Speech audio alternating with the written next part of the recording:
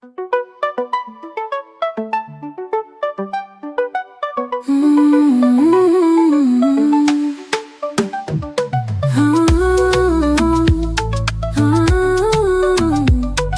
smooth and catchy. Oh na na, yeah. It done up in again now. Every man go get it on Natasha day for you.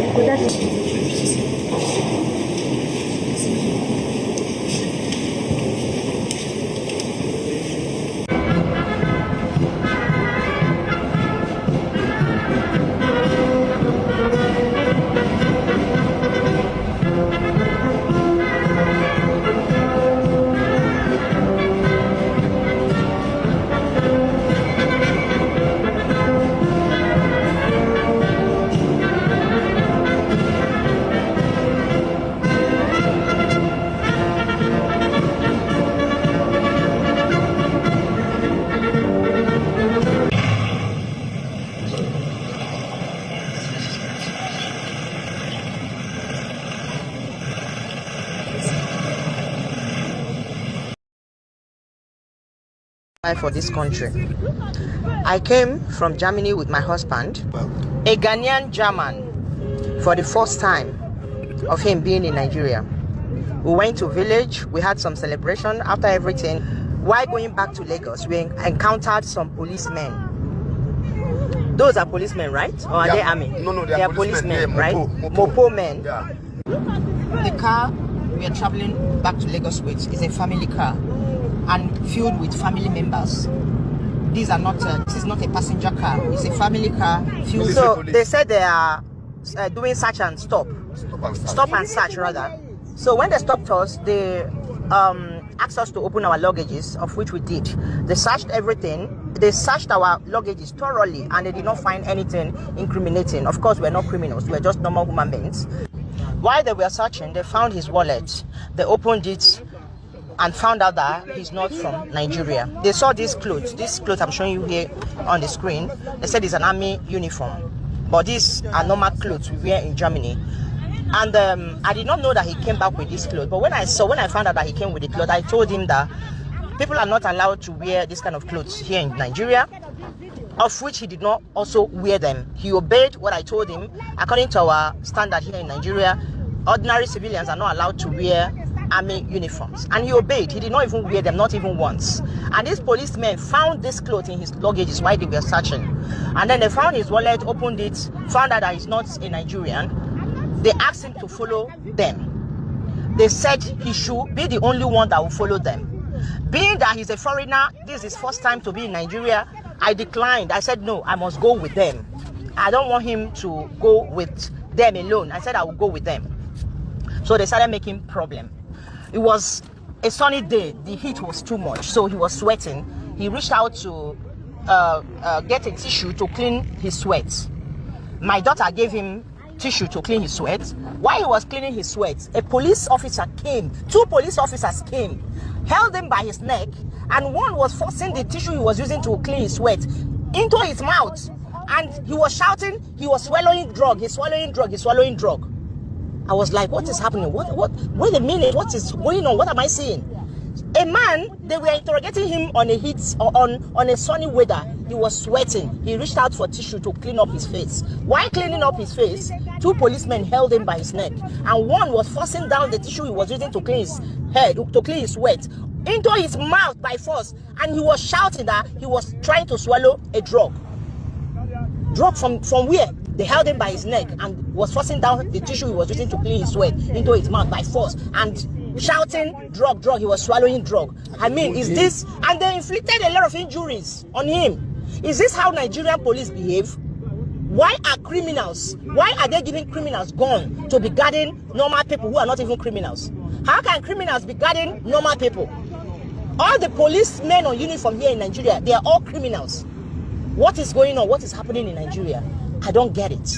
Yeah. Is this how these people behave? Yeah. I bet let me share this video. Very dark man, a Ghanaian who visited Nigeria for the first time. He was beaten up, interrogated. Look at his face. Look at his face. They held him by the neck. They nearly tied him.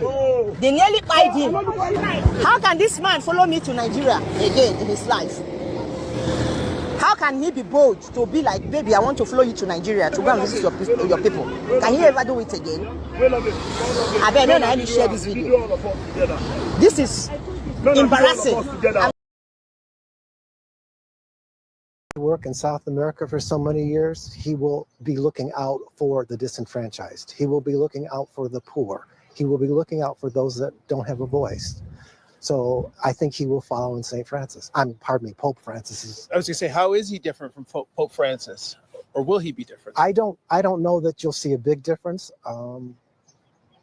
He met Pope Francis before he was Pope when he was in Argentina and my brother was in Peru. So that's how the connection began. I think they kind of believed in the same issues. So I don't know that there'll be much difference. He might prove me wrong, but I don't see there'll be much of a tradition breaking the tradition of Pope Francis. You attending and being part of the church community and that includes the south side of Chicago. How did that impact you guys? See, he wasn't around a whole lot because after 8th grade graduation, he went immediately to the seminary. So he was in Holland, Michigan at the Augustinian Seminary for 4 years. And then he went into Villanova University, which is an Augustinian university. So he wasn't home a lot. Summer vacations, he was home. Growing up as kids, I think we were just regular kids and didn't really think about that kind of stuff.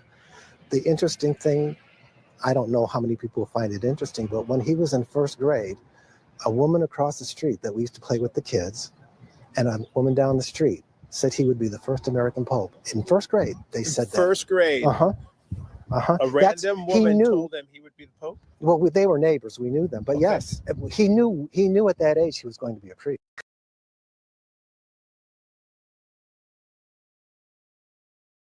A weak king will come and the empire will even go. But then this empire continued to endure. So King Clark has done his best.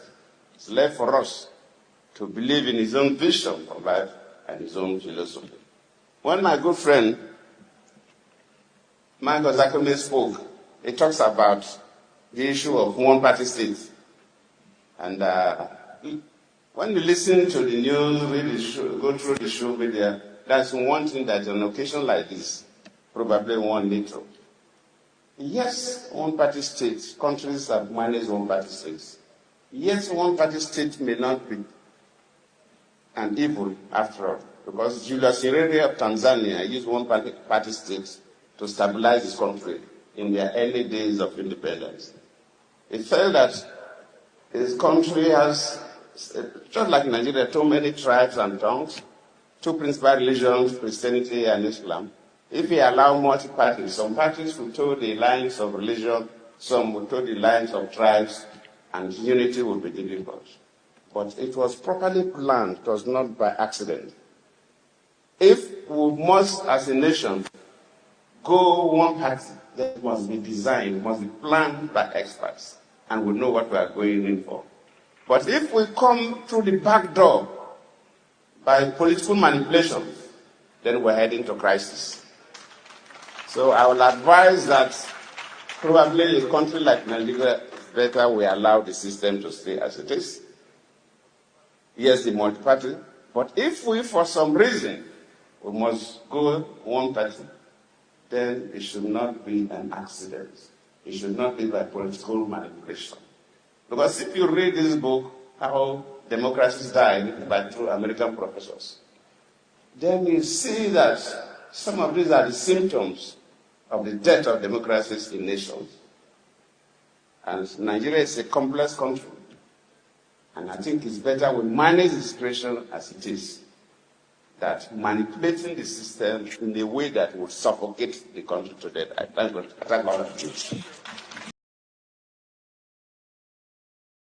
The labors of heroes past are in vain. I beg to disagree. Let our brother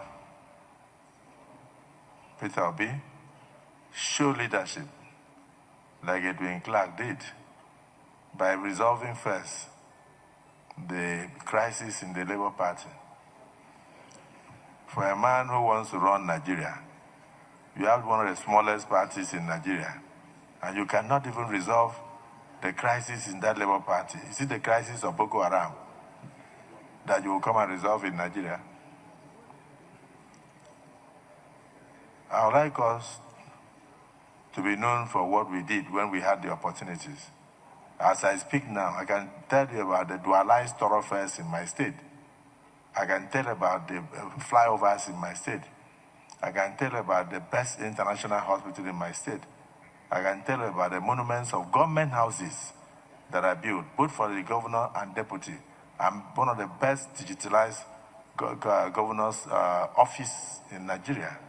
I can tell you about the best international stadium in West Africa. I can tell you about the free and compulsory education that I did for all Nigerians. I can tell you about the unity I brought in religion by sponsoring over 5,800 Muslims to the Holy Land and over 12 to 15,000 Christians to Rome and to Jerusalem. But then, those who are aspiring as presidential candidates and trying to cause division with their mouths, using the social media, tell them to resolve the small crisis in the smallest party they have in Nigeria first, before they come to talk about the larger Nigeria. But for the social media, it is unregulated. I wish you luck as you have a field day. I'm saying this because this is what Edwin Clark would have advised if he were alive. So I've started to speak his voice. May his soul rest in perfect peace. And on that note, may we rise to observe 1 minute silence in honor of this icon.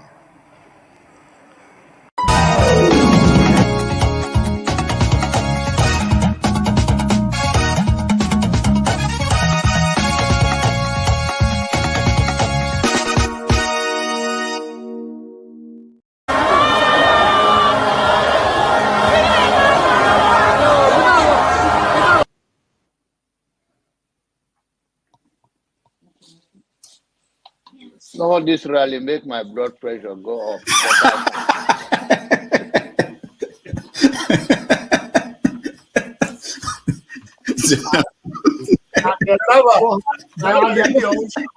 And the people who are asking a platform for him, who are supporting him.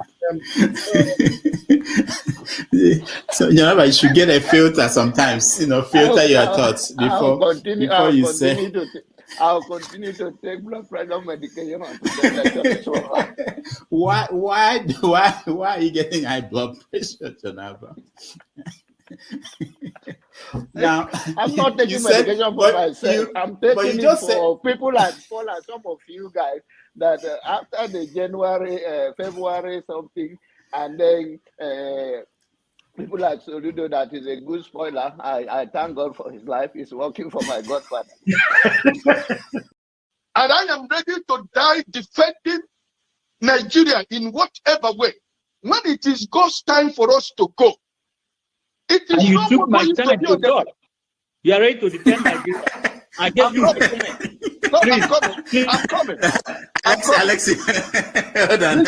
You already started. What I'm saying, defending Nigerians is this. I gave him my time and he's using it to defend me. No, sorry. I'm sorry. I have nothing new to say. People are hungry. Let them die.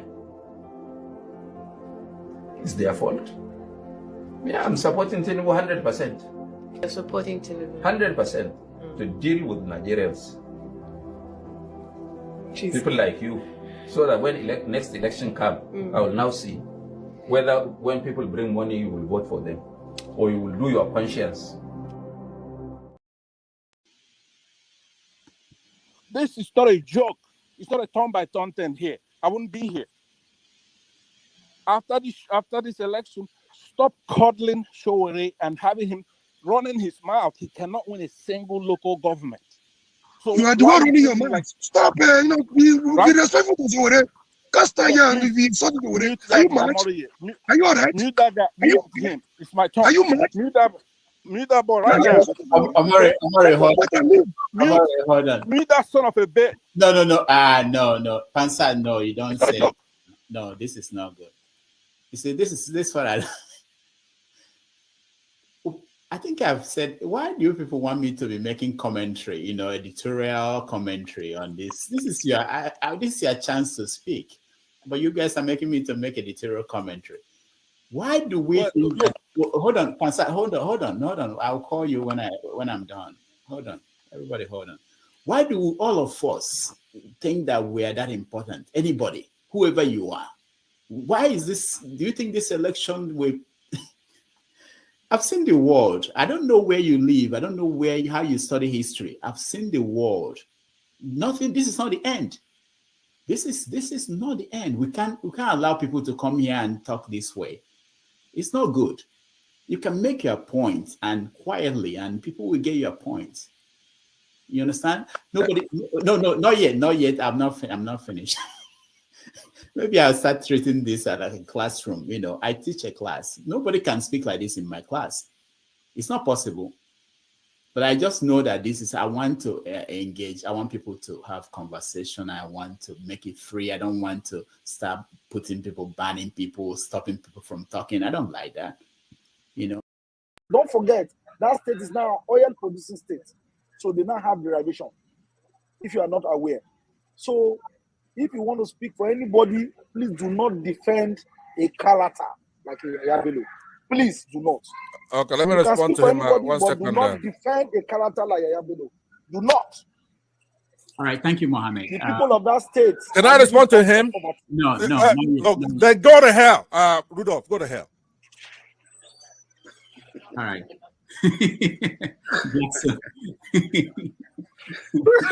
Rudolph, I've never seen this part of him before. My God. Tinubu is a criminal, yes, of course, a categorical grade 1 criminal. The only person more criminal than Tinubu in Nigeria is probably Babangida. But he's a criminal, and is he fit for purpose? Absolutely not. Should Tinubu be the president of Nigeria? Categorical no. Is there a better option than him? That is subjective. So show me who he is.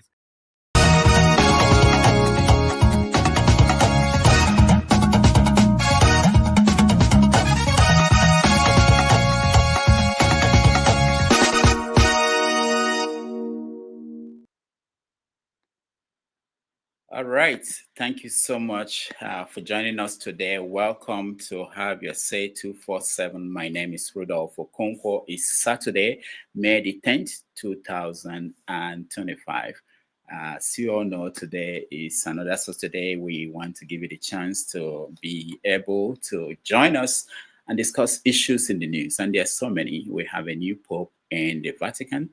Tinubu just came back from a visit to Anambra State, and a lot of things happened there. Also, we heard from the Nigerian military that the people killing people in Benue and Plateau are foreigners. We're like, what? We didn't know that.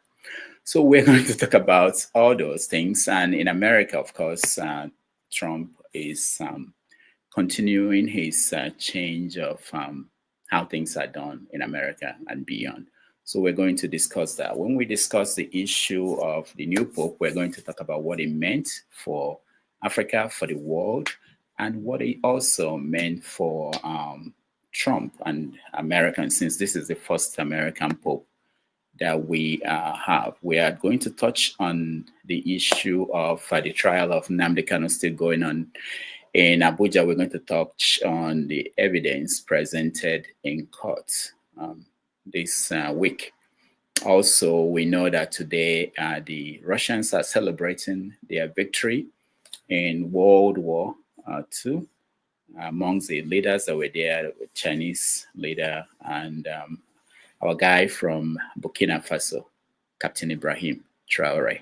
So we're going to talk about this and all the other issues, stories in the news. So if you want to join us, we are going to share the link for you to be able to join us and be part of this conversation. We are as good as whoever comes in to talk about this. It's not about us, it's you. This is your chance. So whatever you have, you give it to us. Whoever comes, we discuss, and that's the show. This is a wonderful thing. This is not something that we decide what will happen today. I don't know who is going to come in. I don't know what they're going to say. But every day we trust that you guys are part of this conversation. You come in. Somebody might be watching, and today they will say, you know what? Today I'm going to come in. I'm going to say something that has never been said. And we welcome everybody. Again, thank you so much for joining us, and we'll be right back.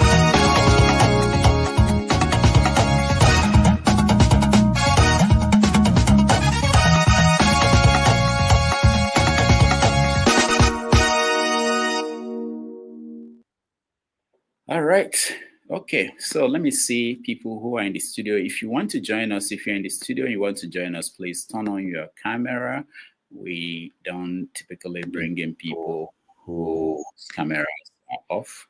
So please turn on your camera. We will bring you in. I see a few people in the studio, but their cameras are not on or they are not in. All right.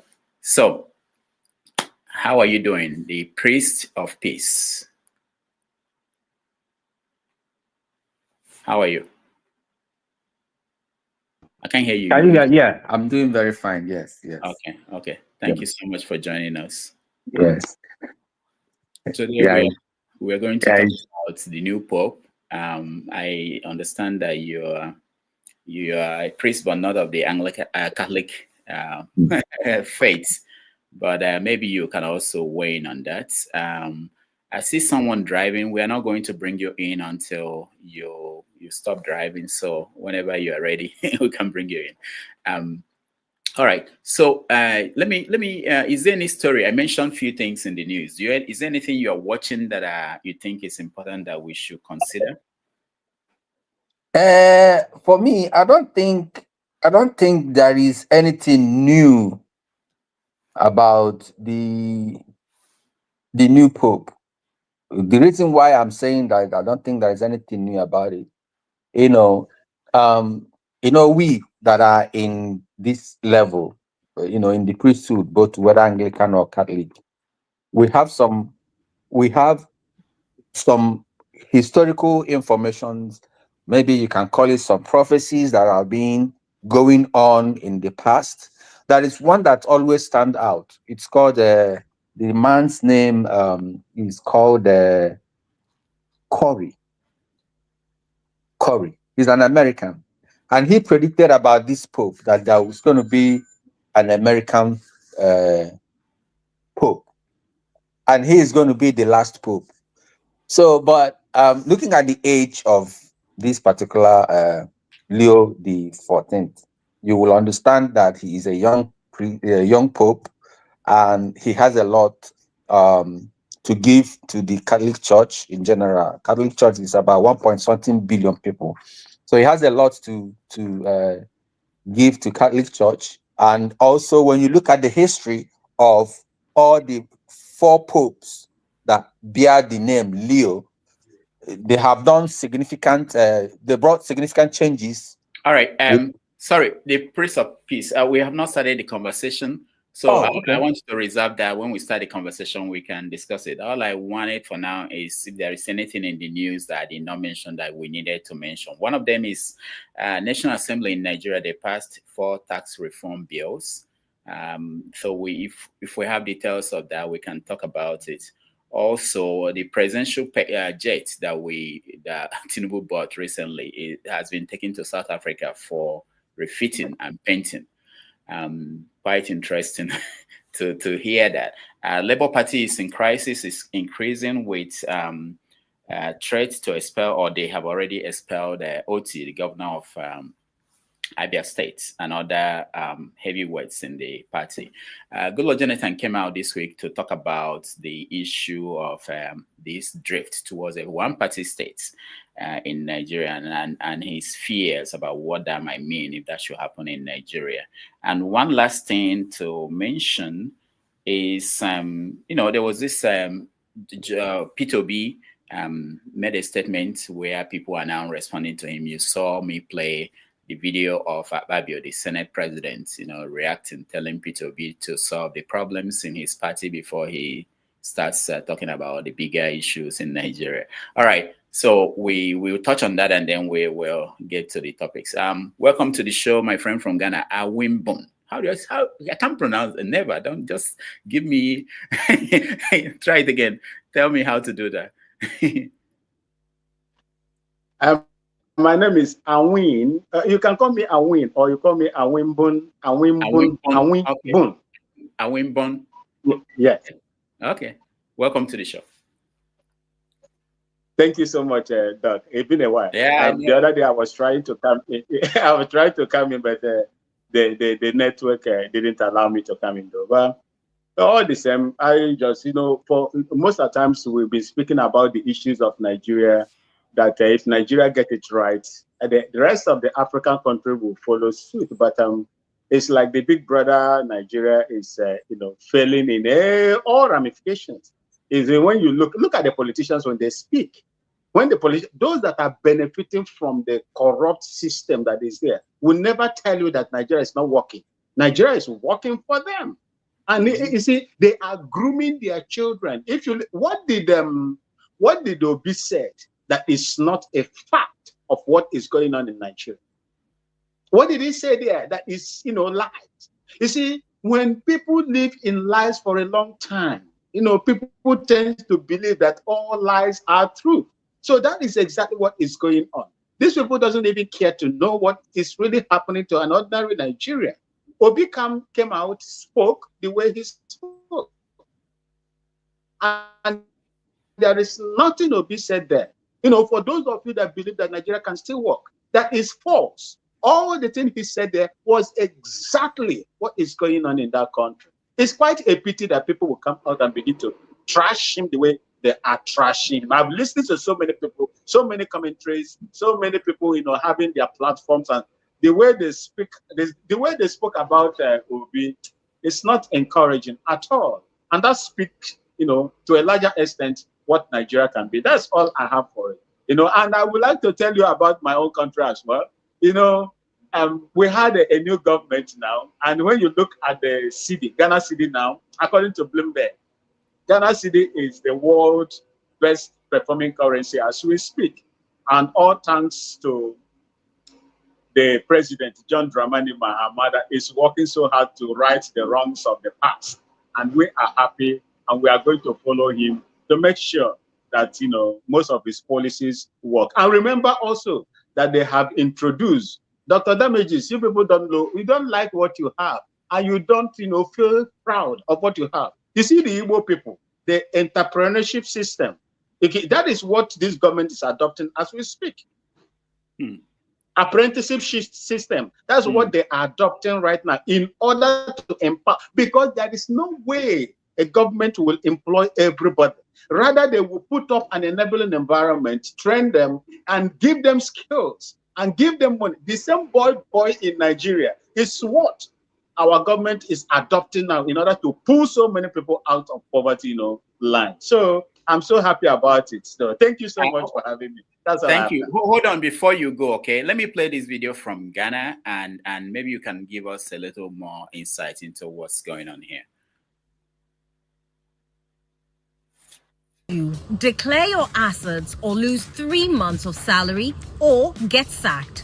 Well, that's not a threat. It's exactly what's happening in Ghana right now. However, if by close of day Wednesday, 7th May 2025, any of you still fails to declare your assets, count yourself automatically dismissed. President John Mahama has started off his second coming with a hard reset on accountability, and it's already costing some of his own people 3 whole months of pay for failing to declare their assets on time.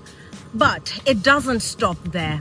As of today, May 6, appointees who still haven't complied have less than 24 hours left, or they'll be dismissed completely. That's right, no declaration, no job. It's one of the boldest anti-corruption moves we've seen in recent years, and it's forcing a question the system isn't used to answering.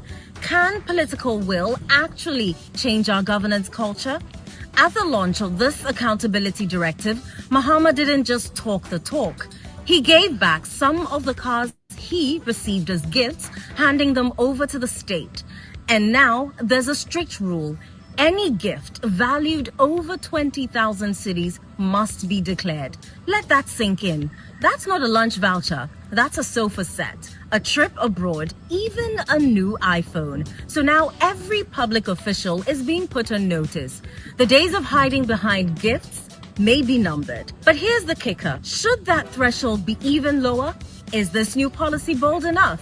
Or are there loopholes we're not seeing? Would this kind of accountability survive a full term? Drop your thoughts. All right. So how did this come about?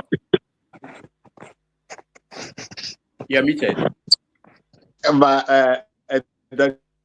David, this is a very good thing, and we prayed for this for a long time, because if this did not come, most of the political groups, politicians that we have in Ghana will take us for a ride, and it has been happening before.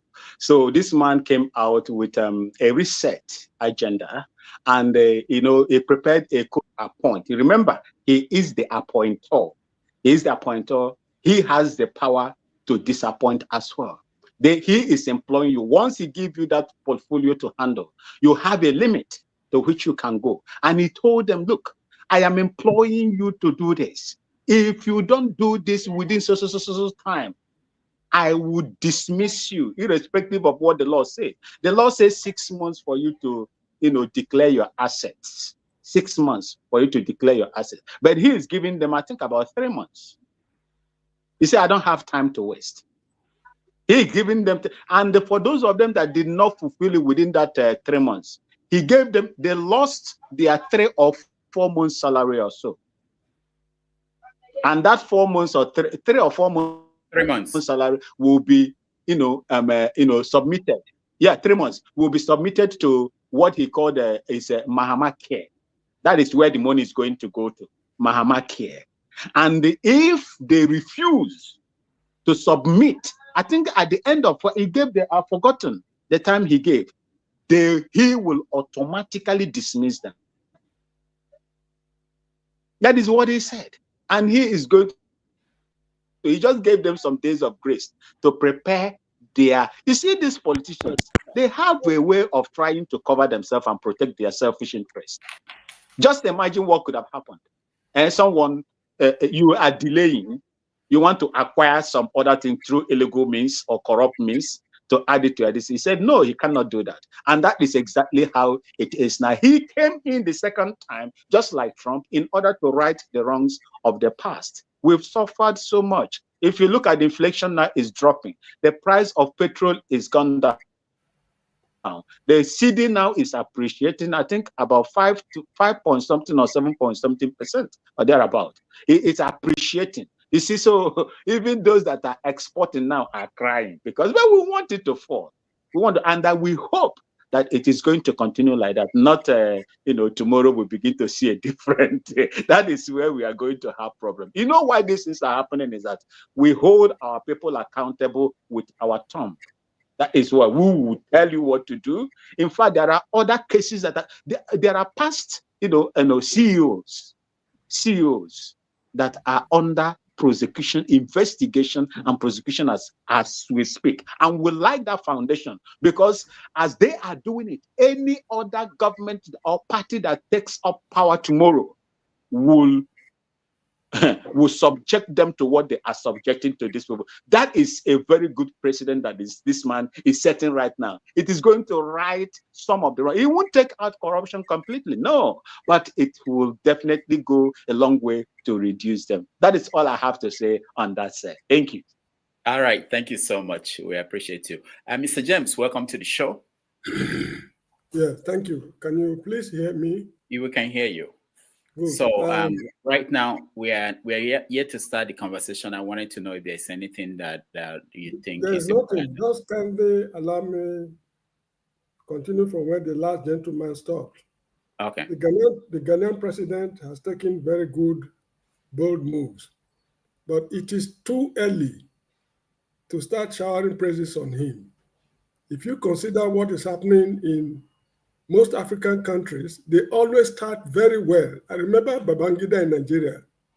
They all started very, very well. And at the end of the day, it's always a different story. Now, if the law says that people are given 6 months to declare their assets, the president should not be a lawbreaker. He should give them 6 months. Those who made the law knew the reasons why they fixed 6 months. Reducing it to 3 months and seizing their salaries is high-handedness. This is how we pamper them. At the end of the day, They teach us lessons our children will here to remember. And the issue of taxing goods, gifts, is also very good. But he is not the originator. I remember during the days of Jerry Rawlings, there's what they call gift tax law. Anybody who gives you gifts, you have to declare the gift and pay some tax. There's a way they were doing it in those days. But however, it's an excellent move he has taken. But it is too early, just too early, to start showering praises on him. I'll be more interested in commenting on the Pope later on. All right, yeah, that will be our first topic when we get there. Pastor, welcome to the show. Yes, Dr. Rudolph, how are you? Good, good. Nice to see you. Good to see you too, and the rest of the panelists, Mr. James. So right now, what we're doing is, I mentioned a few topics. If there's anything that is big, important to you that you think we should be aware of, you can mention it now. Okay, what I think is big is that the country, like my brother from Ghana, / Abia stated more eloquently than I will now, is that Nigeria is working for some people, and it's working very well for them. It's almost like they live in Switzerland. So we come here and we focus on the areas that are purposely made not to work, right? Our forebears have, those who were activists, they've been saying it from Fela all the way, coming all the way down to the present. So we have to refocus and try to take our country back, Rudolph. Every other thing you're going to talk about here today, trying to retell it. It's not working here. He's not doing this. He knows he's not doing that. What he's saying to you is, what are you going to do about it? Right? I don't think I have a very good connection. So I'm just going to make my statements and I'm going to be gone. What I'm saying is that what my brother from Ghana said is big. Nigeria's working for those who are in charge. Be it INEC, they deliberately stall everything, including Supreme Court rulings. They don't want to obey the Supreme Court rulings. They say on labor party or anything you see monetary or fiscal policy. Anything you think about, or let's even say security, electricity. They don't want it to work the way we are yapping about. What do we do to take our country back? I posed a question to somebody on another show. I'm saying, how do you, if the Supreme Court goes rogue, right? INEC goes rogue, what do we have to do? Because it cannot be constitutional, because the courts have the ability to rule it unconstitutional, whatever it is you do. If the police have the right to say, oh, this is violence, they're going to arrest you for this or that. You're breaking the law. So what is it that we have to do to take our country back? Because then everything else will work. It's more than just the politicians you see in Nigeria or Ghana. It's coming from outside, people like France, even United States, unfortunately, are deliberately manipulating our local politicians, let them steal some money, and then they take our resources and they then put us in the situation we are. So, Rudolph, you are very important in this for your own circle here. How do we refocus into action? What do we do? We already know these things aren't going to work. It's deliberate. I don't know if you understand what I'm saying. If you retell it and you try to find the problem, of course they're going to be there. If they deliberately want it to be there. Nigeria works. They have a lot of money there. The people who have money have billions. Some of them have millions, hundreds of millions of dollars. So let me conclude it this way. If every Nigerian who's listening to this show, if you're given a choice, you have a binary choice, two choices. Number one is that some people have money and do the things they want to do, have their kids go overseas, go to school, and then your own kids don't have equal shake. You have that choice. I bet the president is from your country, or the people who are being thrown in jail are your enemies and stuff like that.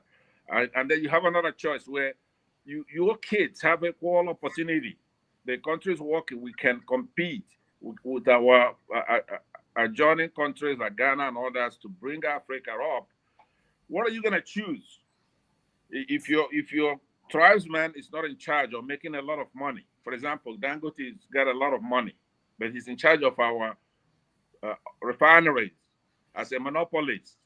And people from the Southeast don't have a stake in that. If you're happier with that, then we'll continue what we're doing. But if you want to go ahead and say, you know what, for the first time, I'm going to put the interest of my kids in the future, 10 years, a generation from now, I'm going to go ahead and forfeit my tribesmen doing well and others doing badly. I'm going to love myself more than I hate others.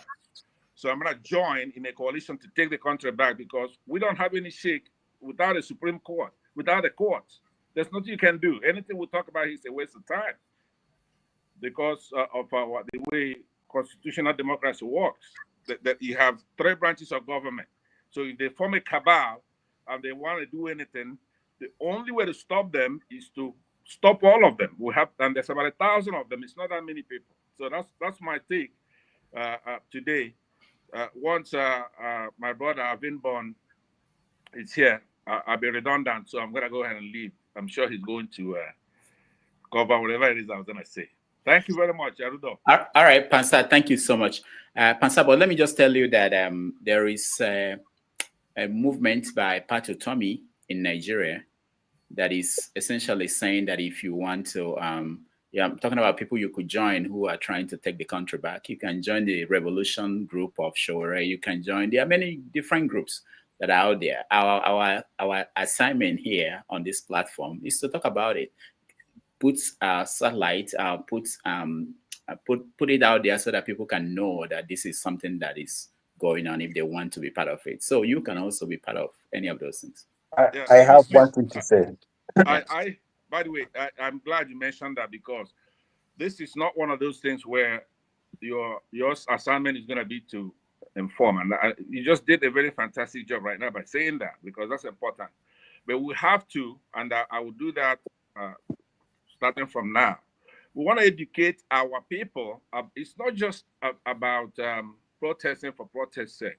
Even somebody like Professor Patu Tomi should learn that, number one, we need to educate between now and the time that this thing is going to go on. The military, the army, the police, the parastatals, they have to understand that nobody owns that. It's all of us.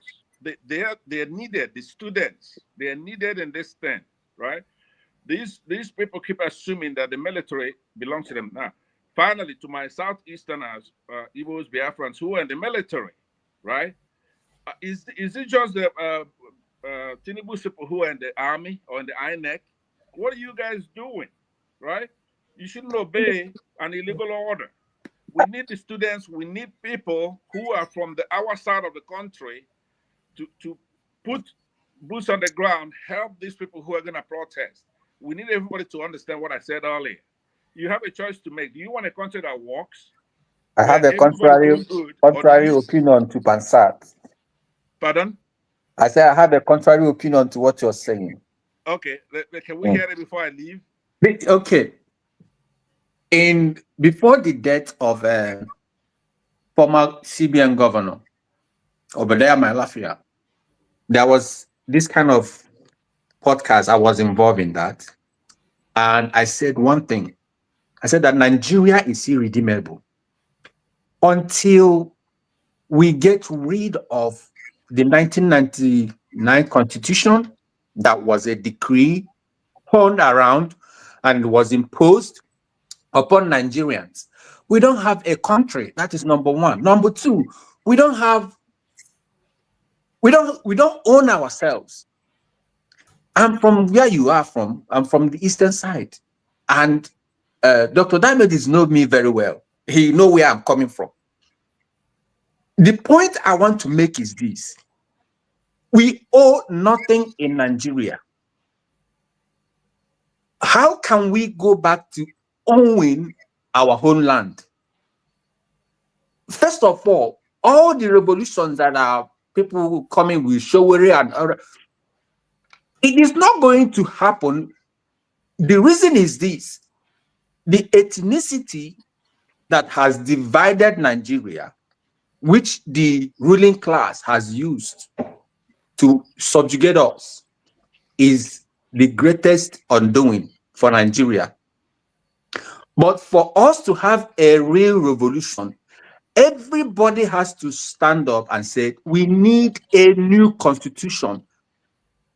What will be in that constitution with one voice? So what will be in that constitution will be something that has to come later. But let's start talking about having a new constitution that will give us our land back, that will give us our life back. I live in the US. I live in Dayton, Ohio. American system is built upon a constitutional republic. America is not a democracy. Anybody that is telling you that America is a democracy is not being judiciously correct. This is a constitutional republic. And if democracy comes into it, it would destroy everything that has made this country a constitutional republic. So going back to look at what Ghana is doing, Ghana is, reinventing itself. Look at Burkina Faso. Burkina Faso is reinventing itself. Look at Mali, and they are reinventing because you know why? They are not democracy. They want to give back the people what belongs to them. So Nigeria should have this at the back of their mind that we own nothing. Nigeria is a business for those people like Tinubu, for those people like Akpabie and all the rest of them, until we go back to the drawing board and say, let us have a new constitution that will give us our rights back. That is when we will begin to think about making Nigeria a Nigeria or doing something different. Apart from that, it is irredeemable. All right. Thank you, the priest of peace. Pansat, you want to respond? Yes, please. Now, okay. Rudolph, I really like what you did right there. That's the way it's supposed to be done. You give somebody a chance to come back a little. And boy, you made my day. Wait. Pansat, I'm just starting. That's why I did this, because there are people waiting, and you can't just be having two conversations with two of you. Okay, yeah. But we're covering a lot now. My brother, the priest, see, that is one misnomer I want to disabuse you of right now. We do have a country, right? Fantastic country, beautiful country, Nigeria, right? They want to make us believe that we don't have a country. We have a country, and we have a country that's easy to solve because already we're blessed with a lot of resources, both human and natural resources, right? So what we've let outsiders come and neo-colonize us again, where we have a bunch of idiots like Akpabio, for example. I mean, I'm looking at Akpabio, right? Wike, people like this. That's what our problem is? Wike, Akpabio. So we have a fantastic country. I want you to know that today. Be positive about it. We're gonna take our country back. It takes time. For every country, even the ones you love, like the United States, where I am here. Pansat. Yes, sir. Yes, Pansat, if you allow me to just come in here, just 2 seconds. See, there is something that is empowering these people that you are mentioning to do what they do. Something is empowering them. They are manipulating the system that is there in order to keep themselves and intimidate the people. So if the people cannot own their constitution, cannot come out and say, this is how we are going to live in this country, there is nothing. These people that are there, that have tested the sweetness of the corruption that, the system, the current system can give them. It was we, the army, that gave the 1999 constitution. It is not the people's constitution. And that is the foundation on which these people are standing upon to unleash this mayhem on the people of Nigeria. That's what my brother is saying there. Thank you so much. Exactly. Yeah, let me conclude. Please, those who are about to speak after me, I'm sorry that it went off a little bit. But let me say to you, who do you think is been in charge? It's always been the army. Still the army in charge today, right? Everything is authoritarian in Nigeria.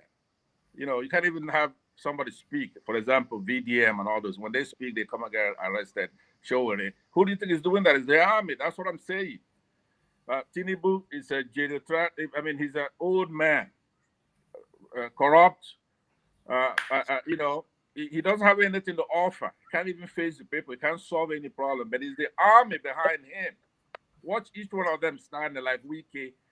You're gonna see. You just take a gander behind one or two people. You're gonna see the army there, dressed up, and there's a bunch of them outside. A bunch of the army. It's the military that's been in charge. There's nothing the military can do. A lot of debates have been settled. Number one thing that is settled is between the military government and the democratic government. Which one is better? It's the democratic government, right? That's been settled. The civilians should be in charge. But what we've been practicing in Nigeria is quasi-democracy. We don't have where the branches of government have an adversarial relationship, whereby the National Assembly is checking the executive. You don't have where the courts are checking the National Assembly and the executive. You have to have that in a democracy. So what they've done is to form a cabal where the executive can go to the National Assembly and sing on your mandate, we shall stand, stuff like that. So what we need to do, like I keep saying, somebody like me, I made my position clear, but I don't think a lot of Nigerians agree with that. So I've abandoned it for about a year now. What I was thinking is that we should go to war, okay? But a lot of people disagree with me. Rudolph doesn't like that on his show. So now let's do it your way, okay? So these people want to go out there and protest. So now let's make a more formidable protest. Nobody should come out saying, let me conclude with this. This is going to be a non-violent protest. Let them say that, but we shouldn't say that. We don't know what's going to happen out there. Why should we foreclose?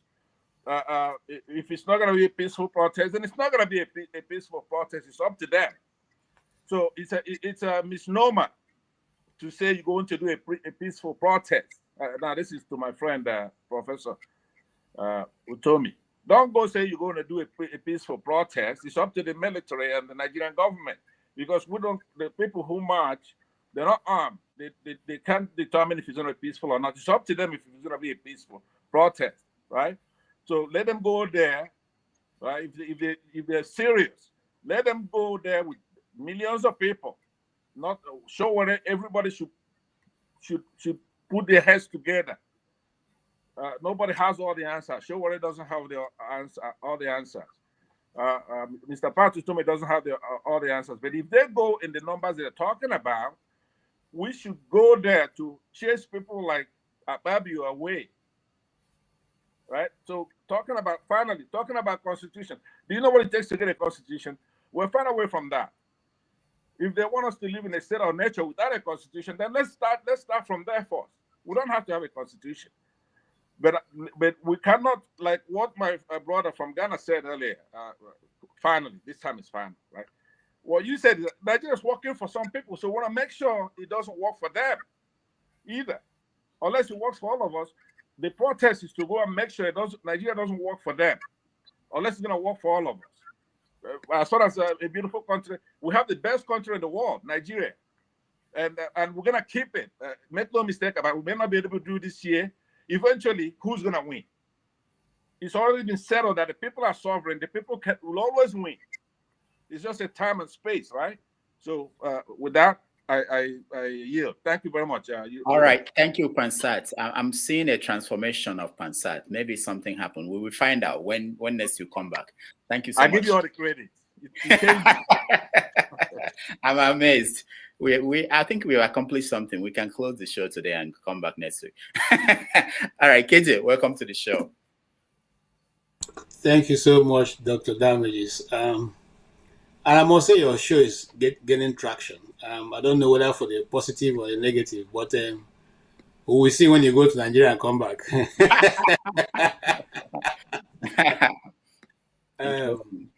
Yes.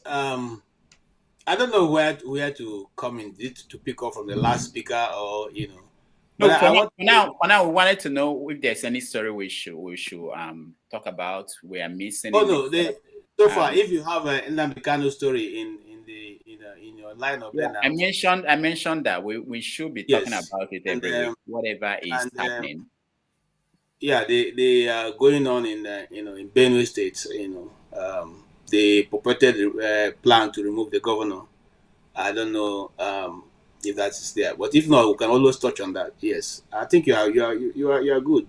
But if you allow me, just make 2 or 3 sentences from what Bansa has said. You see, sometimes when he says these things, it make it look as if the majority of Nigerians can do much.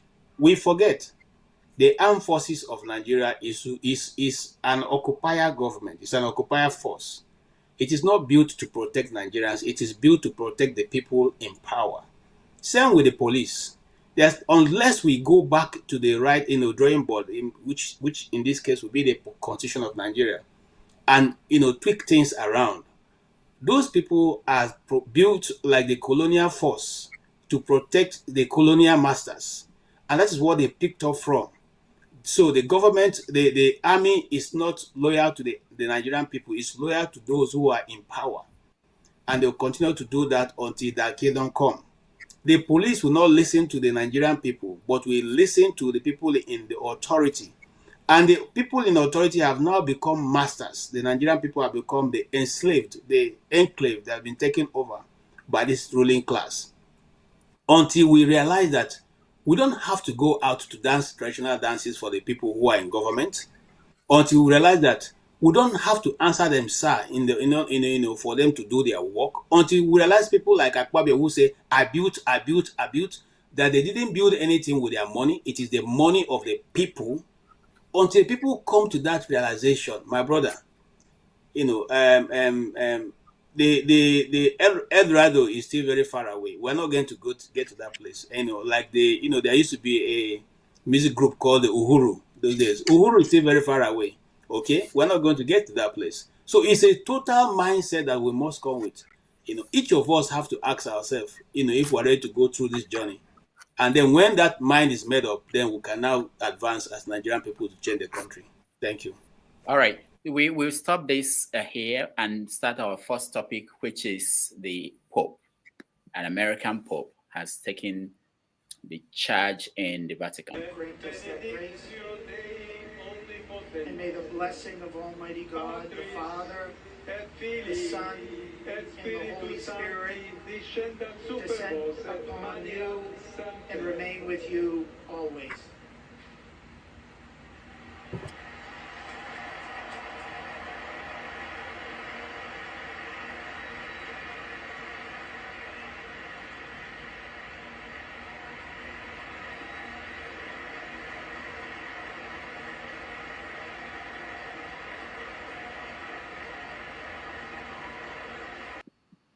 All right, so that's the man, Pope Leo XIV.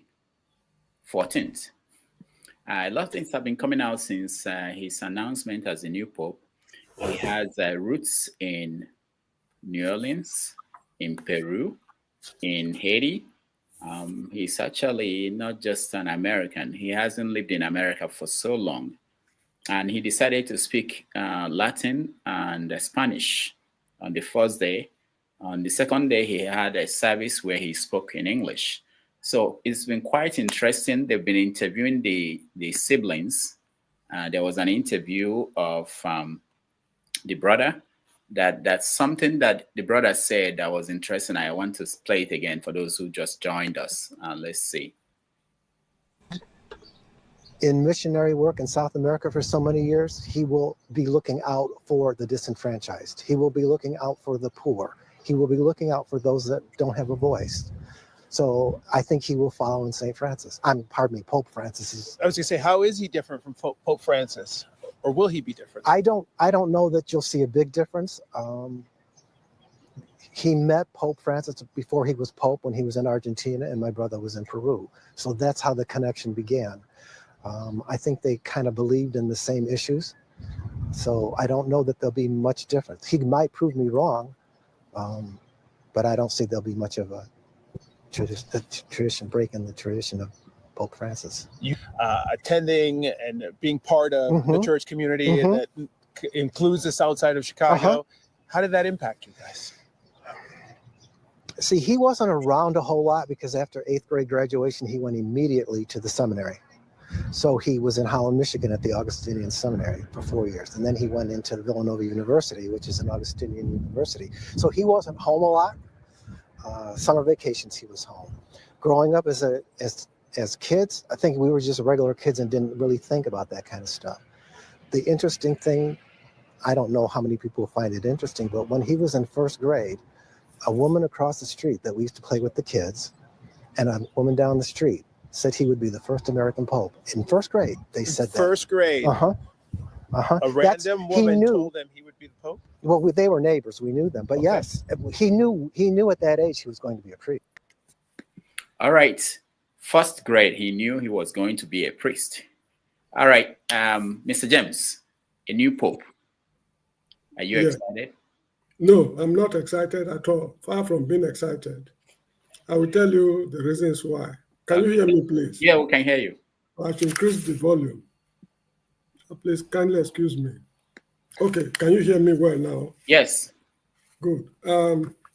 Let me start this way. Last week you asked me a question. If an African were to be elected Pope, will I be satisfied? I told you the reason why I will not be satisfied. I've been reading a little about this papal business since last week, and I discovered that Africa has produced 3 popes in the past. In AD 189 to 199, Pope Victor I was from North Africa. To start with, North Africa then was under the Roman Empire. That empire, I understand, they were not racial. It was not a racist empire, but they were practicing ethnicity. The ethnic group you belong matters a lot, not necessarily the color of your skin. So anyway, Pope Victor I, AD 189 to AD 199 was an African from North Africa. He introduced the celebration of Easter to fall on Sunday. In the past, the Christians there were celebrating Easter with the feast of Passover of the Jews. That's in Judaism. But however, somehow he was able to make it possible for it to be taking place on Sundays because they believed that the resurrection took place on Sunday. That was Pope Victor I. Then there's another they call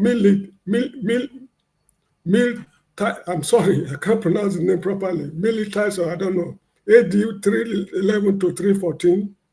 He was also from North Africa. Then the last is Galicius from AD 492 to 496.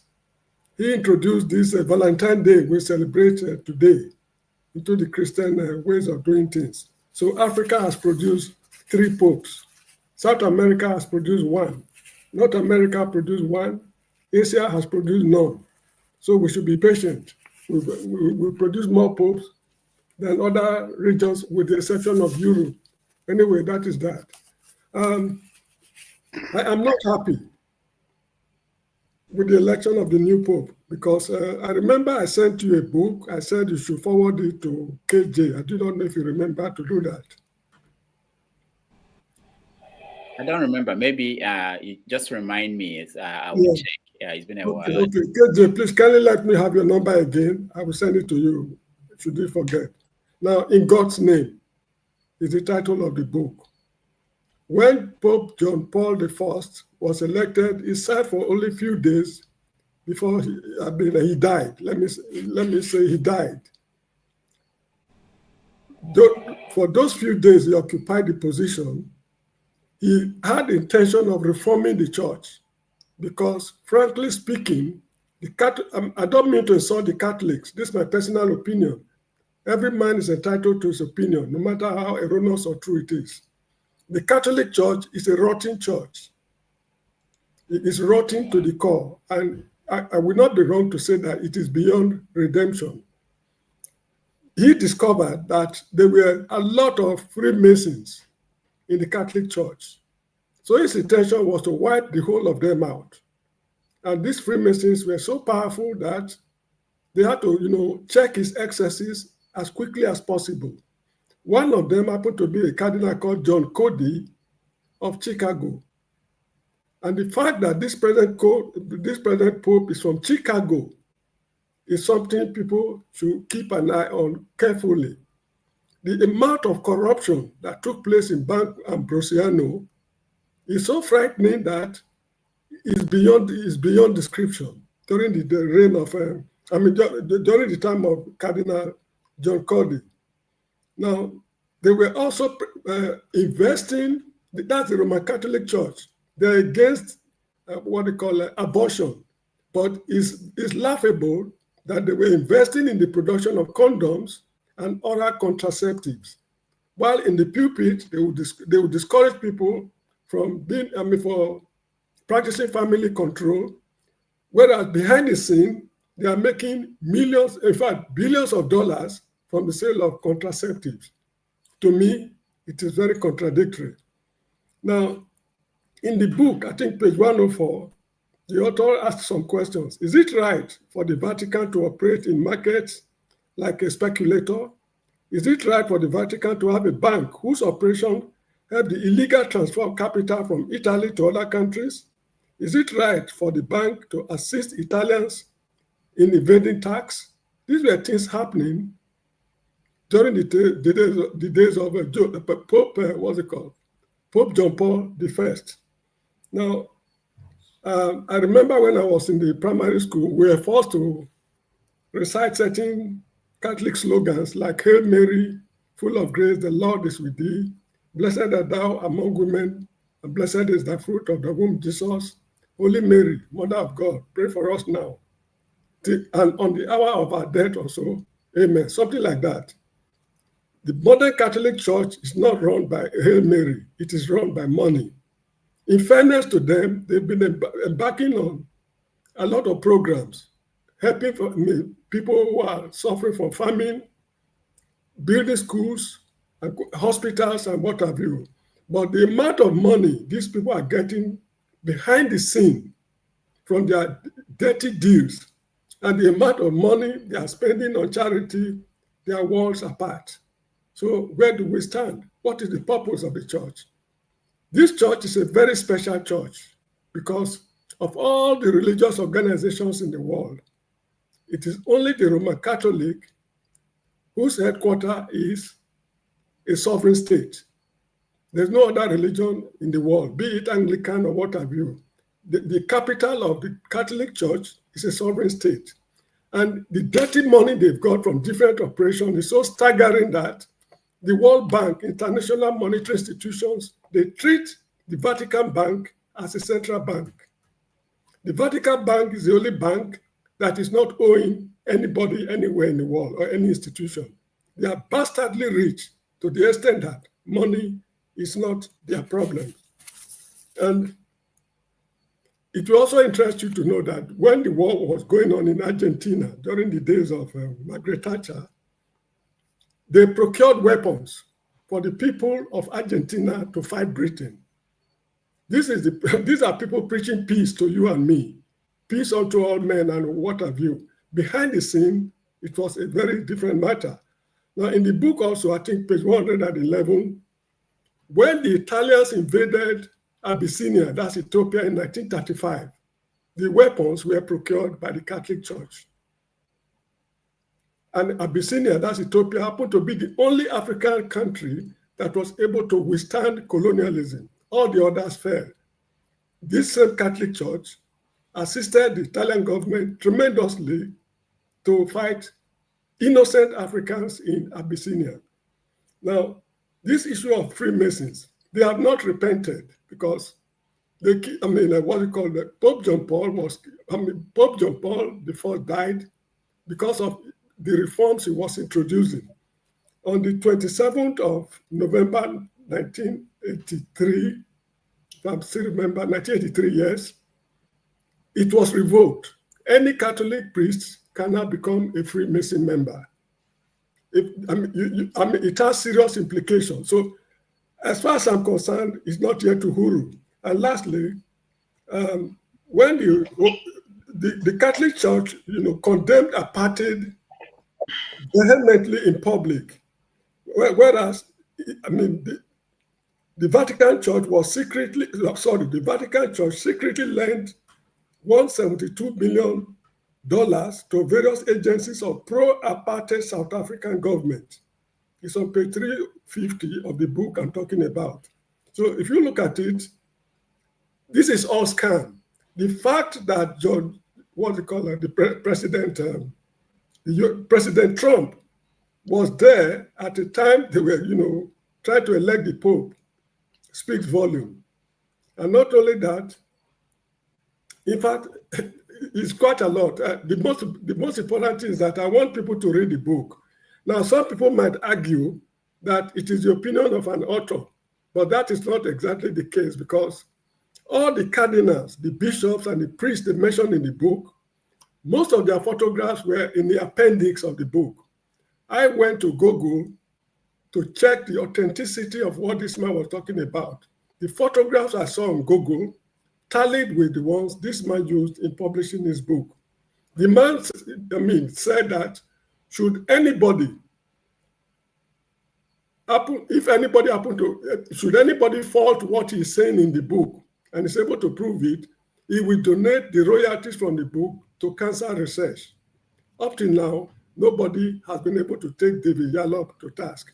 So look, we are Africans. The white man's religion should belong to the white man. We have our own religion. If you wish not to worship the African way, you have the option to be neutral. This idea of saying I'm holier than the Pope, I'm more Catholic than, it doesn't make sense to me, because this is all scam.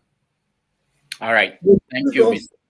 So that anybody who needs the book, please should contact Dr. Damages. I will send him the book again. Even the listeners at home, if you have cause to be interested in reading the book, I will send it to him again to enable you read it from page to page, cover to cover, and you will learn quite a lot. It's an eye-opener. It's a very nasty book, but well-written, a well-written, nasty book. Thank you very much. All right. Thank you, Mr. James, resident historian. KJ, before I come to you, I think Wimbon wants to say something. All right, go ahead. You're frozen. All right, okay, he can't hear me. Let me bring back KJ. KJ, go ahead. Okay, thank you.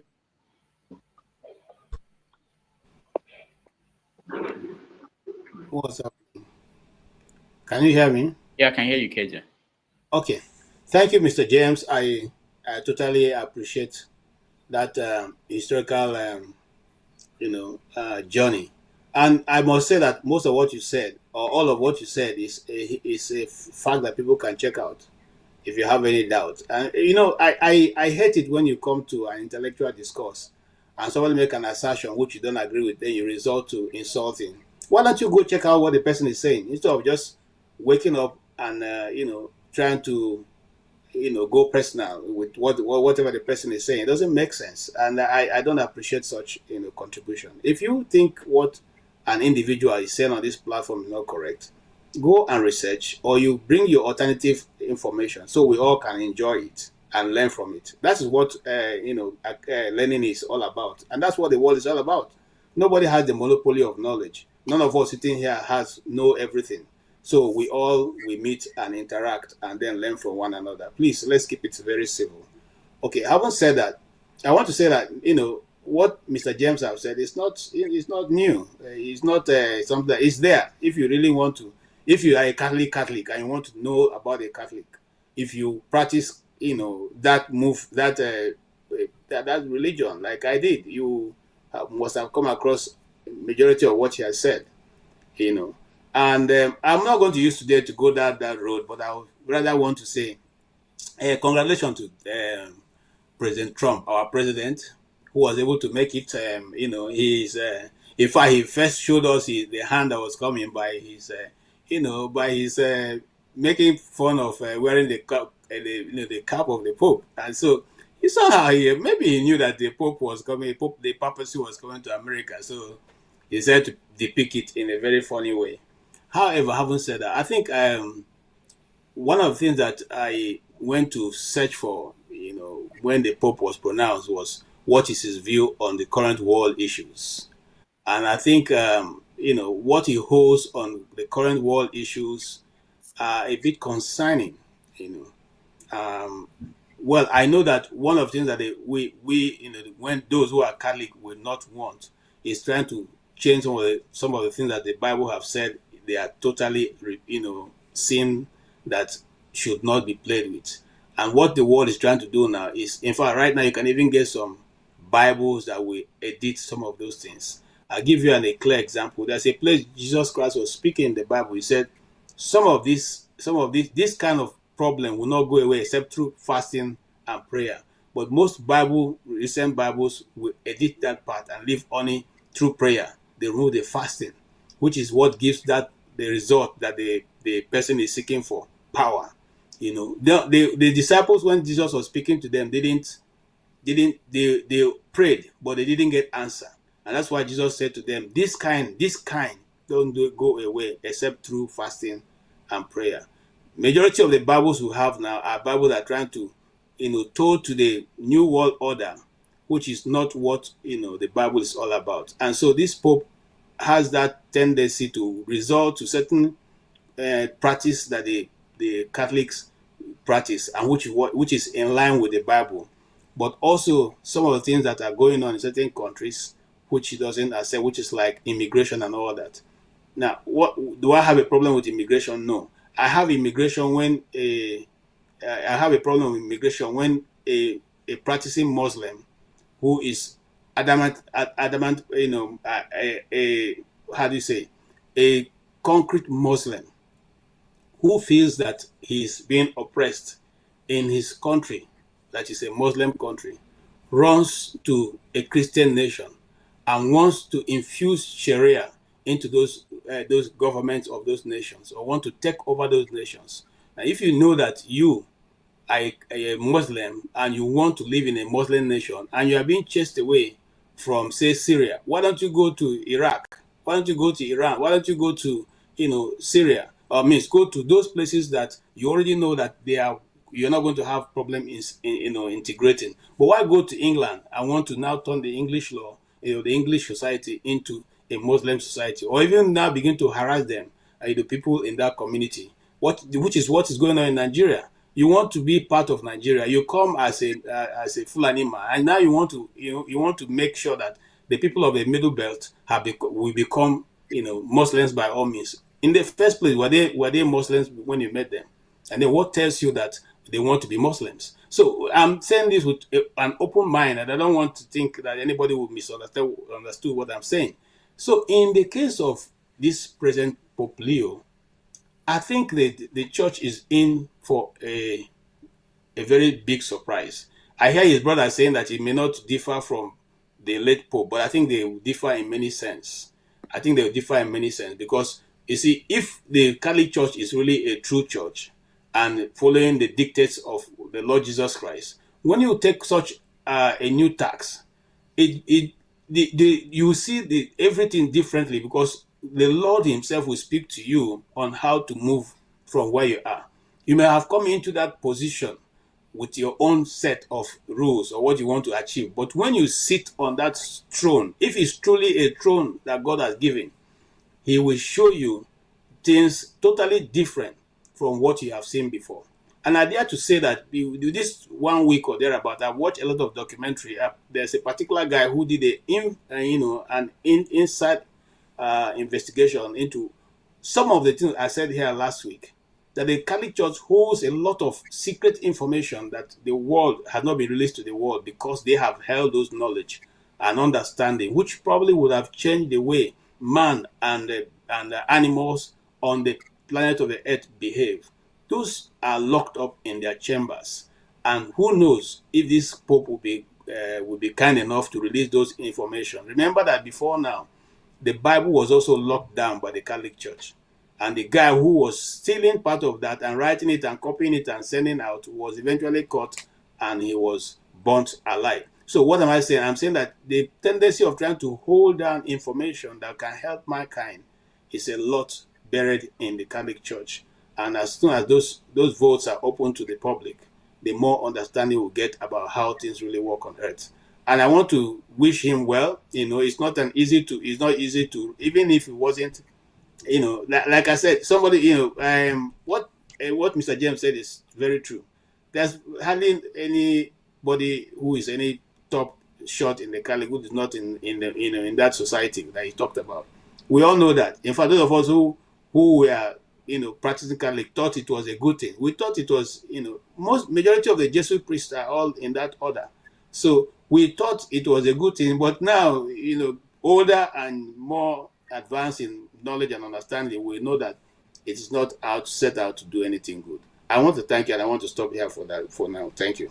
All right. Thank you, KJ. We will come back, and I want to hear your views, because we are finding out that the Pope is a Republican. This current Pope, he's been voting for the Republican Party until Trump became their presidential candidate, and he stopped voting. So we'll talk about that. But let me come to you, Oti. Welcome to the show. Hello. Yes. Good evening, Dr. Damages and fellow panelists and viewers. Right.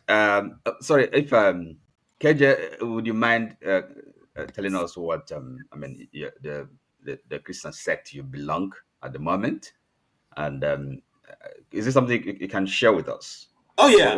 What's the denomination? What's the name? What's the name? No. I follow Christ.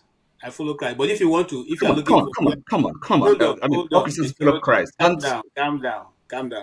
If you want to put me in a sect, because I've discovered that Christianity has sects, denominations. So I asked you which one, and then telling me you follow Christ. You see, this is the mistake people make. This is the mistake people make. It's a simple question. If you don't want to answer, you don't want to answer, then we move on to something else.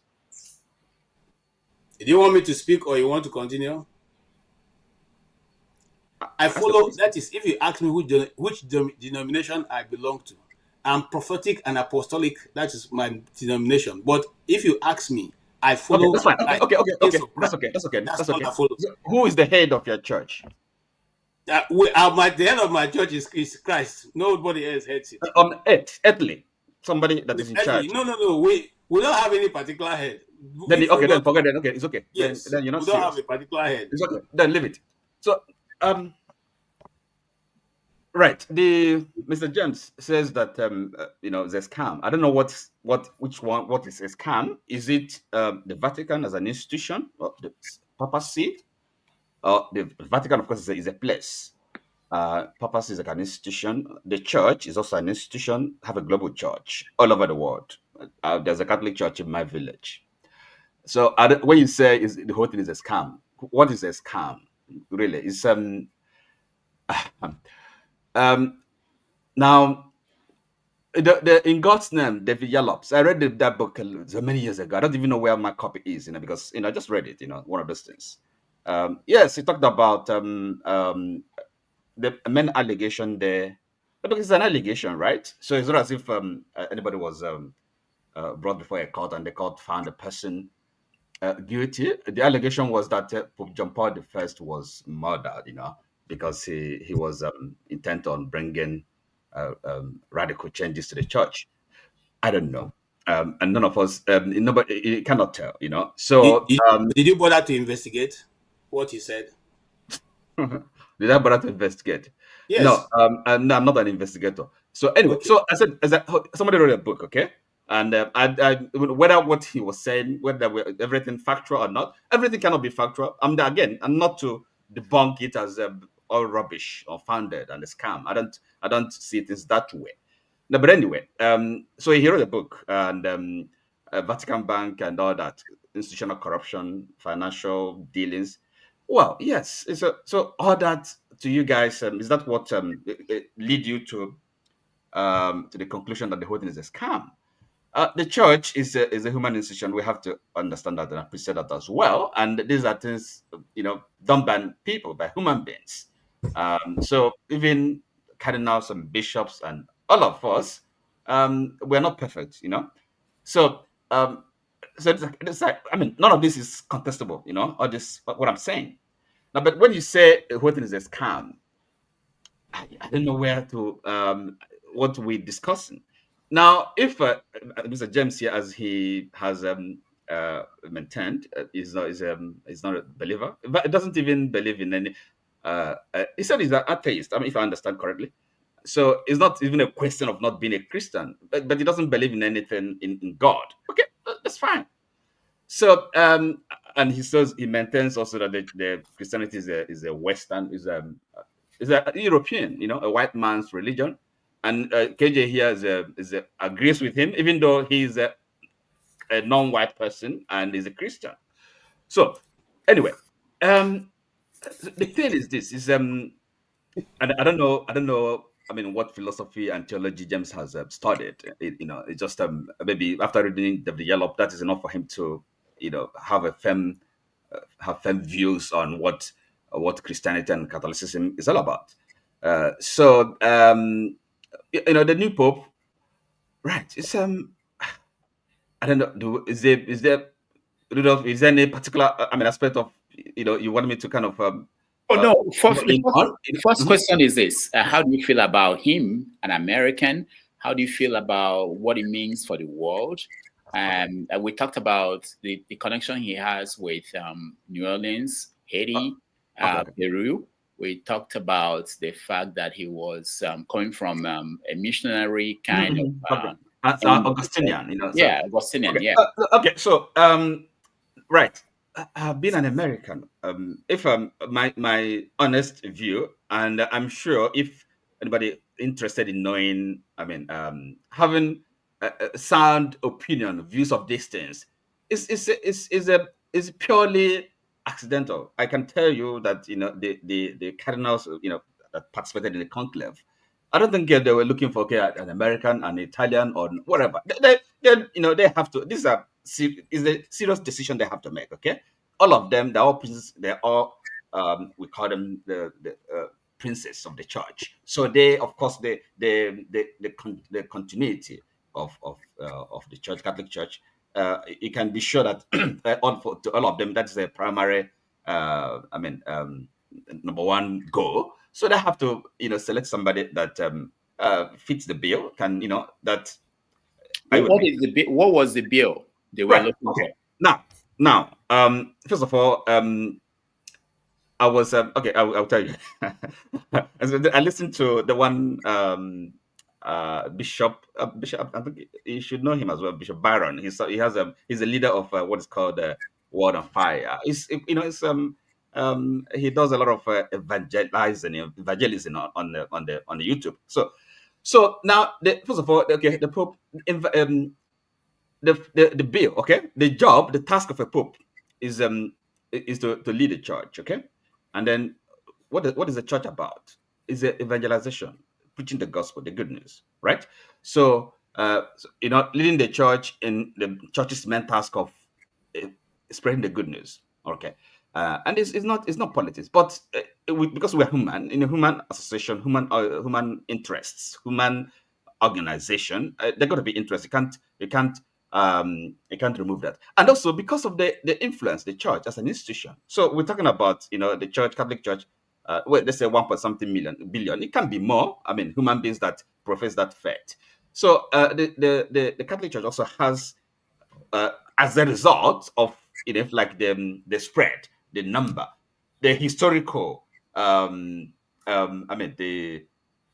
treasure, in terms of human knowledge, the store of human knowledge, and the church has. We're talking about something that's over 2,000 years. We're talking about. So at least they must be doing something right, otherwise they wouldn't have lasted this long. So the church has influence. We can't doubt that. So that is the fact that he's an American. I don't think it's just. Oti, hold on. Yeah. Can I ask Oti? Yeah, you can. Let me ask you one more question before you do, KJ. Oti, before they picked the Pope, there were certain issues on the table for the church, even for people who are working the church. One of them is the church going to go towards the liberal side, progressive side, or will it go back to the conservative side? Okay. What do you think this Pope was? Okay. So yeah, you see, this is an interesting question, but the question again is because sometimes the chatter, the media and the liberal or conservative. I don't think that's how the church works. There's nothing like having a liberal arm and whatever. See, this Baron, I have to defer to him, and it was answered this question today. The way he answered it is this: he said the job of a pope is to be a referee, okay? Because a church, we can all understand that.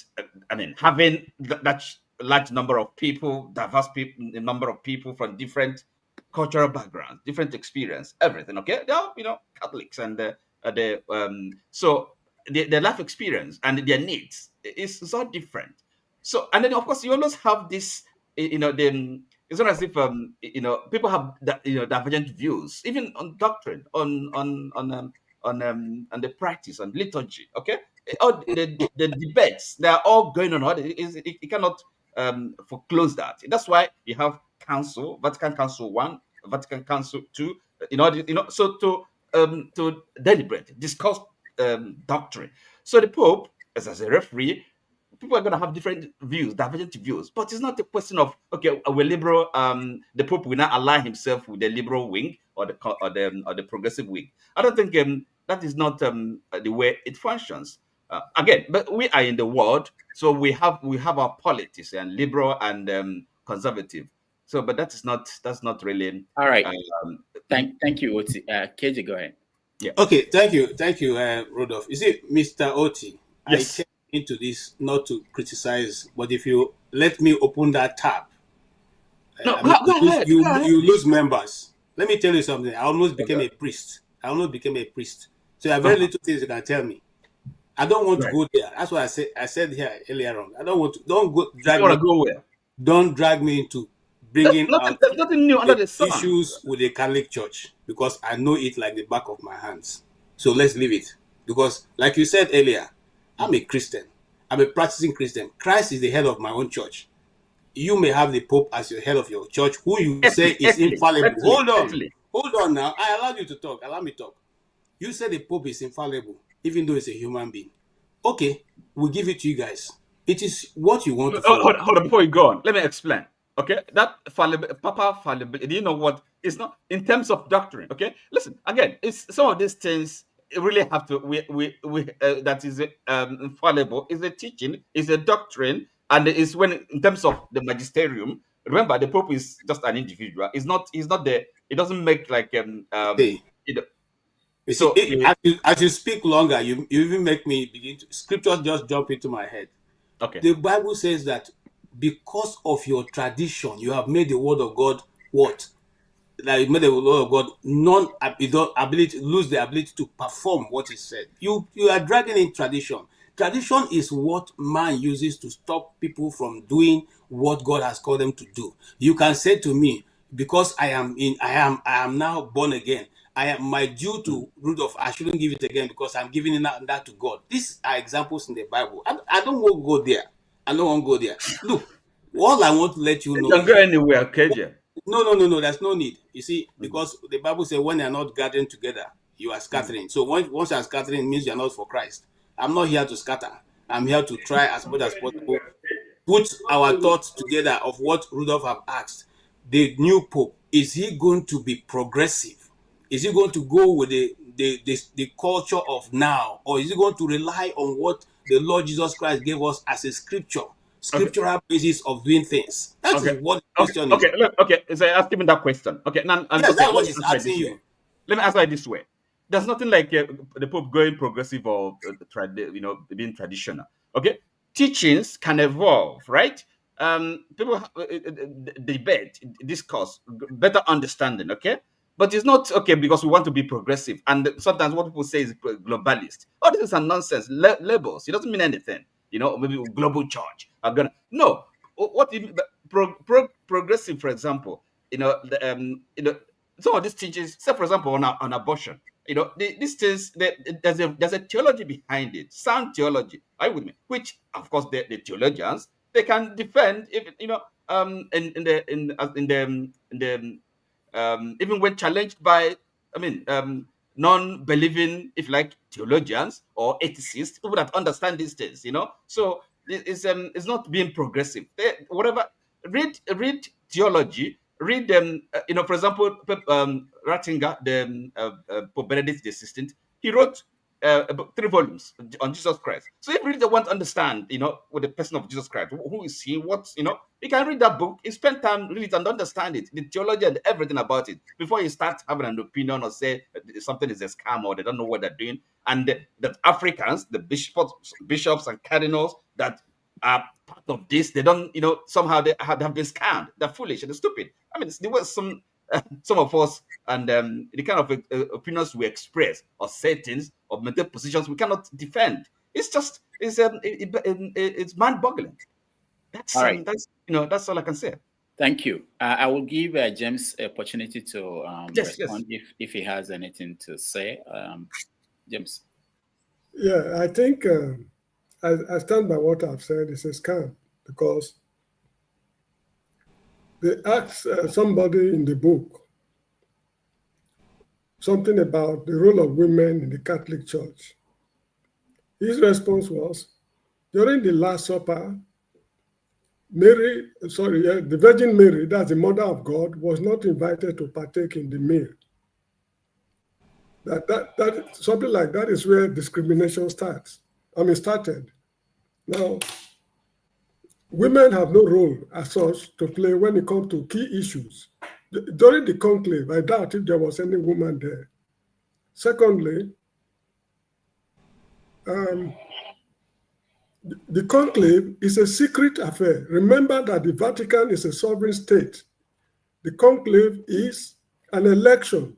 It's just like we electing Bola Tinubu as president of the Republic, and we cast our votes in deep secret. We don't want anybody to know anything about it. And inside the St. Peter's Basilica, there is a library there that is a warehouse of knowledge, which is under very tight lock and keys. For you to gain access to that library, it is easier for a camel to go through the eye of a needle than for you to even see, let alone using the materials in the library. If they have nothing to hide, there's no need for those secret things they are doing. I remember when I was in school, our chemistry teacher told us that if you mix oxygen with nitrogen, the substance you get is water. Yeah, oxygen and nitrogen. He said the substance you get is water. These are two different things producing one thing. When you look at the corruption, sexual immorality, production of firearms, sales of condom, world-class fraud in Banco do Ambrosiano and Vatican Bank, sponsoring wars in Argentina, supporting apartheid South Africa, playing double games in in Palestine, Italian invasion of Abyssinia in 1935. The weapons was procured by the Vatican. When you mix all these things together, what comes out of it? Just like mixing oxygen with hydrogen, what comes out of it is scam. And the Catholic institution is the richest religious organization in the whole wide world. How much they have, nobody really knows. I quite agree, they are doing quite a lot of things on charity basis. But how much do they spend on charity? And how much do they collect from their illegal, dirty deals? Nobody knows. And when among themselves, they want to expose what is going on, as a matter of principle, one or two of them might not agree. They subject them to horrendous conditions. They transfer them to obscure places to keep them out of the scheme of things. The Catholic Church is a scam. As I said earlier on, it is my opinion. Every man is entitled to his opinion, no matter how erroneous or genuine the opinion is. That is my opinion. I'm not imposing it on anybody. The Catholic Church is a world-class scam that man invented.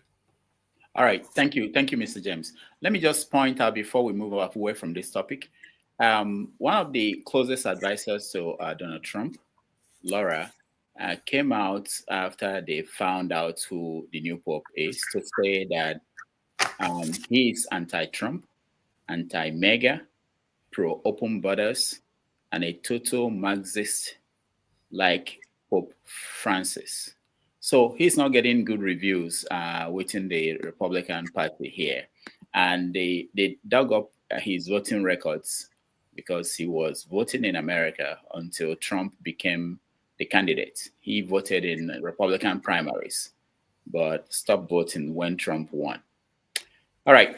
So in a way, we are watching to see how he will interact with the American government that is headed by Trump. Okay, you want me to answer that Yeah, straight on? you can go ahead. Yeah.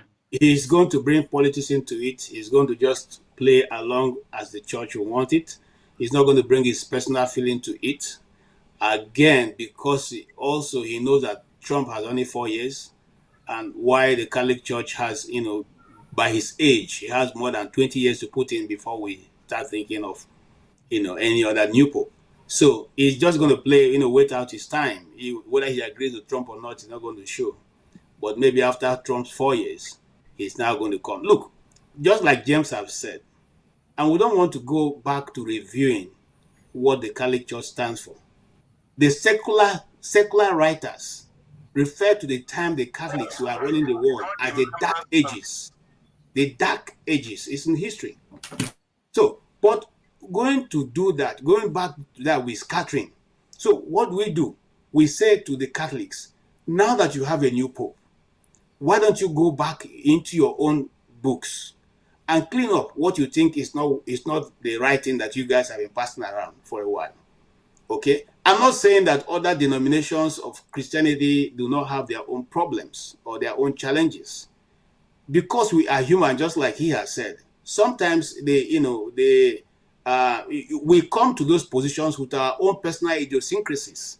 If you elect me Pope today, you're not going to think that I will change from who I am. The only thing is that the Spirit of the Lord may descend upon me and sometimes push me towards doing what God wants to do. Not because after that I'll become subhuman. I'm still a human being.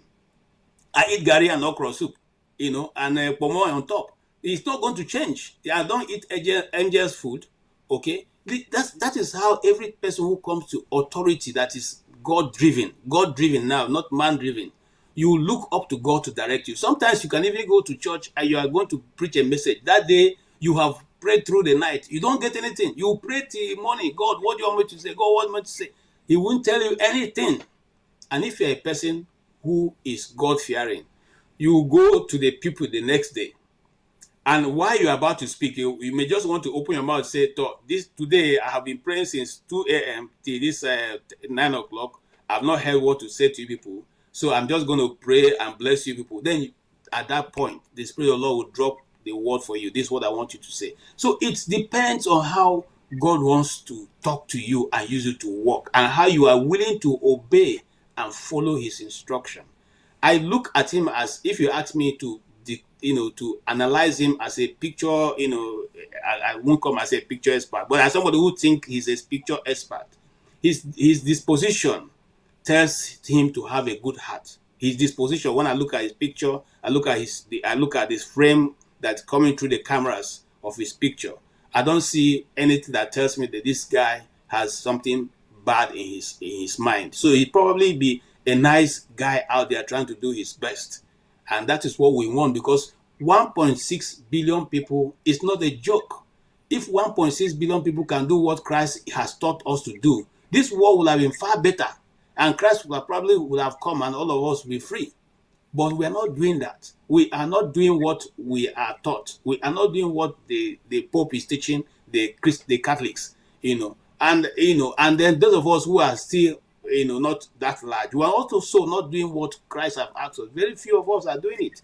And so our prayer for the Catholic Church is that the Pope will be allowed to bring the reforms he wants to bring, like the Pope who we have talked about earlier on, who was, who died, after 2 days or 3 days of being in the office.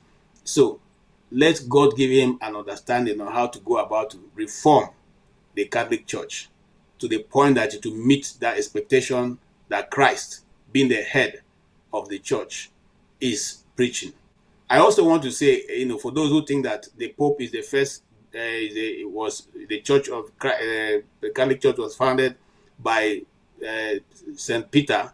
That is totally false. But let's not go into that. That's another day. If what you want, let him call me up and we'll discuss that. It's totally false. Peter never found anything and was never the first Pope. Thank you. All right. Thank you so much, KJ. Let's listen to. Sorry, the damages. So now I'm not, Right. Another thing James and KJ have said here that this thing about Freemasons. I don't. Where did they get that? And I mean, so it's some of these kind of wild allegations. They all belong to Freemasons. Now, for example, this new Pope Leo, people have traced his. I mean, right from childhood. Okay, the family. Are you serious? Are you serious? No. But sorry. Yes, you say most of them are Freemasons. How do you know that? No, sorry. How do you know that? You got me slightly wrong. Slightly. I said when Pope John Paul I came to office, he discovered that a lot of them were Freemasons. So yeah. And they're no longer Freemasons now? Excuse me. He was introducing reforms. That is one of the reasons why they did not like him. Then on 27th November 1983, they repealed that law because before that day, it was automatic. Once a priest is caught suspected to be a member of Freemasons, is excommunication. But from the 27th of November 1983, that law was repealed.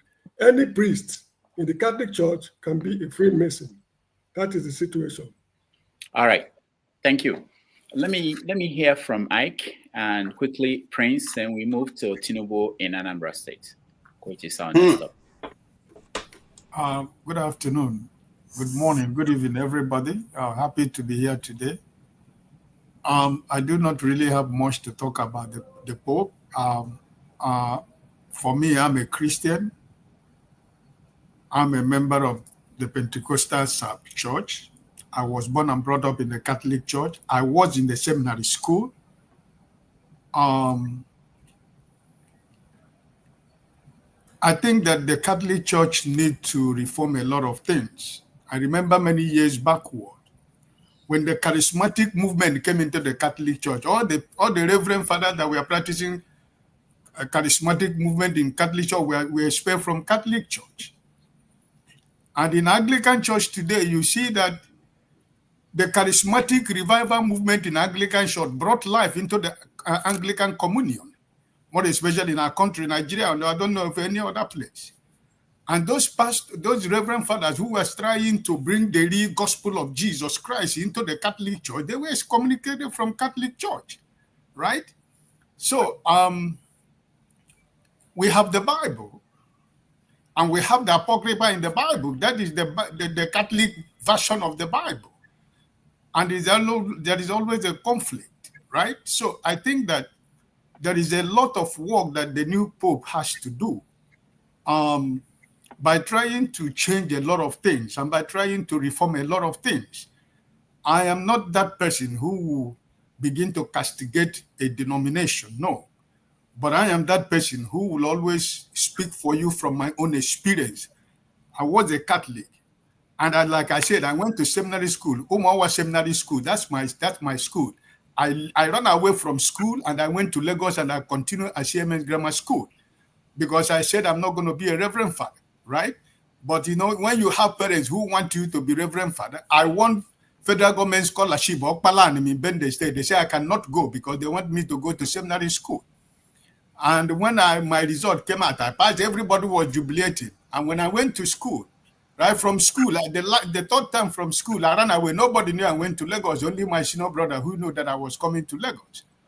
And I went to Lagos and I continued with my secondary school in CMS Grammar School. So what am I trying to say? There are so many secrets about Catholic Church, right? When you say, there's so many things going on inside the Catholic Church. So I just hope and pray like what? I don't want to go. I just said here, I don't want to talk about denomination. I don't want to. No, but what are the secrets? My brother Oti, let me just finish. Can I finish? There are a lot of things that we are all adult. When you say you don't eat rat, but when you want to divide it for children, you use your tongue, you use your teeth and cut the rat. So you're automatically eating the rat. So you can use your tongue and count your teeth. I don't want to go into too detail. What my point of argument is that I hope that the new Pope, like KJ said, that the Holy Spirit give him a vision and a purpose for the Catholic Church. There are so many things they need to reform. We are not here to go to, so I just allow me to correct one thing he said. I just pray that God will give him direction. Like KJ said, there are times as a preacher of the gospel, I preach the gospel. I'm a pastor. There are times you prepare a message. I know in 1,000 times I prepare a message. When I go to the pulpit, the Holy Spirit keeps me completely out of my message. And that thing that he put in my mouth at that particular time, because that message is for somebody who is in that church, that particular time. That one you prepared from your heart there was nobody that is going to benefit anybody. And that's why when you are praying and preparing for your message, you are struggling. You are praying, preparing for Sunday service or whatever service. But the voice is not coming to you. The message is not coming to you. You continue to struggle to pray. But you see that by the time you go to church, and there is worship and praise going on, and you are into prayer, when you stand in that pulpit, that holy place of God, if you are really a child of God, the ministration comes to you. Maybe when you just want to pray to start your message, you want to bless the church before you start your message, the message comes to you. And if, like KJ said, if you are being led by the Holy Spirit, you grab the message and give it, because somebody is there to receive the message.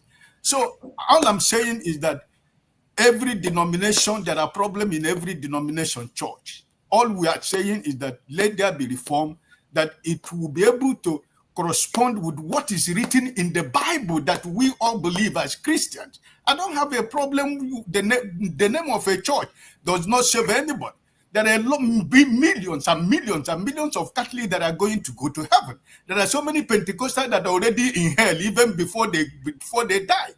So it's everywhere. I'm trying to tell you Pentecost church or living church, they are saints. No, because most of the pastors will go to hell, they're already in hell before they die.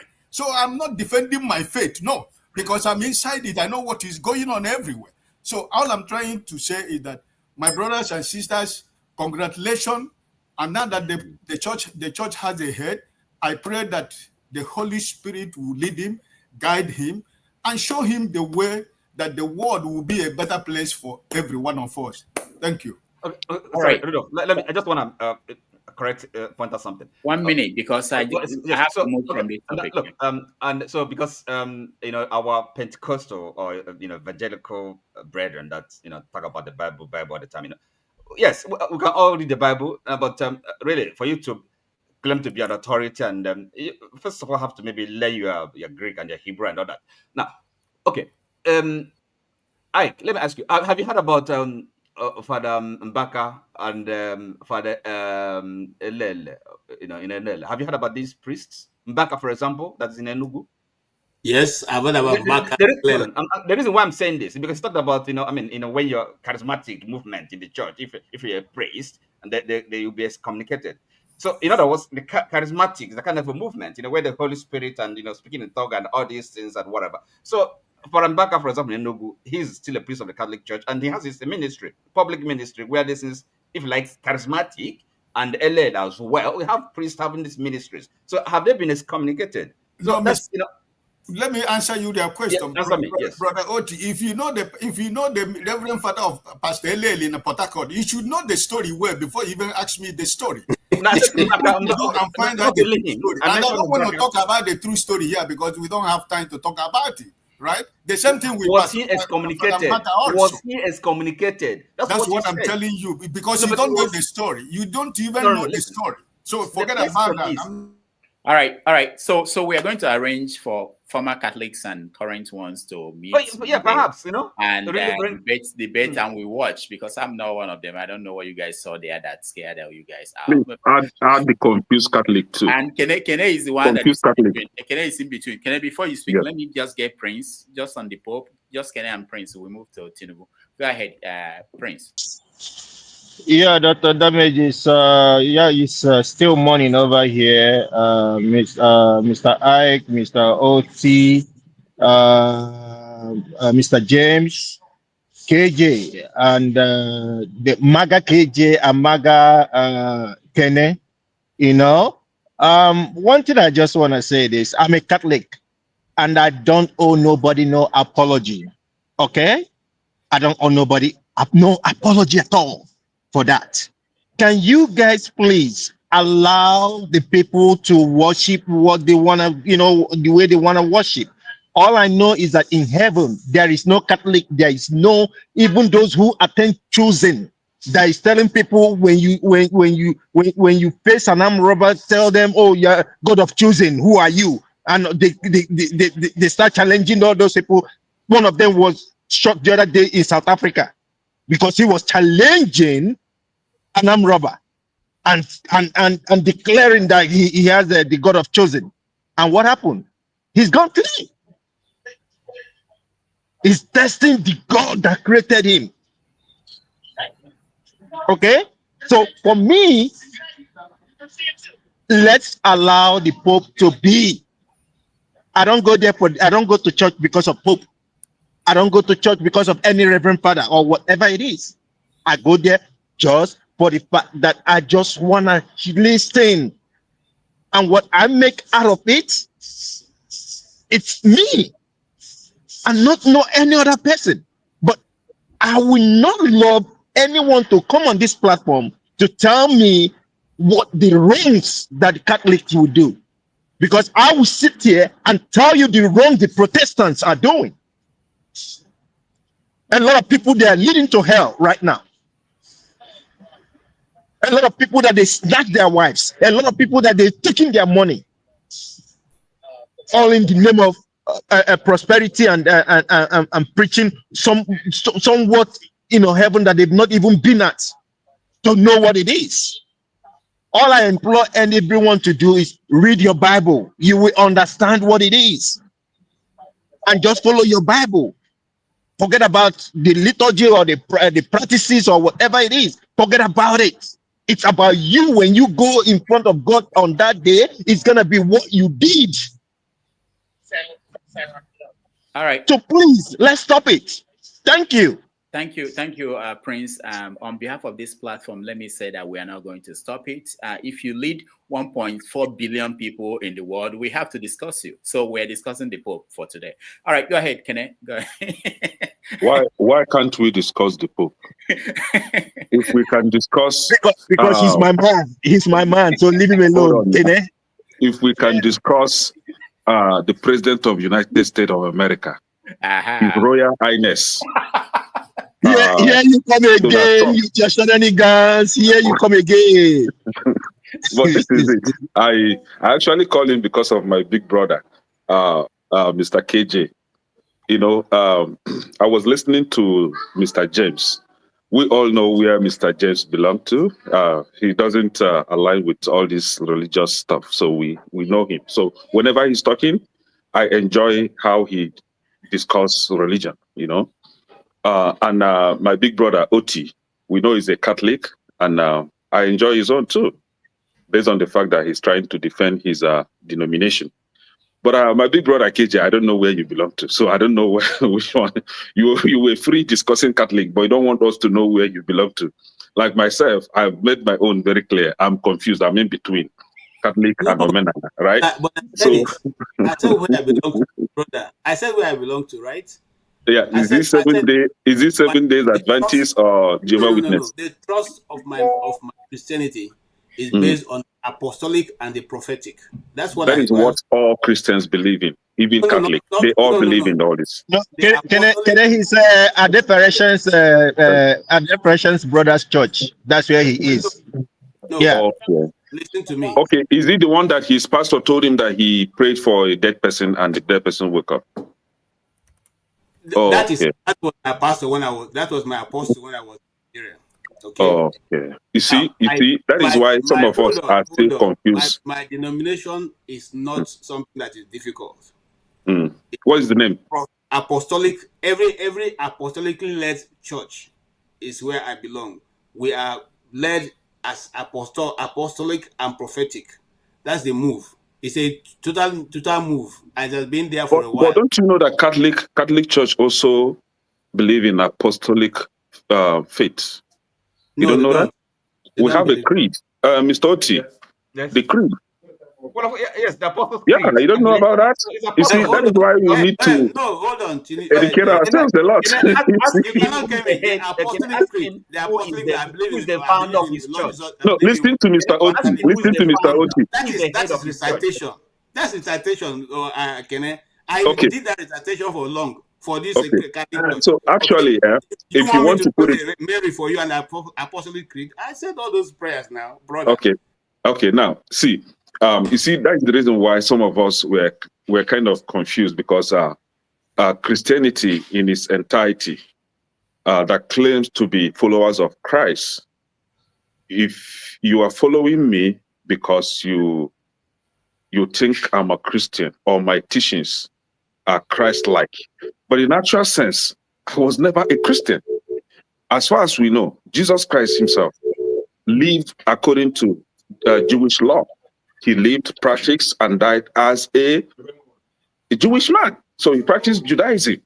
So why are all these people, all these denominations, be it Catholic, Episcopal, Anglican, Seventh-day, Apostolic, whatever, why are they all claiming this man that does not even belong to them? He doesn't even align with you. He doesn't even know what you're doing. For you guys to even convince me that you know what you're doing and I'm not being demeaning here, as Christians, I'm not even talking as a Catholic now, as Christians, right? You guys need to follow the teachings and the practice that Jesus Christ followed when he was alive. He was a Jewish man. He practiced Judaism. So can you guys do what he did? Not coming to tell us that he believed in Trinity, God the Father, God the Son, and God the Holy Spirit, and all that, right? Can I help you there? But I don't want to go there. No, Mr. Oti, I will land. My own will be very short today. My big brother, Oga Ike, I will greet you specially for coming out from that place that they were trying to push you into. Thank God you came out. Thank God you follow the light and the truth instead of deceiving yourself. Yeah, as a man, you live and die without a woman. What kind of a man do you think you are? But I don't want to go there, like I said, and I'm not being demeaning here. But the problem is, I have a problem with this new pope. The new pope, is against. Hold on, he's against our president to even start with, and secondly, is for open borders. Leave the border open. Let the criminals come in. Let the armed robbers come in. Let molesters. Let them all come in.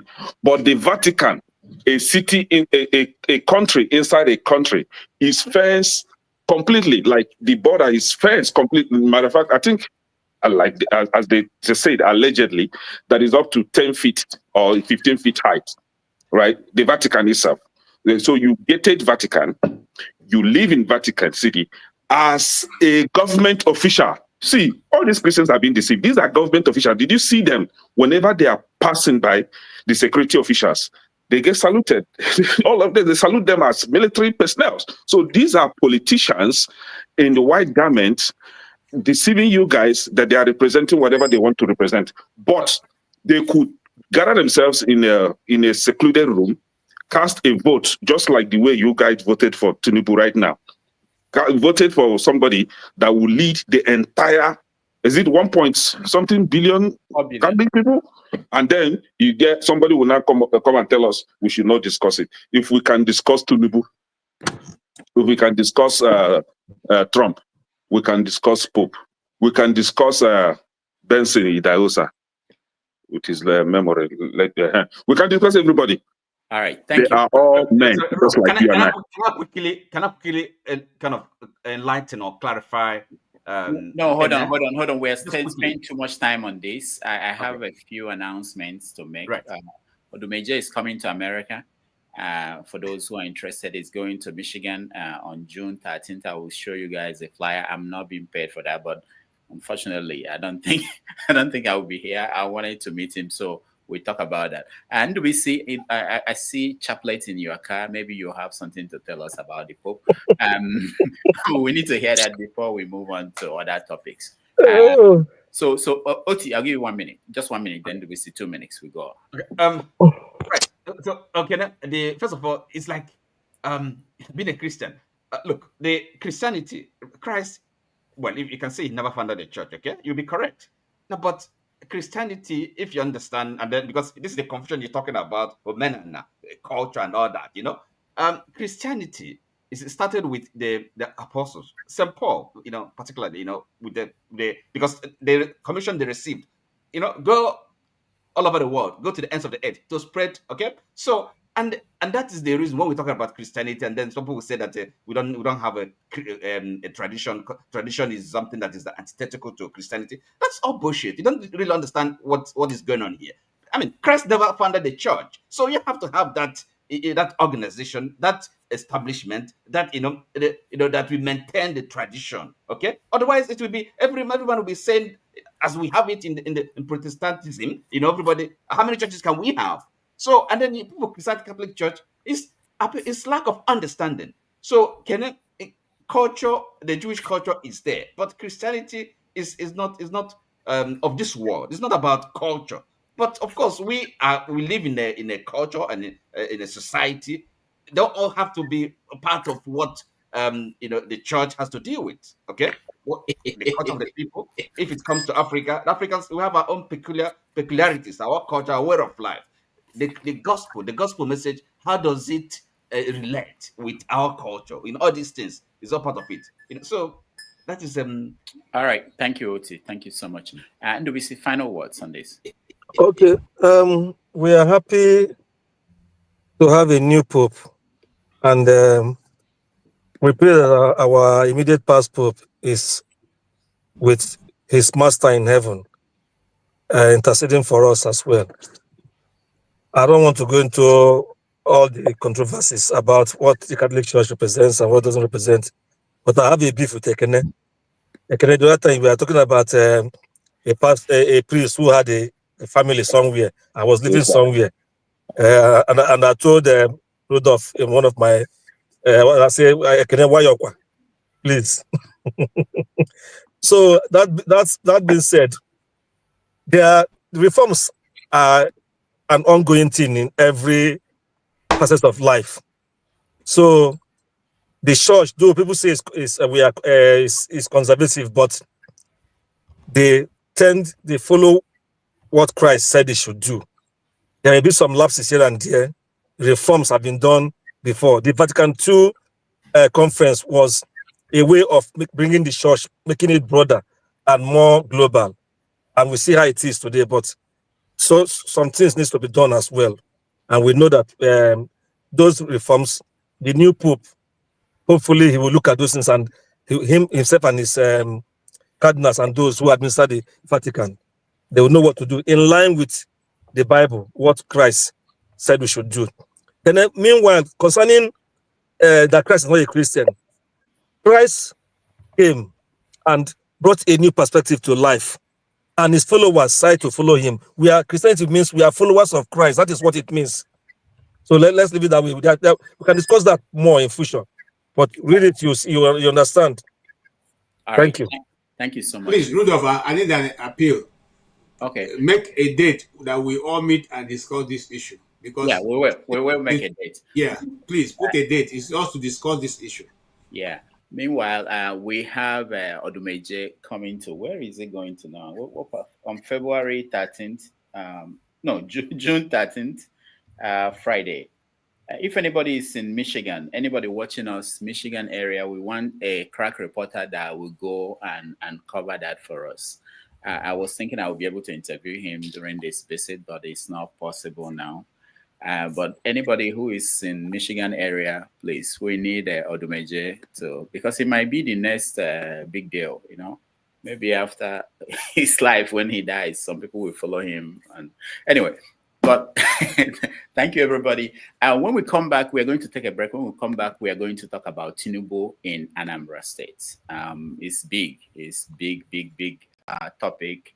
A lot of things happen there that we will want to discuss. Meantime, I have a new music for our break, so let's listen to it. I'll get your feedback.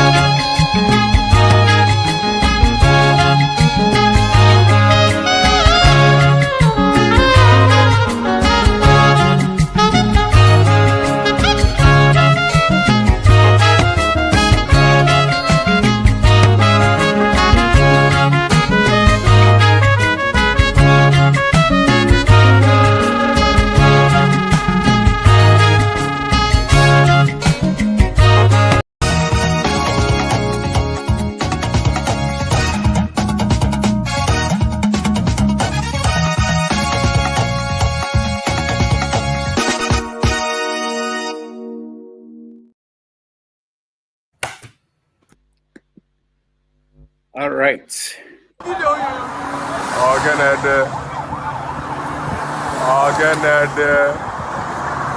No, this security to nobody. I need kidnap mad every day. So, all this security to nobody. No, this security to nobody. I need make kidnapping. Mota will go in Navia. We don't pass. Can you go to Tinubu? Okay, we go. Okay, then I can I want to go. Okay, we don't pass. Okay.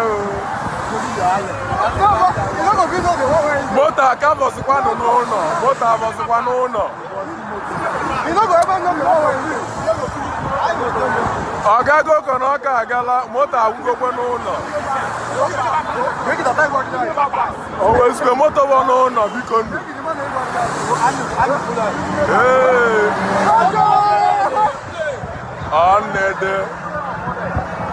Now, all this security do nobody and they make it happen. A machine and security are run. Security on a game to go over. Again, Mandem Molepa. When we go,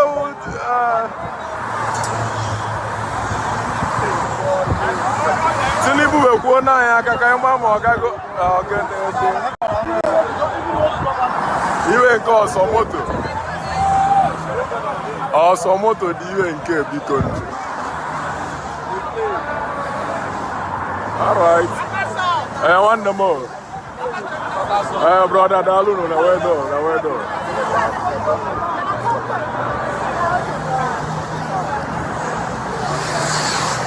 Again, the big one. Both are covers one no.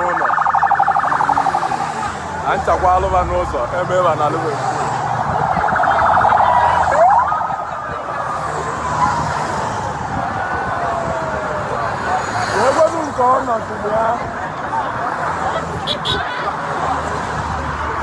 Always when there me one a barrack, you can do.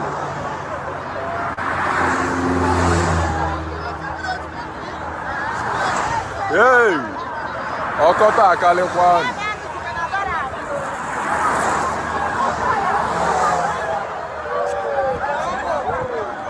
Oh, so Tinubu agawe ga yamala nke over abu. Olusi ekwe ma ole die ya yamalu. Yo duko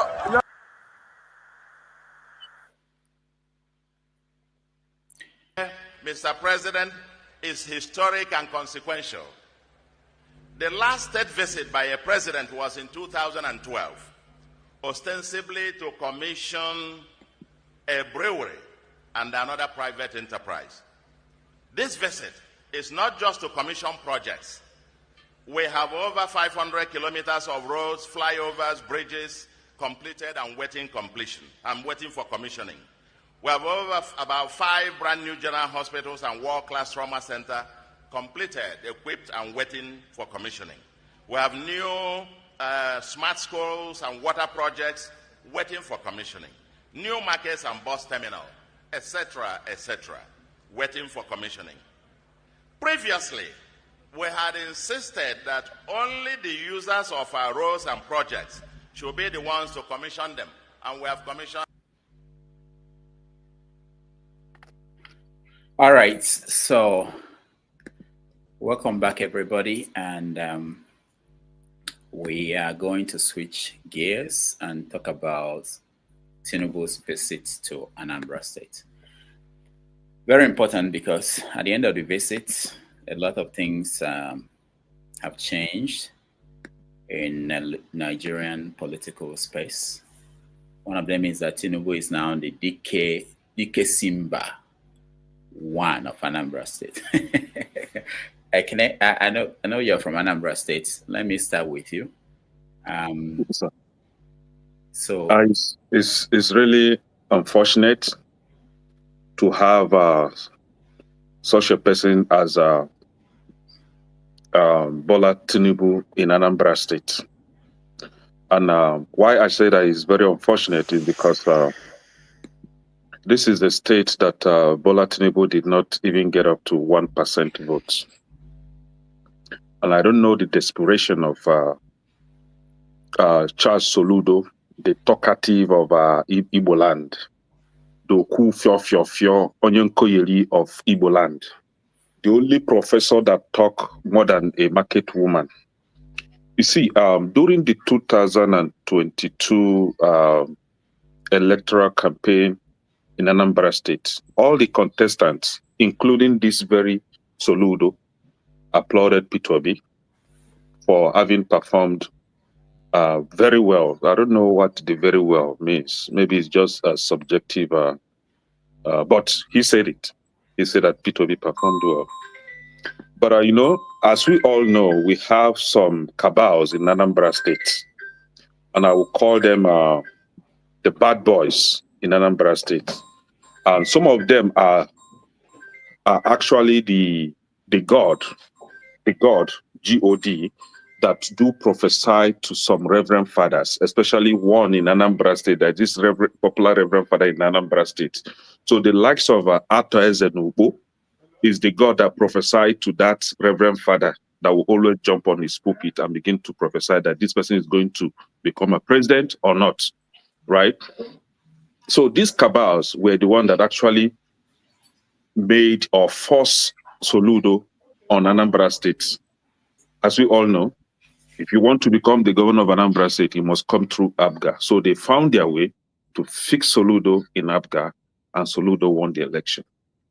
Now, I don't know what is wrong with Anambra people for their, I don't know, insistence in voting for any candidate that comes out through ABGA. So Soludo is the governor, but Soludo cannot compete with Peter Obi in any level. He claimed from the video you played that Peter Obi commissioned Prevost. No, Soludo, I think something is wrong with you. The desperation is just too much. These people are pushing you to run your brother down. The gangsters, the Artoezes, are pushing you to run your brother down. And you are doing that to the detriment of your people and in favor of a Yoruba man. Let me put it that way. And I'm not being tribalistic here. Our people say that charity begins at home. And we have a qualified candidate in Anambra State from Igbo land. So if I must vote for somebody, it must be my brother that is qualified. But if my brother is not qualified, if it is a Yoruba person that is qualified, I will vote for and support the Yoruba man or Hausa man. Now, you are running your brother down. Peter Obi, as we all know, established the School of Nursing for Nnamdi Azikiwe University. He built or rebuilt and equipped the General Hospital Amako in Oka and refurbished the one in Inewi, that is the teaching hospital in Inewi. Peter Obi, when it comes to economic development, his policies attracted a lot of investors, both local and foreign investors in Anambra State then. And he promoted local businesses, as we all know. I was in Anambra State then. And he also created greater opportunities for even non-indigenous of Anambra. And that was when you will come to Anambra, you find Ghanaians, you find Yoruba people establishing business left, right, and center. There was one program that he ran that time called ANIT. I don't know if any of us remember that. So that's created a lot of opportunities for indigenous of Anambra and non-indigenous. And then for the very first time, this sovereign wealth fund, whatever, Anambra State is the first state to have that in Nigeria, and it came through Peter Obi. Then we have where Peter Obi modernized poultry and agricultural farming in Anambra State, the one that is actually giving our people money as we talk today. Now, but of course, Soludo wouldn't see that because of his hatred and because of his greed. He wants to come out for the second time and is very desperate to commission a project. What exactly did he commission? Did this man, Tinubu, commission in Anambra State? What exactly? Is that a need or just aesthetics for to lure the gullible ones to vote for him. See, I don't want to say Soludo is trying to destroy ABGA, right? I don't want to say that he's doing everything possible to destroy ABGA as a party, but he is destroying Igbo land. And as you can see, there is no well-meaning Igbo man in that gathering. You only see gangsters, looters, criminals. The Igbo of Obosi, I don't want to insult him, but we all know his story. And then Ates, of course, and then the hopeless Uzodemo of Imo State. We all know his record. So these are the only people you see there. No any meaningful Igbo man grace that celebration. That shows that this man called Soludo has a questionable moves or steps or motives.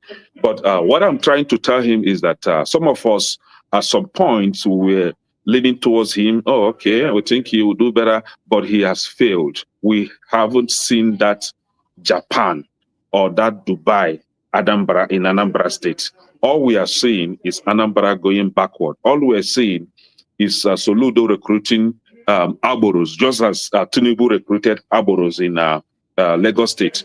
Today, in the entire of Southeast, Anambra State is leading when it comes to the evil activities of Aboros in that region. And it's Kosi Soludo. Soludo has created what they call them one useless. There is this recent one that he created that all they do is to go around with guns and kidnap and arrest people and then imprison them as if they are the judges or they are the court. So Soludo has destroyed Anambra State, and it is time to kick him out. He promised Tinubu that he's going to win election. Good luck, Tinubu. You have been duped. They played you senior 419. If you've given them money, start from now to recover your money from these criminals. They will eat your money and nothing will happen, because I bet you, maybe other states will vote for you, but Anambra will not vote for you. If you go and hug Transformer, we are not going to vote for you. You're a total failure. Simple. All right. Thank you. I'm not sure if there's any other person from Anambra. Let's go to KJ. KJ, what do you make of Tinubu's visit, especially where Soludo essentially endorsed him for second term? Okay, thank you so much. I watched that process with a lot of pain. Just some few minutes ago when Kenneth was speaking, I was searching to see if I can find the achievements of Peter Obi, which I found, a lot of them. He commissioned a lot, including, very prominent, I can get it later on and post it to you, more than 25 commissioning of, projects in Anambra State. How be it that he found out to say it's only two things that Peter Obi built is, you all know me. I mean, portion of Peter Obi. I'm not one of Peter Obi's people, but the man had done work. You see, I used to say something to people, whether you like somebody or not, if he had done well, say yes, this man had done well. You may not agree with the person's policies, but speak the truth where when you have the opportunity. So he didn't even need to bring Peter Obi into that conversation, except that anybody when want to say anything, when want to make it get news, you go call Peter Obi. APC chairman they speak Peter Obi. PDP they speak Peter Obi. Tinubu Peter Obi. Even Akpabio. Akpabio goes to the house. Even where you're not supposed to, Peter Obi is not there. You are talking to senators. Peter Obi. So Peter Obi have become the real man that all want to conquer. Unfortunately, he's bigger than all of them. That's the truth. You see, that's why they spend so much time discussing Peter Obi everywhere. Peter Obi. What has the man done to people? He's not even asking for anything. And if I were in their position, I will be using whatever he says as my gauging point. If he talks about, hey, the road going to Nkarago is not good, tomorrow I'll put people there. And I'll say, you see, we even told this man we're repairing this road. But they are, instead of using the opposition, a credible opposition to build their government, they're rather using it to, as a defense, which is not good. And I'm not also one of those who like Soludo. Maybe I liked him when I didn't know much about him, because I first read that Soludo was an advisor to many heads of state, many countries, as a professor of economics. Okay, but so far haven't used him or haven't been in a position of governance in Nigeria. He has not been able to carry that so much that was given to him as a professor of economics. We have not seen it in Igbo land. And we have not seen him being able to tackle the Igbo question, the thing that the Igbo man will want to discuss. Now, the guy who gave that title, what's the title again? Kulata was just saying this a few minutes ago. It's number. Number, yeah. Is it? And he said that there are 129 chiefs that came together to give it. Who I want to ask, who is the first class, the leading chief, the first class chief in Anambra State? Is it not the same? What's his name? Okabo? Is it Okabo? Achebe. Now, all those people that you brought together to give him the title, based on what? Is it that you decided that now this man is discussing or is handling the Igbo question? You didn't ask him for the release of Nnamdi Kanu. You didn't discuss that there's no railway, just like giving railway in other nations, part of the country. We don't have any railway, You didn't discuss that as they are commissioning international roads, dual carriages in the rest of the other places, there's none coming to the southeast. You didn't discuss that, your state that is supposed to be a hub of commerce don't have a seaport. If there's a possibility of making seaport to a place where it can be close to your city. You didn't discuss that, the dredging of the River Niger, so that commerce can get to you. You didn't discuss, you know what? Because our people fly in a lot of crates, can you make functional Enugu Airport? Can you make it to be functional? Can you make it a destination instead of our people flying to either Abuja or Lagos? But you are being busy dancing to what's his name? Face. You're dancing face music. You're jumping up and looking for how to put down, as we always do in the East, put down your own brother in order to shine. What is I say, what is wrong with the Igbo man? Is it that when will this so-called, when we are growing up, our parents, when they're talking, they will say, somebody will say Sabo. When will these Sabos leave our land alone? For the love of me, I want to understand what really Chukwuma Soludo want to achieve by the things he was doing and the things he was saying about the same people who have given you everything. When Soludo came, he will say, great man. He's going to turn the Anambra, at least Anambra, to a destination point in the world. Instead, he's busy fighting ordinary people who are looking for how to eat, find food to eat. Tell me something. Can any Igbo man here tell me that there's going to be any time in part of Igbo land where you can eradicate selling in the streets, trade and commerce? Because that is how some families have daily bread. They go with their okpa and go sell it in the streets, and they have something to feed their family. If you say people will not sell this in the streets, have you provided places for them? When you leave the people who are supposed to be fighting, and you are fighting the peasants who are looking for, who you have not provided job for, by the way, but they have provided job for themselves, you are not able to maintain it. 2 days ago, I heard him saying he wants to rebase people who have land. If you don't come and go for the rebasing, your land is gone. When did we come to this point? For crying out loud, is that what the people of Anambra elected you to do? Now, this is a question that are begging for answers, and I don't think that Soludo has been able to distinguish himself properly in the ruling or the governance of Anambra State, let alone this visit that have cost us more money. Somebody was saying that he built, sorry, I won't take your time after this, I'll short, that he built a secretariat that is an edifice. For who? Will the whole of Anambra people go and live in there? What has the edifice you have built got to contribute to the ordinary woman in the street who has 5 children and looking for how to pay their school fees and put food on their table every day?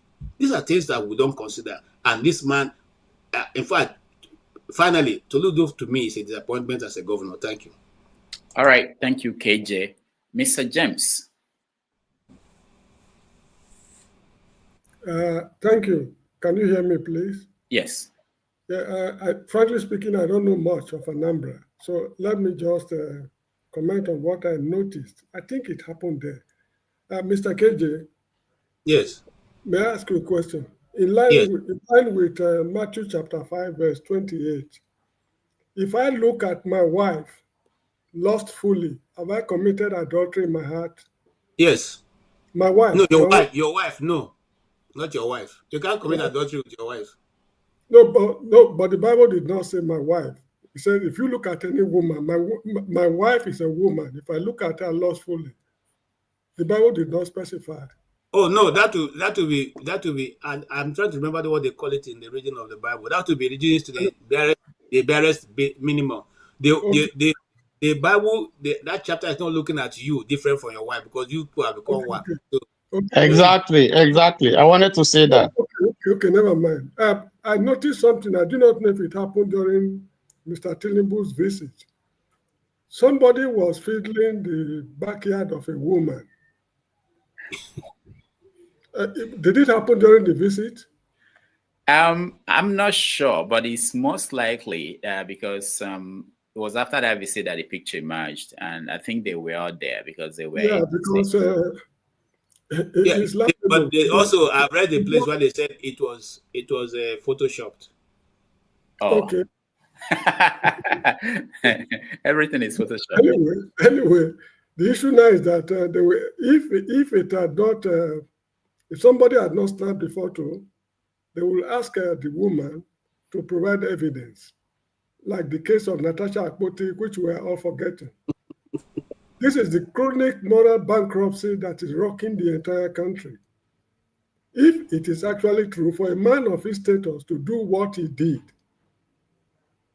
while Natasha's case is still fresh in our memory, it means we've got very many rivers to cross if we will ever see the promised land, let alone enter it. Anyway, that is all I have to say because I don't know much of Anambra, frankly speaking. All right. Thank you so much. Let me. I think I got what you were trying to. So let me play this before I go to the next person. Which. KJ, please let me have your number. Okay, I'm sending it to you on your phone now. All right. So the next person we bring, I'm not sure who is from Anambra, but let me start from.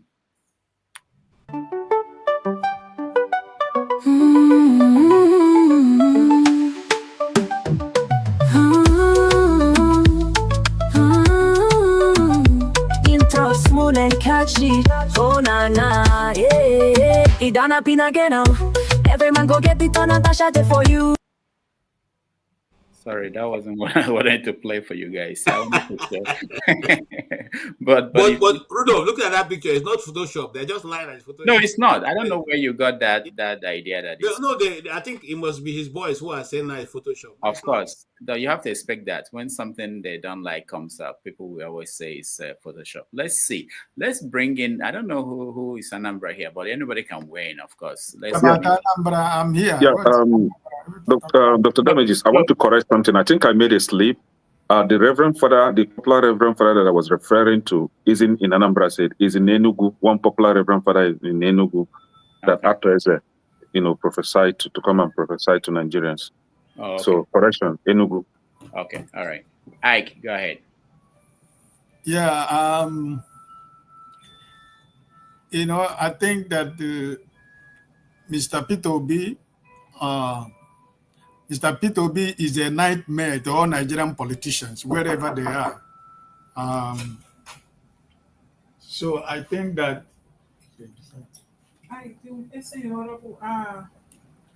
banana chips. Somebody can. All right. So somebody else can go. I have somebody in the office. All right. And Dubisi, go ahead. Doctor, can you hear me? Yes, go ahead. Okay. I don't know much about what our professor brother is doing in Anambra, his development stripe, but I have friends there who say he's doing well. All the roads, he's working on some roads, and that Ekulobia, if you know Ekulobia area very well, he did some work around there as well. And then I saw when Tinubu went there, and I saw the new government house. They say it's like a 3-arm zone. It has a section for the House of Assembly, the executive, I think the judiciary, I don't know, but that is about that. But I want to concentrate on his comment. My only problem with the prof is that probably because he thinks he's so enlightened, first class economics, UNN, of the years of you. So, and maybe, and I think he's a little bit older than P2B in age. So every time he has the opportunity to set the record straight and to toe the line that people will say, yes, you are not doing well, he will want to spoil it by attacking P2B, sometimes subtly, but we all know, we all see these things. I don't know why he will say P2B that the last time the president was in Anambra is to come and commission a brewery. That brewery today is giving Anambra State one of their biggest revenues, and he knows it. So I don't know why he should be doing that. Just like KJ said, we have this nag of trying to undo ourselves. That is why some other people from other parts of the country say Igbos don't like themselves. But I know it's not true. We love ourselves very well. We have shown it. But some of these politicians who are misguided, besides, Soludo is not a clear-cut politician. He has been an academia for a very long time before he went into government and an administrator. So he shouldn't be doing this. And I know he too not sees the ambition of becoming president one day or the shining light in Igbo land. But the way he's going about his stuff is not good.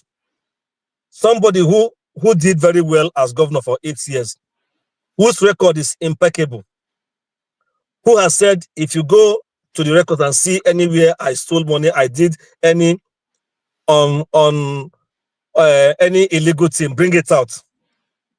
Many years since he left office, no one has traced anything to him, not even people who worked with him. But his immediate predecessor is Obiano has a case with EFCC. So I don't know what people want. It's like everybody wants everybody to have that stain. But this man has always maintained himself. He has been accountable. He has been forthright. Soludo is making a mistake. These things will not make him popular. He may still win the election because there's no major candidate that can face him. But it will not give him any clout. I wonder where he got that notion that, oh, ABGA is now, ABGA has ceded their candidacy for 2027 election to Tinubu. Where 2027 is 2 years ahead. We don't even know what will happen between now and then, why there will even be an election. The country is in turmoil. So, just like the man who came to commission the project, both of them have this ambition of trying to lord it over everybody. And Soludo is playing gentle because he doesn't want probably what happened in other states like Edo to happen in Anambra. So he wants to still remain there. So he must do everything to sing his praises, praising to the high heavens and all that. I saw when he was saying that, oh, the federal government is supporting us and all that. They are giving us money as it should be. Everything is going very well. I'm not there. I don't know what happens behind closed door. But I don't like the way he's always looking for a way to pull down P2B, which he knows he cannot. He only attracts further enemies for himself. Obi will not even say anything to him like in his usual way. Obi will just ignore him. It's like the man has studied them very well. He knows them very well. So he will just ignore them. Others who are Obi supporters will be the ones to face them. They will not say Obi told the supporters to abuse somebody. On the comment by Akpabio, who that is equally in line with what you are saying, I don't have much to say because Akpabio, I don't reckon him as a serious person. So that a character like that should not be a political leader in the country. It's because our country is so messed up that people who are not supposed to lead are the people in power. That's why the whole system should come down. The country needs a total reset for things to get better. I wish Soludo well because I like development, but he should refrain from attacking an innocent man who has not abused him one day, who has not criticized him one day. He shouldn't be doing that. He's a Christian, or if he says he fears God, he should not be doing that. But part of our 10 commandments is not bearing false witness against your neighbor. It's not. That is what he's doing. He's doing the wrong thing. He shouldn't be doing that. If he's saying it's for political exigency, he shouldn't be doing that. I thought what he would have told Tinubu, like KJ said, although some of those comments like about Nnamdi Kanu, maybe he may say it behind closed door. But there's some things you have pointed at. we need a seaport in the east, and probably near that Onitsha, which is one of our biggest commercial centers in the east. We should hammer on that, and expansion of our road network in the east, or in Anambra for and better security. We don't have security now in the east. Some some boys are running riot in many communities in the name of freedom fighters, which they are not. So he should work hard towards that area. Thank you. Thank you. Thank you, Nubesi. Tony, weighing on Tinubu and Soludo. Okay. Good afternoon, Dr. Damages. Good afternoon, good evening, those who are on the platform and those who are listening. I'm not from Anambra, but my state shares a boundary with Anambra. In fact, my town shares a boundary with Onitsha, just the River Niger, separating us. So we have a lot of interaction on a daily basis with Anambra and so on. Some people even live in my town, Saba, and then go over to Onitsha to do business. So we're always in touch with them. I think I feel sorry for Soludo because Anambra, according to Obi, is a very complex state. Obi did say that it's difficult to govern. It's easy. Okay, I'll come and see if I can do anything about it. Sorry, so there must be. I don't know who is this. Okay, let me see who. Okay, go ahead. Yeah, so there must be something that he knows or that he has seen in the governance of the state that presents a lot of problems for him. How has Soludo been able to grapple with all those things? I think, first of all, I will hold him first to his promises, first of all. He did say that in 12 months, Onitsha water scheme will be done. Otocha water scheme will be done in 12 months. He did make promise about electricity. Those ones have not been done. He did say, I think Ekene said it and KJ too, that he would turn Anambra to Dubai and Taiwan. Maybe that 4 years may not be enough, but the morning tells the day. We haven't seen a move towards that direction.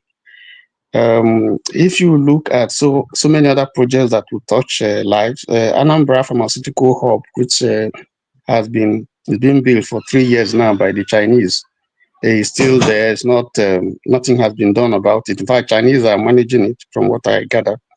We talked about Oka International Conference Center, still under construction. That's the one being managed by the Chinese. Sorry. I hear he's doing a lot of roads. Some critics have said that the roads, some of them have been collapsing. I don't know if that is true. We also saw the commissioning of the government house. I hear it's all inclusive. You have the governor's house there, you have a tourist center, you have a conference center, and some people have given accolades for that. But in terms of grappling with some of the serious problems that Anambra is dealing with, security, education, which Obi raised the bar, when he was governor. I think in that area, Anambra has gone down. Health, the cargo airport, I'm not sure is in top shape. So on the whole, I think there's been so much rhetoric because he's a professor. I guess he's probably the first Anambra,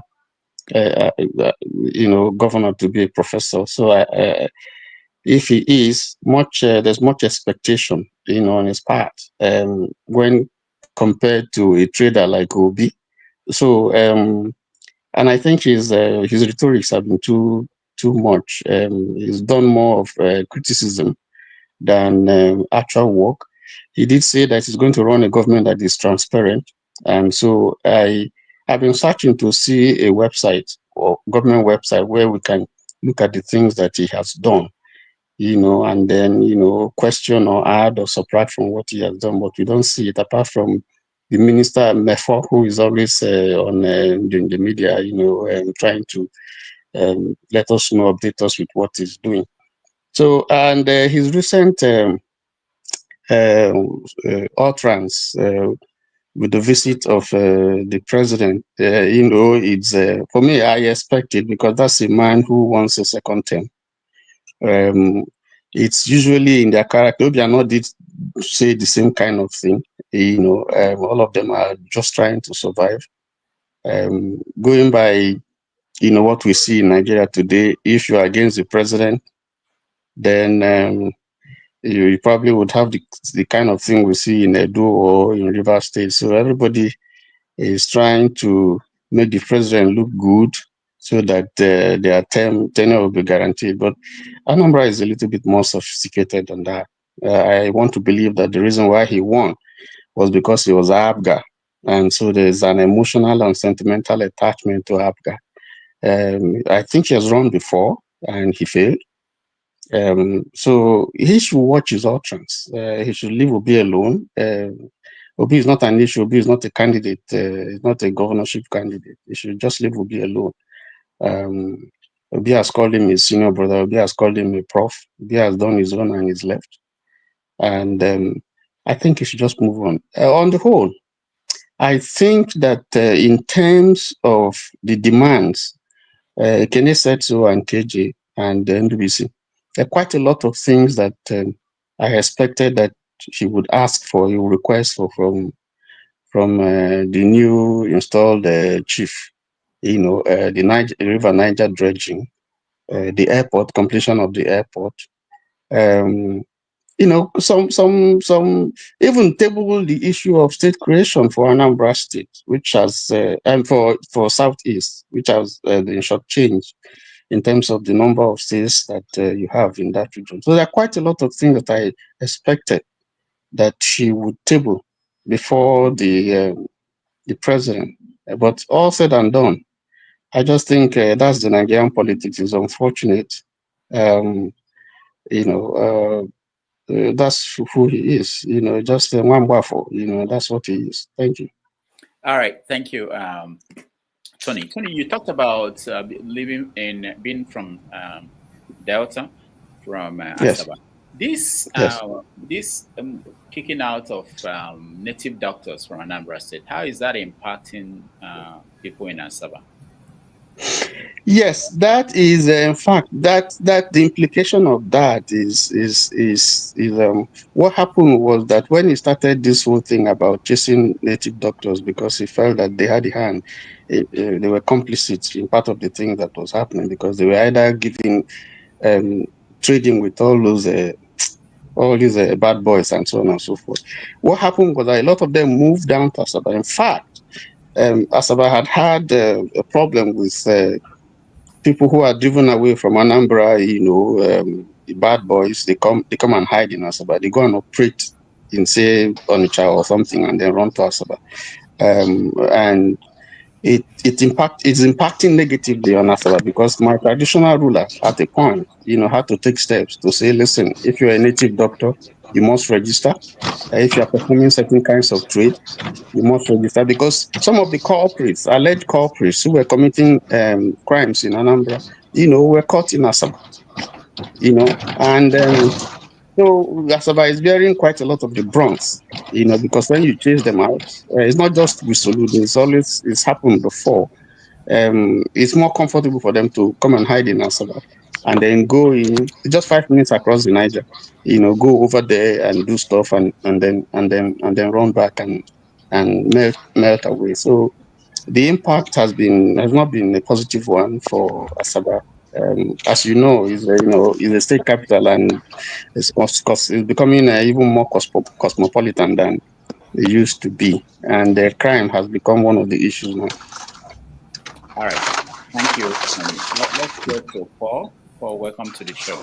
No, Dr. Damages, can I speak before Brother Paul? I've been waiting. I was supposed to speak. Oh, okay. I'm sorry. I thought you did. Okay. All right. Go ahead, Ike. Yeah. Ike, hold on. Bob, you have to come before we bring you in. I'm about packing now. All right. Go ahead, Ike. Yeah. If there was anybody who was expecting anything from Soludo outside what he did yesterday, you must be deceiving yourself. He brought Emiloko to kiss the ring to secure his 2027 or 2025 election, because he knows what APC is.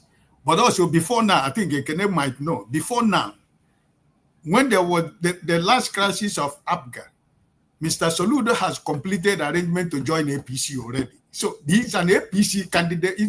This is a branch of Apga in Anambra State. Is a branch of APC working in Anambra State. So if anybody who is a member of Apga is thinking that Soludo is with them, you are making a very great mistake, because he's a member of APC, right? So if you were expecting anything more than what he did yesterday, you should be deceiving yourself, right? Because I believe that the people of Anambra State know already. No matter how anybody went to denigrate Mr. Peter Obi in Nigeria, politicians in Nigeria, the only person who is their nightmare is Mr. Peter Obi, whether you want to accept it or not. But it's better they continue to talk, because the more they continue to talk about Mr. Peter Obi, they continue to put it in the minds of people, and people continue to ask questions. Why is it only this man? Why is it that only this man is the only politician in Nigeria that is being attacked by everybody from front and center, left and right? So I am present as an obedient, right? I want them to continue to talk about Mr. Peter Obi in any way they want. Let them continue to say it. But Mr. Soludo is lucky because of the infighting in Labour Party, right? That made Valentine Ozigbo to destroy his own political career in APC. If not, he knew already before the problem in Labour Party that he's not coming back in 2025. If Valentine Ozigbo has waited for all this, if he has been patient enough to wait. So, but now that he's no more there, so Okachukwu, who is the gubernatorial candidate of APC, all of them are working together. So it doesn't matter whatever happened. But all I'm trying to say is that there is no amount of slighting of Mr. Peter Obi, his administration, or whatever you want to say, that Soludo will be able to achieve what Mr. Peter Obi achieved in Anambra State. And Mr. Peter Obi have always said, I did not go there to promise you I'm going to build new government house when the ones you have that is falling. I didn't promise you I'm going to go build school. Why the old school that they have is falling? So all those political, jargons that they're talking in Anambra State, it doesn't really bother me. Like everybody have said, if you are thinking that the Soludo, the Miloko man who was in Anambra State, that Soludo and all those APC gangsters that were there, they were going to talk about Nnamdi Kanu or something that affect Alibo. You are wasting your time, because their only objective is 2027. So they're not talking about you. They're not talking about what is affecting the Igbo man. That's not what they're after. Your Minister of Transport is busy holding somebody's backyard. These people, they are confused people. They don't have anything for an Igbo man. They are not talking. Among all those people who came yesterday, it was only Senator Ume who was speaking forcefully that the coming of this man is a waste, because what was supposed to be discussed on behalf of the Igbos were not discussed. They were busy doing banters among each other. And that's the essence why they were there. So if anybody is expecting anything more than this from Soludo, no. Because everything he's saying is speak all the whole grammars he want to speak. It doesn't change anything. So I just hope that the Igbos will begin to realize that these politicians who try to divide us, who try to make us see ourselves as if we are not brothers and sisters, people like Ojo Zokali, if we are living in a decent country, if we are living in a country where there are rules and regulation and laws, Mr. Ojo Zokalo and the Abi of his type supposed to be in prison by now. Because Ojo Zokalo, who was talking about China, in China, it is firing squad when you accuse of corruption. So these are the people that are speaking for you. But I know as an Igbo man that these people are not speaking for me, and they are not speaking to so many millions of Igbo around the world. So we know the people that speaks and we listen, right? Remember the bishops, the fake bishops that was organized in 2023. Remember the traditional rulers who has given him a title, you know. So this is all about, this is what it is. When you're following an Aburo man, he will always act like an Aburo man. So I don't really feel, I think Soludo himself should know that the people of Anambra and Alibo, he should not allow them to curse him, because what he's doing about Mr. P2B, I don't know what this young man has done to him, but I believe that, you know, time will tell, right? So I hope that in the Anambra, will know what this young man is doing. God bless you. All right. Thank you, Ike. I see Bob and I see Paul. I'm not sure who came first, but let's have Paul speak and then Bob will speak next. Paul, welcome to the show. Okay. Paul, can you spare me just few? I was driving to work. I just packed to make this few speech. So you can pay for the overtime allowance now. Just $20. I wouldn't mind. Remember that video that keeps trending where you gave Ike his minutes. He asked him, "So you are using my minutes to praise Nigeria?" So good everybody. Dr. Damages, I greet you. Please, in fact, this issue of Soludo and the way he tackles P2B, it bogs my mind, and every woman in Igbo man, you know. Philip Soludo is a man, despite his level of education, talks so flippantly like a market woman. Can they have also said that? So many people have also said that.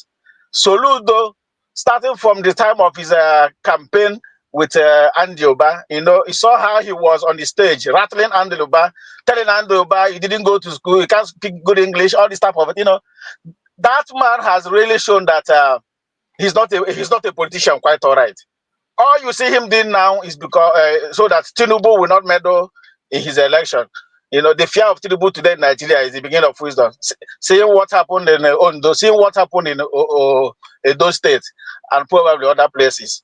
That's why you keep seeing all of them trying to sing praises for Tinubu.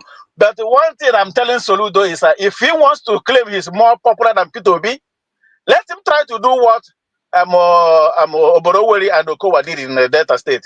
They claim they move with the whole structure. Let him try to move Abga into APC, so that he will know. Only when he succeeds in doing that, he will know that he's truly a politician and he's more than P2B. All we can see about Soludo is we can see all written over him: envy and jealousy. We also saw how he tackled P2B 2023, that he should step down. He's not worried. What kind of a man is that? Instead of supporting your own, you are busy every time tackling him. And P2B, to prove to you that P2B, you are not worried to unstrap the straps of his standards. P2B has not opened his mouth to criticize you. The last time you told him he did nothing, he did not do as a governor. What did P2B? P2B just gave him a philosophical answer. Sir, you are a professor. You are more than me. You well read more than me. I'm a common trader. What I did not do well, I so believe that you as a professor, you are going to do it better than myself. And everybody got talking against Soludo. So this thing Soludo is doing, he just beating about the bush, wasting his time. He has one vote. He cannot move an Umbrellians to vote for APC. Whatever he wants to do, telling people to vote for Tinubu 2027. Abga will vote for you. We are giving our structure for you. He's wasting his time. That when that time comes, Anambra people will tell him that they are wiser than him, that he cannot move an inch, telling people who to vote. We already know where we stand. Thank you very much. As I keep listening while I drive. Thank you, Mr. Paul. Yeah, thank you, Bob. Yeah. Paul, welcome to the show. Okay, Doctor, on the soft side, Mr. Ike accused those people that pray for Tinubu that they are fake pope, fake bishop. That's not fair. Maybe among one of them should have been the pope today. We lost it because we criticized our own. We should have made a pope from them. But Doctor, you see the problem we are having. Some people don't have the skills to be leaders. Some people are good managers in terms of you learn your craft very well. So you know how to manage your department. Yeah, some people are just very good as departmental manager. there is a man called Professor Charles Chukwuma Soludo. He's a good departmental manager. 2004, we saw how Soludo was part of the team, economic advisor to former President Obasanjo, advising in certain ways the way they pay off our debt and everything, the recapitalization that also helped the Nigerian banks today, makes Nigerian banks one of the biggest banks in Africa. It really, really helped from 89 bank to 20 or 19 bank.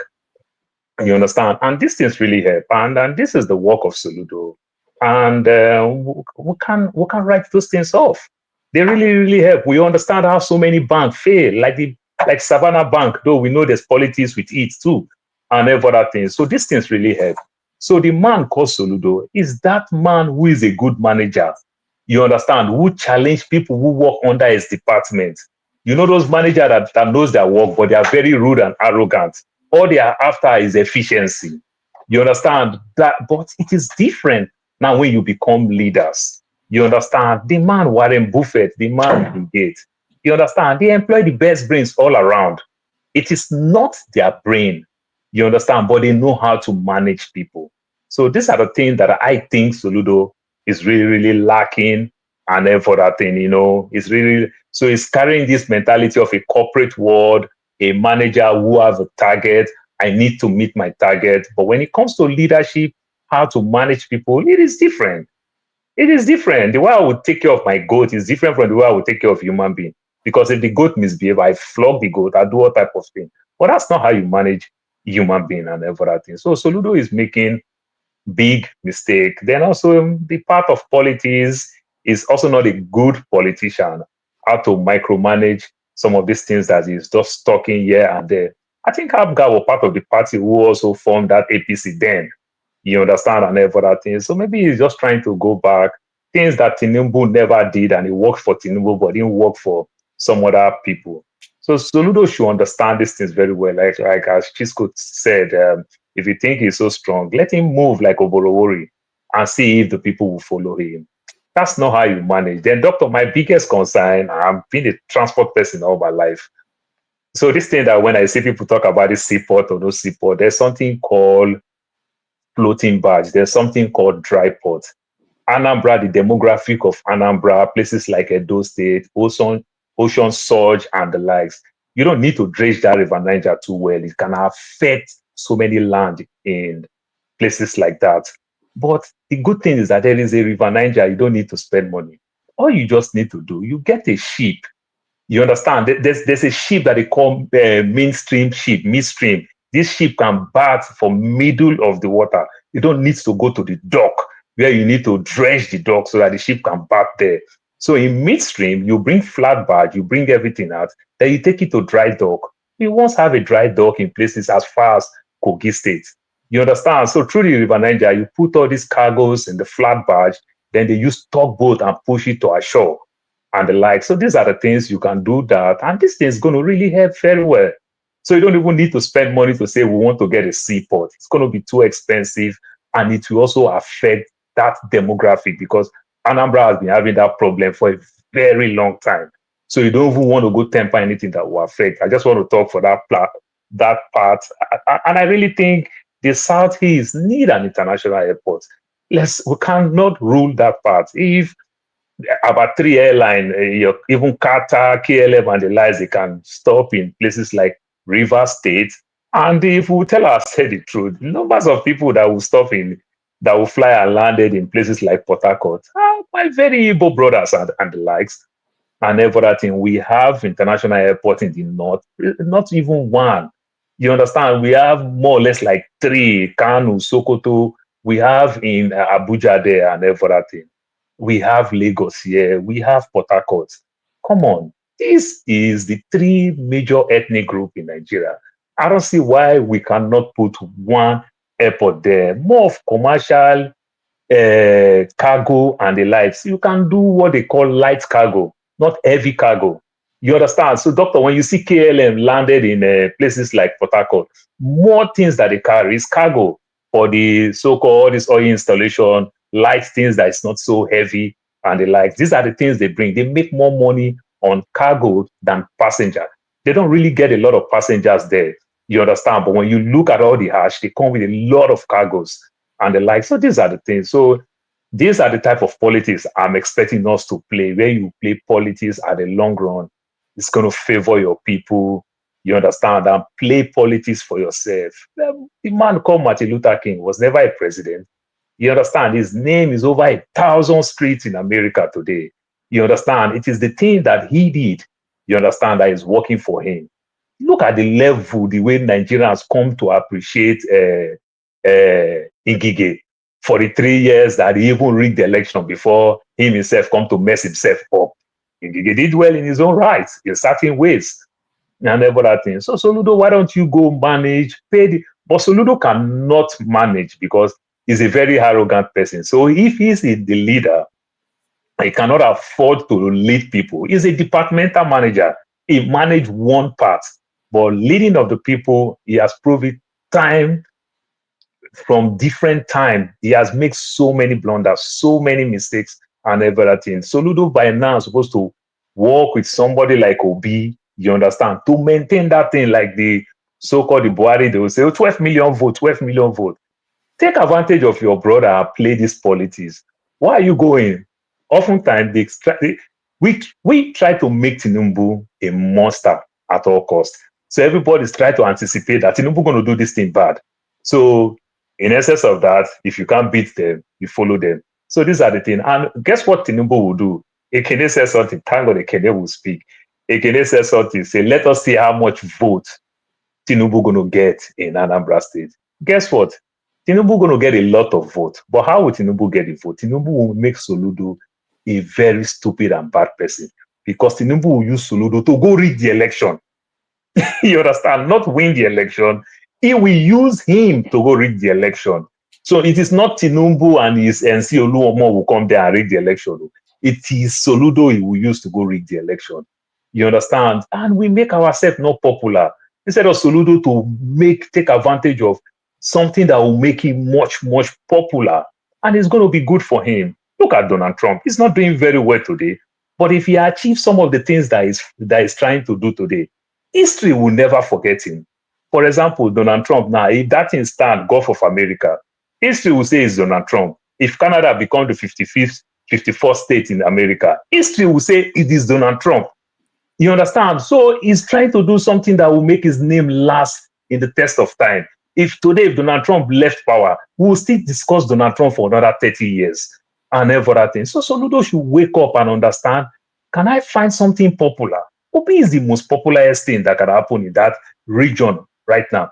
Why don't you tap into Obi than you trying to talk down into Obi? This big man is in unnecessary competition like it's a trophy thing. You want to win trophy. I was watching some funny skit before I stopped. Arsenal lost the game, and some people went to go make their own cup. They just run, go meet weather, make their own cup and spray it. We too will win one trophy. Just do those kind of funny things like that. Take advantage of popular thing. Take advantage of Obi than trying to talk down on your brother. And that region, you understand the way they are. This is not some Fulani region where one person speaks, everybody follow. This is not IBB that feeds 5,000 people, but his son and his daughter is not there eating with the 5,000 people. You understand? The East is not like that. I don't know where Soludo will not understand these things and understand how to play that. I can't trick my people like this. Make yourself popular than less popular. Thank you. All right. Thank you so much, Paul. Let me just announce that tomorrow on 90 Minutes, we have Professor Nimi Wariboko. He's a professor of social ethics at Boston University. He will join us to talk about Nigeria, the economic situation, and his new book. He wrote a book on being a child during Biafra. So he's going to talk about it. For those who may know, this month of May is considered the month that people remember Biafran War, because in May 30th, 1967, the war started. So he's from Bayelsa State, and he has a lot of knowledge about what happened in Nigeria, the economic situation in Nigeria. He used to work at Wall Street. So he will join us tomorrow at 1:30 p.m., 6:30 p.m. in Nigeria for interesting edition of 90 Minutes Africa. So if you can join us, that would be wonderful, Professor Nimi Wariboko, tomorrow. All right. Let's come back. I don't know. There's someone that joined us. Oh yeah, AY. AY, before you speak, let me play this video of P2B speaking, which triggered people to respond to him, including Nababio. So let's watch.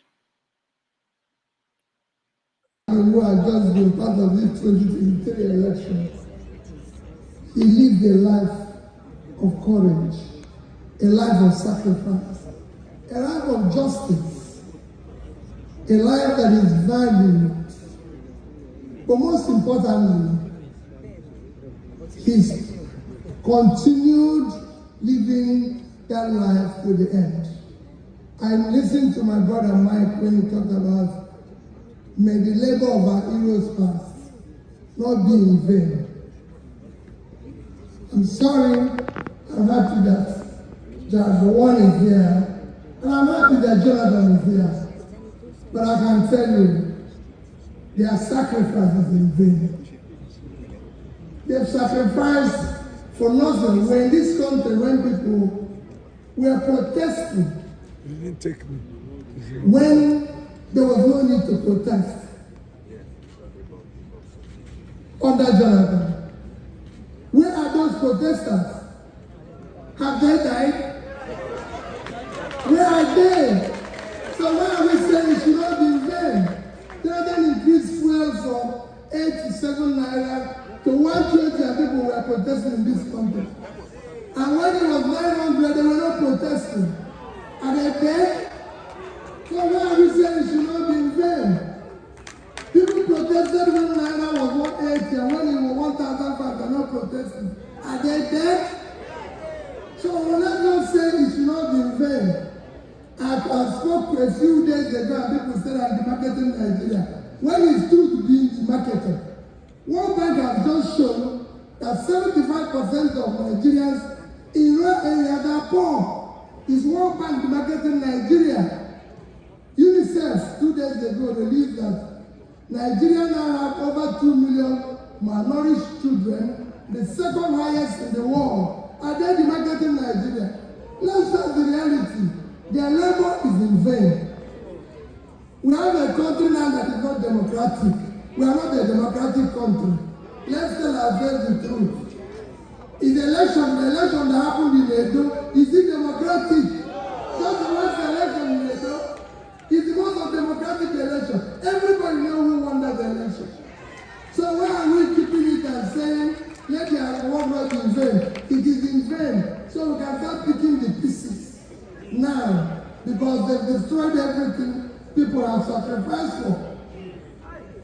Look at what is happening in Nigeria today. Above all, Jarabawan, you sacrificed everything. The country people sacrifice has turned into a crime scene. All we do today is stealing. You know, and we have to do something. All we need to do, he lived a courageous life. May God Almighty that called him home grant him eternal rest and grant us the courage to look into what our Father lived for and start picking our pieces. May God bless all of you.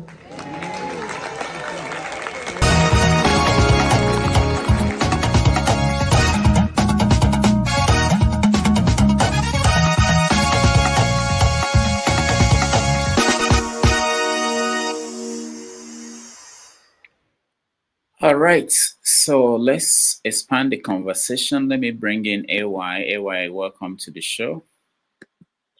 Hey, Rudolph, good afternoon, sir. Yeah, how are you, man? Good. Good afternoon, everyone. Yeah, I heard you looking for people from Anambra. I said, I thought Rudolph's from Anambra. Are you renouncing your Nigerian citizenship? No, I'm moderating. Yeah. So on a more serious note, this issue of the politics of Anambra, right? First of all, Anambra get us confused right now, because sometimes Some of them will say, oh, Soludo is doing a good job. I've listened to CM analyze some of the projects Soludo is doing. Some of them, I don't know if because they are dissatisfied with the way he attacked Peter Obi, they don't want to see anything good in Soludo. The one that really get me AY, I'm so sorry, just to let you know, Soludo and CM, they come from the same village. Okay. The one that really get me confused is when people are referring to Soludo record with CBN. To be honest, Soludo did well as a CBN governor. You see, one thing I want us to, we should learn to stay on fact. Even if we dislike somebody, you got to call out if the person is doing something good, give credit to them. It's just like, that's why I dislike Wike. I've heard Wike is doing some very nice projects in Abuja. I don't know why we are not like that, unfortunately. But I think we should learn to speak to fact, to at least, you can not like the person, but it doesn't mean what he's doing is not doing it right. What is Soludo doing right in Anambra State? Hold on. I don't know the state of things in Anambra, what is really going on as regard the project is evolving. So I know Rudolph traveled recently. I would expect him to give us some clue if he knows. He's a journalist. So I will really leave that for an area, I will. But here is what I'm going to discuss. The way Soludo attacked Peter Obi, especially even before 2020 election, it's uncalled for. It is very unnecessary. To me, it sounds like they have some personal issues.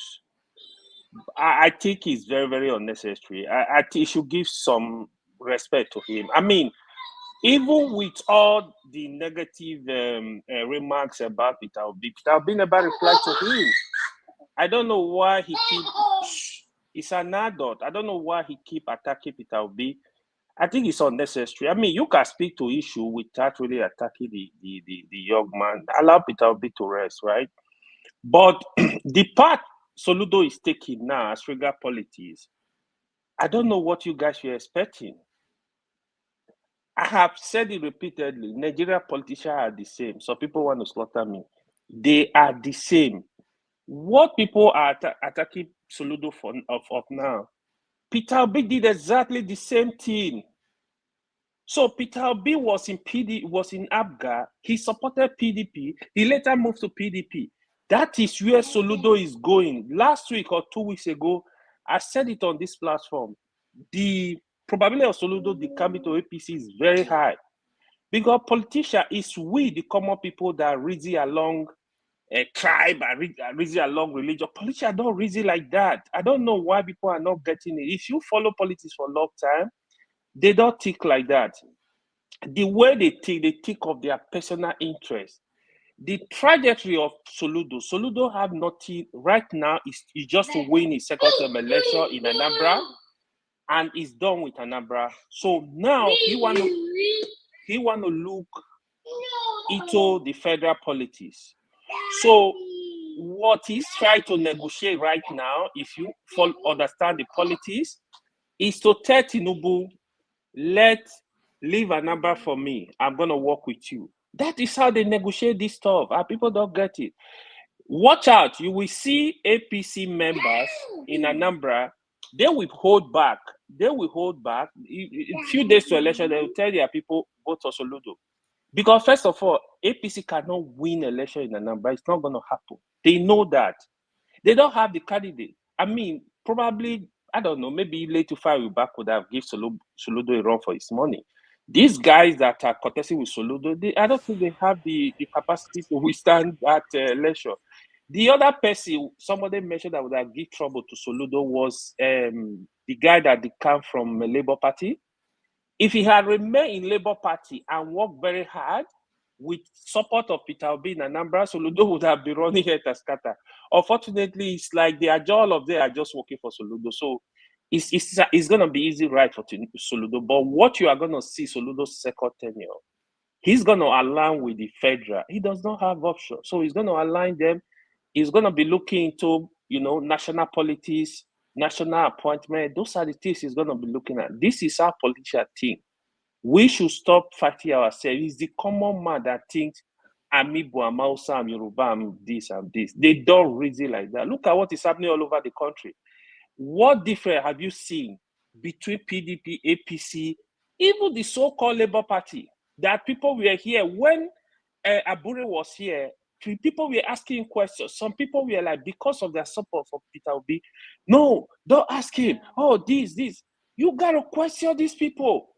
Go to the House of Rep, go to the Senate. Labour Party, almost all of them have decamped to APC. Few of them decamped to Labour Party. That is expected. Nigeria politicians, there is no ideology. They are the same. The earlier you know that, the better. My only pain is how they don't care about the common man, about the ordinary people on the street. That's just my only pain, nothing more. Thank you. All right, Ewa, thank you so much. Let me just point out before I go to Benson, we had Val here, who was the candidate you were talking about, who left Labour for APC. And during that interview, he said that all the governors of Anambra State, that they've always gone towards supporting the government at the center, even though they may not come up openly to say that. That the reason why he's going, one of the reasons is that he wants to be now directly at the center. Go ahead, Kenny, go ahead. Yeah, but Val's state claim was not right. It was wrong. It's wrong because I know why he stated that maybe when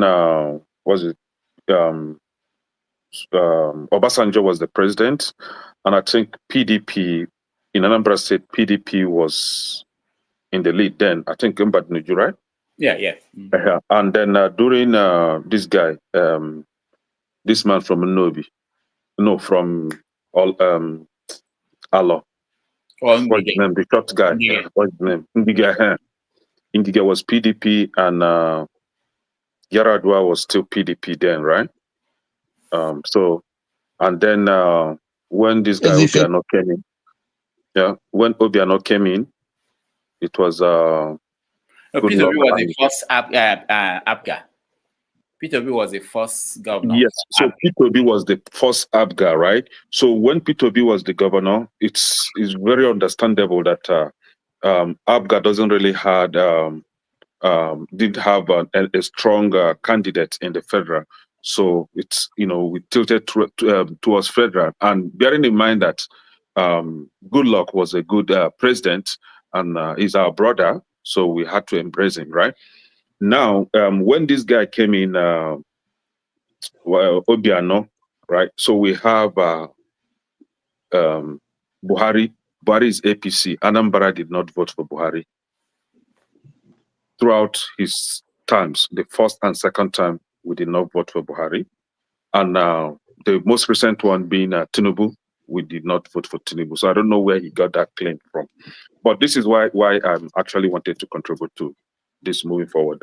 Somebody made mention that he saw what Soludo built in Ekulobia. And I want to ask, what is the economic benefit of a flyover in Ekulobia, right? We have a lot of flyovers in Port Harcourt that as we talk today, currently, they are not functional. The flyover is just occupying space and causing unnecessary traffic in Port Harcourt, right? So we have a similar one in Ekulobia. I don't want to really know the traffic, the severity of the traffic in Ekulobia that necessitated that flyover. No economic benefit. So that is a zero project. A project for aesthetics only, just for the eyes to feed on. Now we have Soludo. Somebody is saying that I think AY was saying that he thinks that Soludo is having personal issue with Obi. No, not personal issue. Soludo is a boy, like a errand boy for those gangsters in Anambra State. So he is just doing what his masters instructed him to do. And I'm calling names. Ateze, he's his master. And Ateze doesn't like P2B. Ateze is against anything that has to do with honor, anything that has to do with due process. He's just a backyard kind of a man. So he's against P2B because P2B stands for transparency, and that is not how they live their lives. So there he is now using his boy, which is Soludo, to attack P2B. We know them now. You know what happened recently? With Innocent Motors, he went and destroyed Innocent's property without prior notice, or even if they gave them notice, just I don't know, but they claim that there was no prior notice, right? He destroyed that because he knew that Innocent is standing with P2B. So anybody that is standing against with P2B, Soludo will be against the person. And that is what is happening in Anambra State. Have you also forgotten that Anambra State used to lead in the WAEC, but today Soludo is bringing Anambra State down in WAEC exams. And again, somebody was saying that instead of P2B, I think it's KJ, instead of Soludo to ask for projects for the people of Anambra State, I think Paul, virtually everybody, asked for that. Instead of Soludo to seek for project in the east, southeast, he was just busy saying other things that really, really is heartbroken. Now we have the ongoing concessioning of federal airports in the country, about 5 airports in the country. Only Anambra State has 80 years concessioning deal. Are you sure And that? yes, let us tell us, because they told us that Lagos State, the Murtala Mohammed Airport, and then the Kano Airport in Abuja, they both has 20 years concessioning deal. But why is that of Anambra State still hidden when there is already a rumor going on that it's 80 years? Then the federal government came out and said, no, it's a false claim. What is the real claim? We want to know the truth. But we know that Lagos and Abuja is 20 years. What is Anambra State's stand?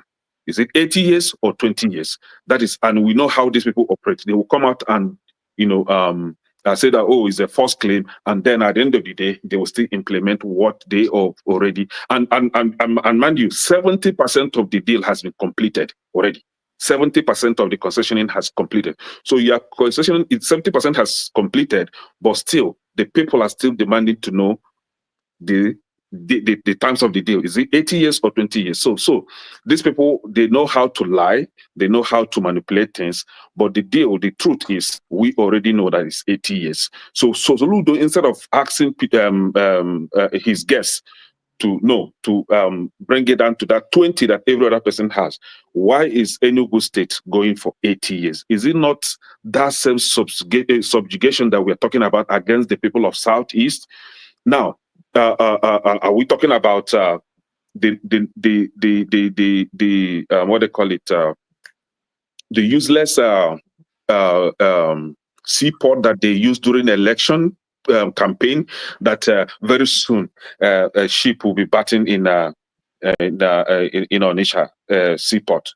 They even shared a tracking number, I think dock receipt of one useless or non-existing ship that is coming from China. I told them these are all lies. Today, no ship has battered in that Onitsha port.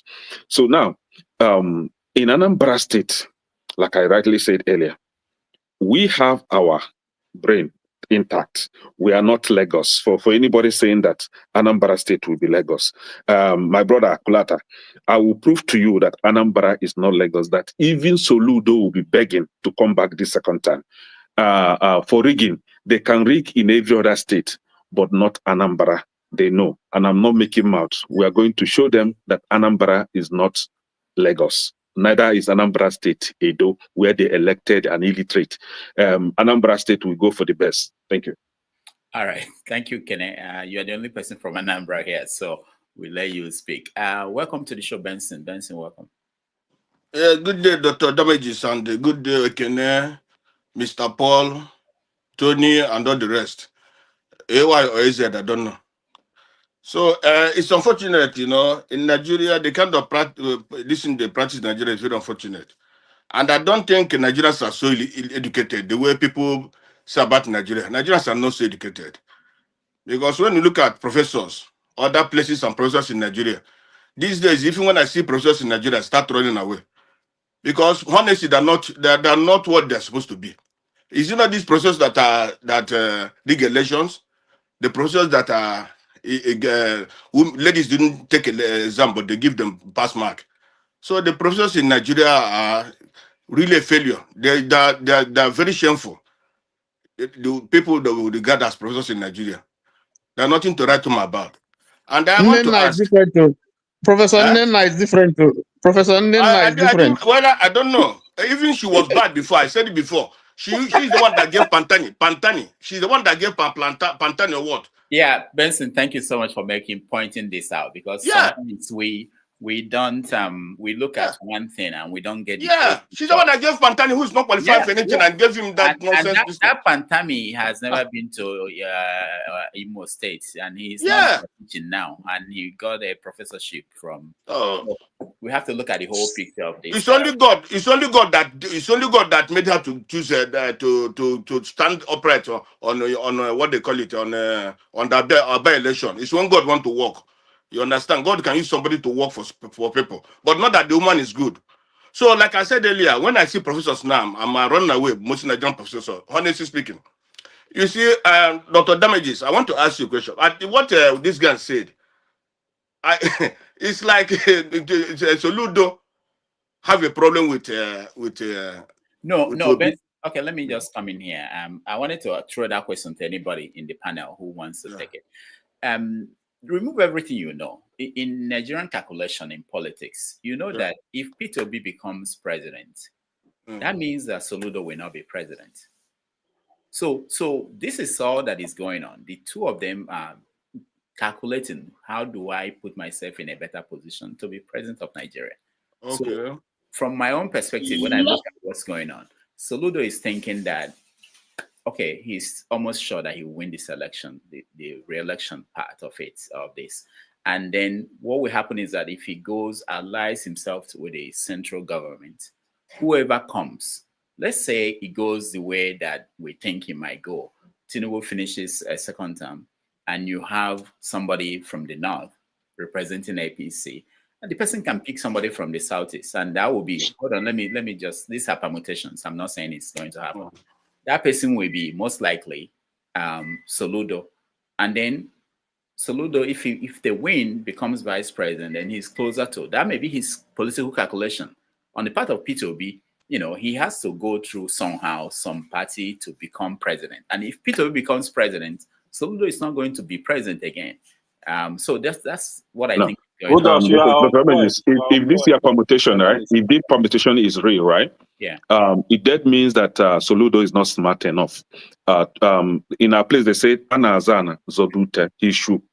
Successfully, I mean, I don't want to bite my tongues. He should manage his governorship position very well first, so that the people will see what he has rendered for the people, what he has done. And then they will now trust him further to electing him for the presidency.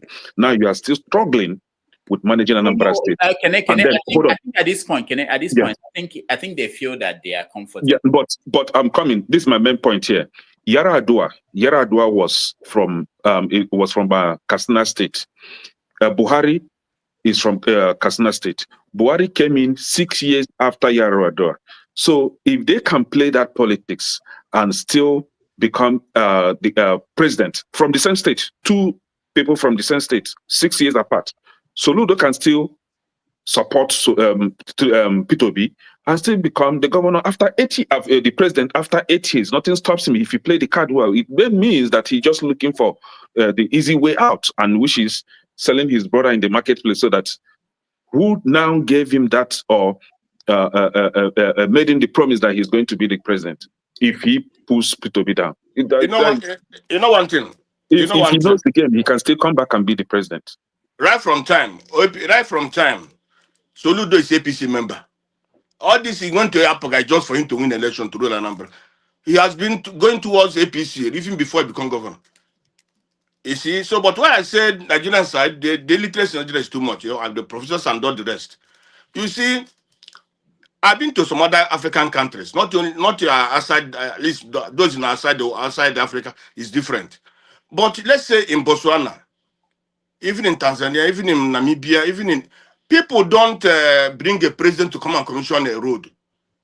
Even there's a national road, or even the government build a road in Namibia. You don't see the president or minister coming to commission that road. You don't see that. It's only in Nigeria you see commission of road. The money that they used to come and commission that road is they will build another road for that community. That is nonsense. Nigerians are which kind of illiterates are we? The people who see senators, they bow for senators. In other client, you don't see nobody sees senators and bow for them. Senators, like say Namibia as regard them are those who are working for them. They don't look at them as human beings, as people who are what they don't. That's why what is happening to Nigeria is happening to us today.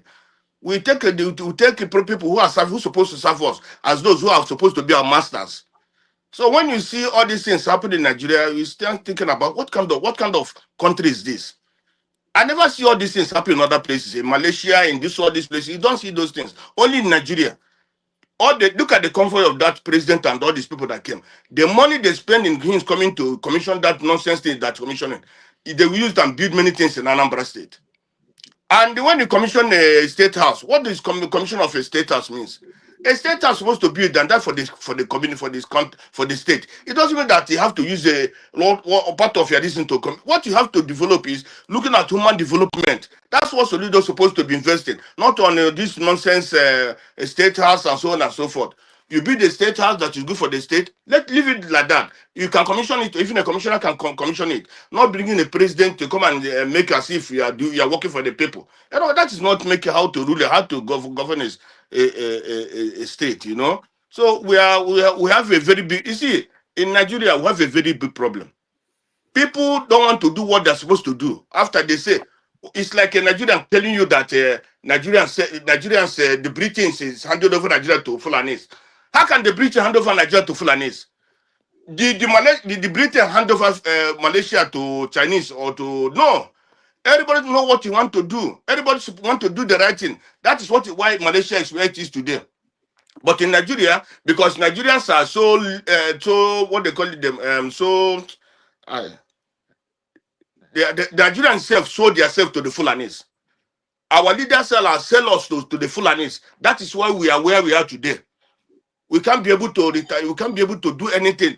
The Satanas, okay, look at now. The Satanas, for example, look at the trial of Nandekan.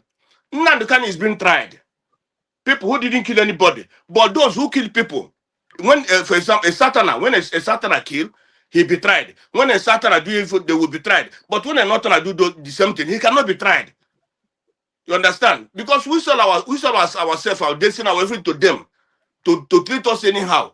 As a Satana, even a southwest, southeast, or south, how do we a Fulanis or Fulani terrorists, when they kill people, they are integrated into the society, even being simple to the army. But we the Easterners or we the Southerners, when we kill or do anything bad, they try us. So as a Soludo, as a human being, as a professor, he's not supposed to be ashamed of himself. He's degrading himself or no, belittling himself that his brother is being tried. But while others that did the same thing that his brother did are not being tried. Instead, they are giving a big honor to Tinubu. Tinubu that don't like Igbos. Tinubu is one of those that doesn't like Igbos in Nigeria. If Tinubu see how Igbos can be quiet, he would do it. So all this nonsense that the Igbos politicians are doing as of now is very, very unfortunate.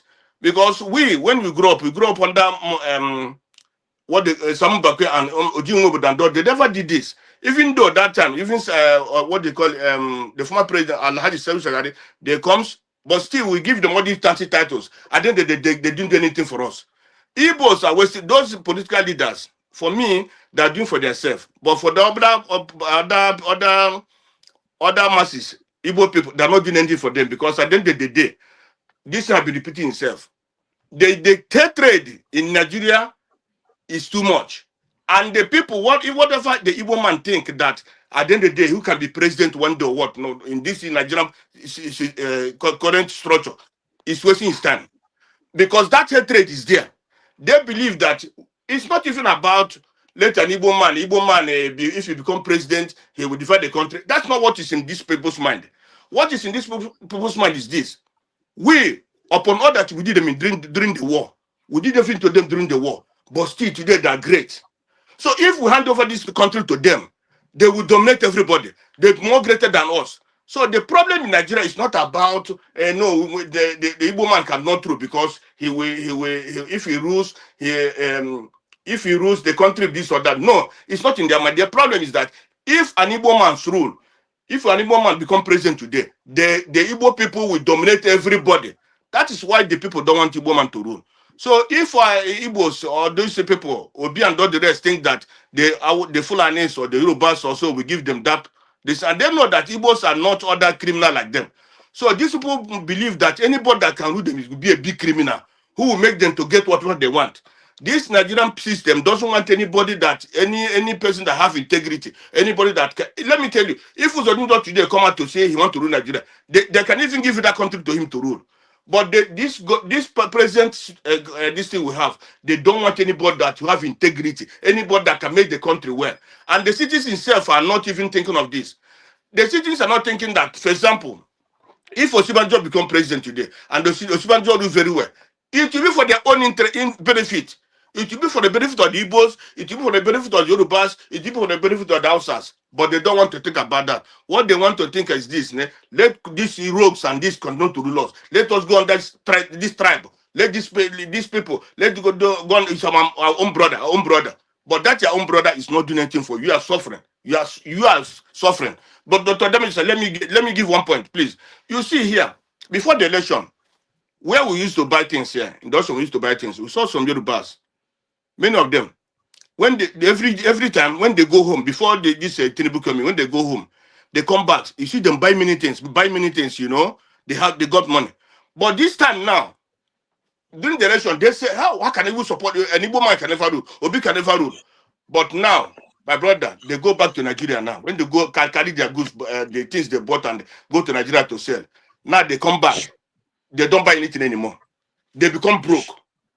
Now they are regretting why they voted why they supporting Tinubu that time. So that's the problem we have in Nigeria. This is my tribe, but you know that's your tribe. Like what Kenneth said. Kenneth said, if I know that my brother or my tribesman is good, I will support him. But if I know it's not good, there's no way I can support him. And the same thing with me. Thank you for giving me this opportunity. All right, thank you so much. For your contribution, Benson. Let me just hear anybody else who thinks, if there's anybody here, about the permutation, what is behind this Obi and Soludo conflict, if we can call it conflict. If it's not just two people who are trying to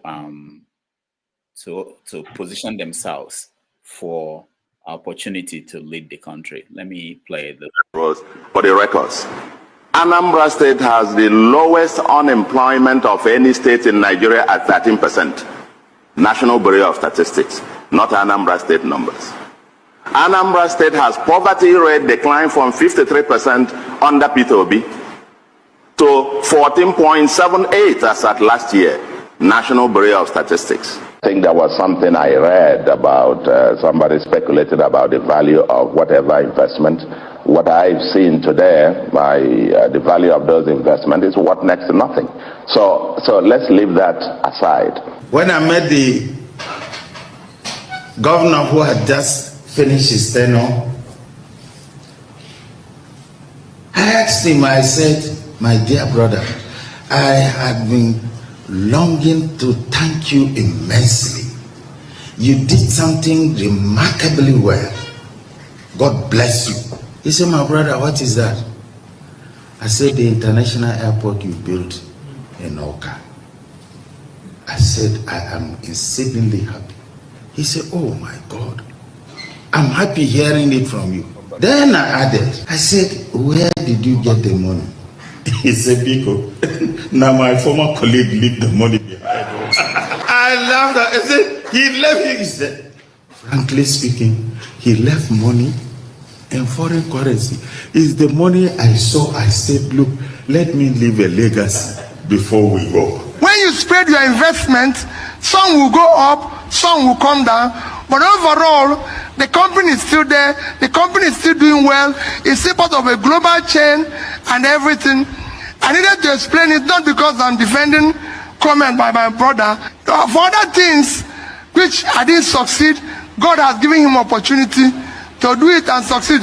For me, if there's anything pending, governance, you don't finish. People are still in government in America. So you stop where you stop, other people will continue from there. I don't look back. It's the governor of my state. All right. So this honorable Soludo with conflicting species. Hold on. Today, tomorrow is there. A lying tongue. Let me hear from Tony. Tony, go ahead after you, Kate.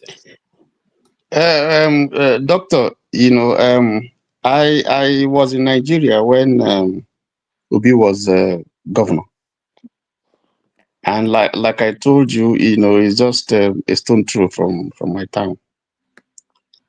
We have to be honest when we are analyzing some of these things. Obi did well. I mean, yes, Obi, I am Obi's fan. Obi did well. Because we go to Onitsha to go and buy things, buy food, buy, 5 minutes, you are there. We knew the challenge that Obi met when he became governor. And by the time he finished his first term, I mean, you could stay in Upper Iweka, by 6, you won't fear anything. So, I mean, the problem we have in Nigeria is, because we play dirty politics, we don't give credit to whom credit is due.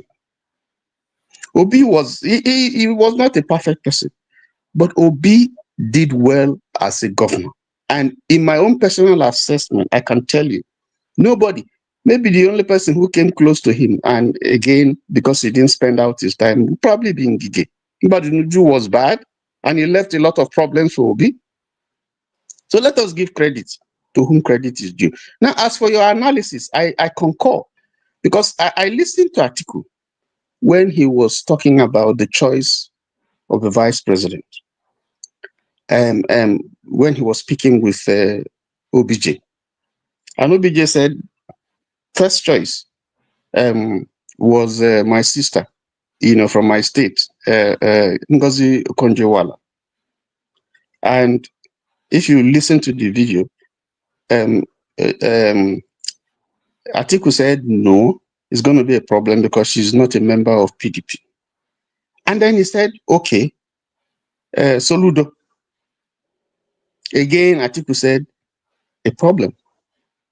And then now said P2B. So you can see, from there, you can see clearly that there's a rivalry.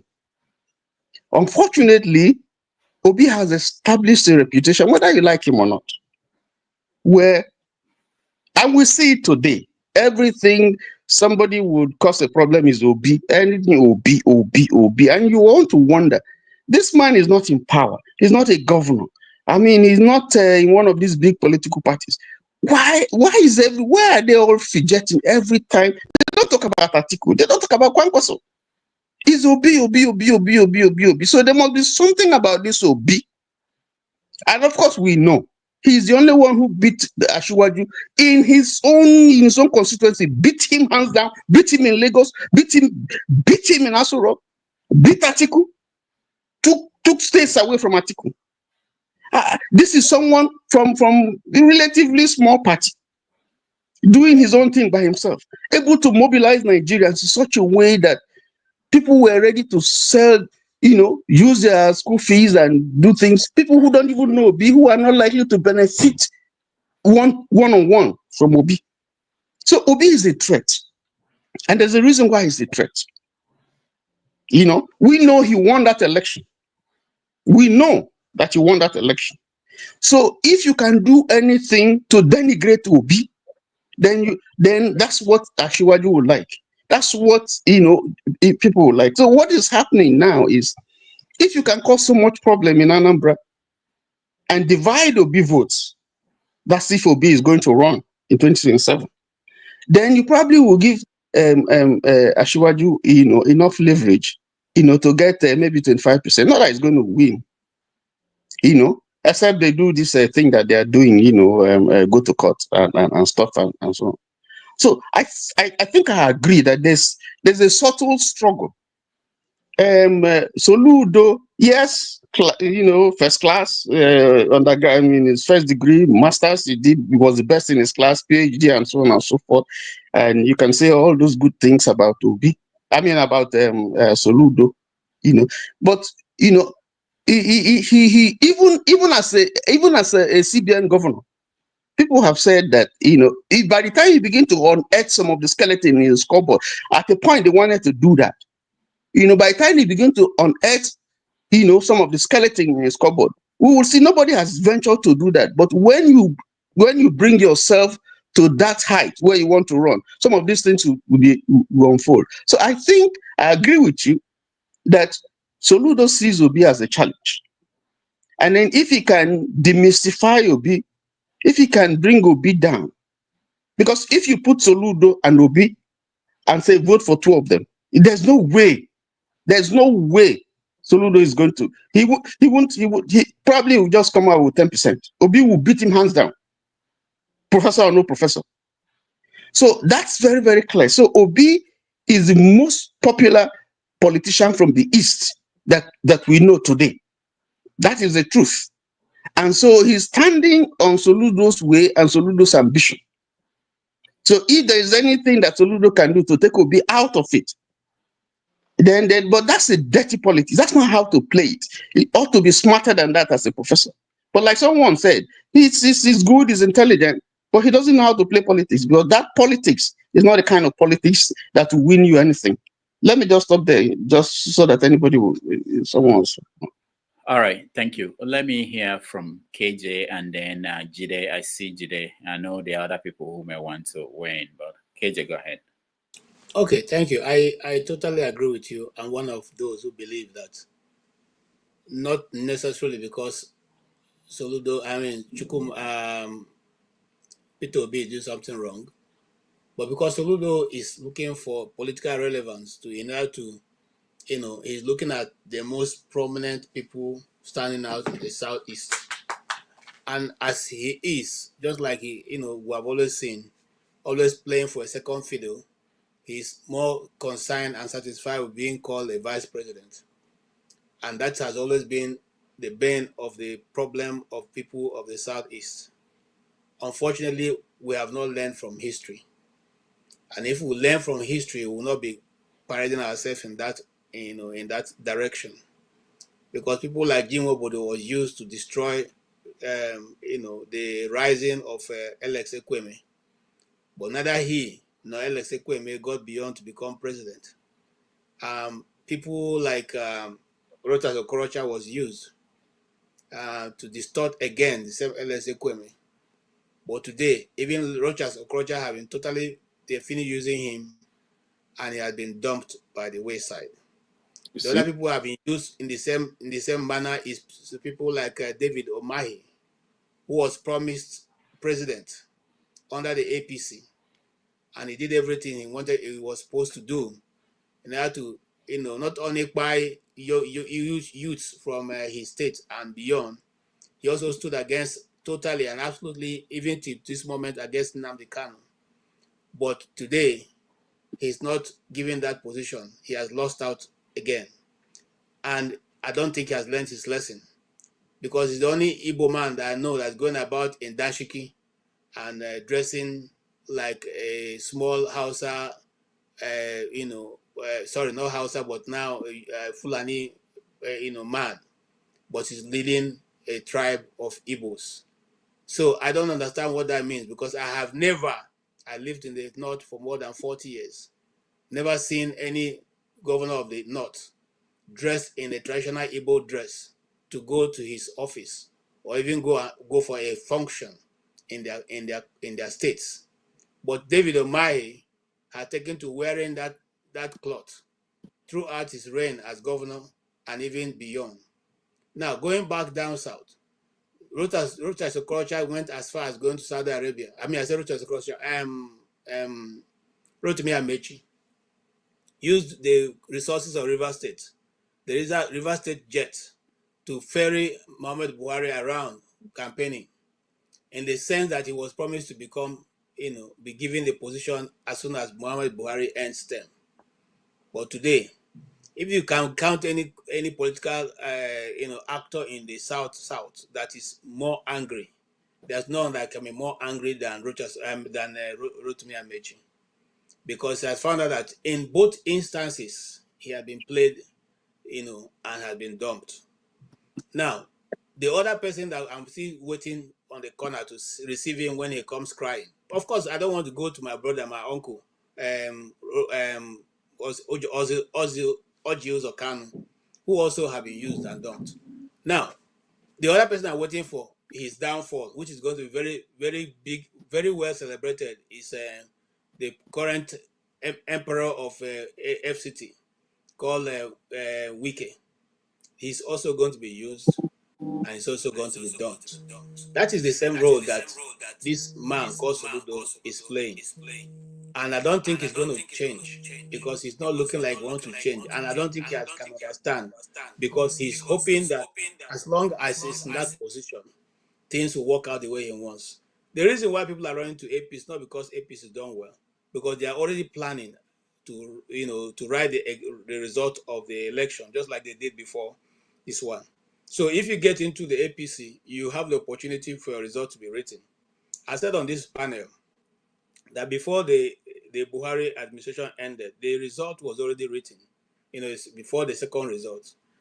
I said, I know somebody whose laptop was used for that, and they kept monitoring the individual. I don't want to call the name, whether he or her, both the house and otherwise, to see if you have any contact.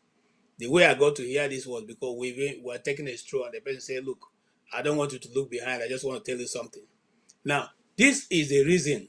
This is the reason why they're all going. Maybe for somehow now they know that this man has captured the winning trick. So now if you move to that place, your result will be written and kept. No matter what happens, you'll be rigged in. It's not because the people are going to vote for them. If not, why will any crazy person go to Delta State and say you want to be an APC governor when the state has never voted for APC? Never, except PDP, throughout their electoral history.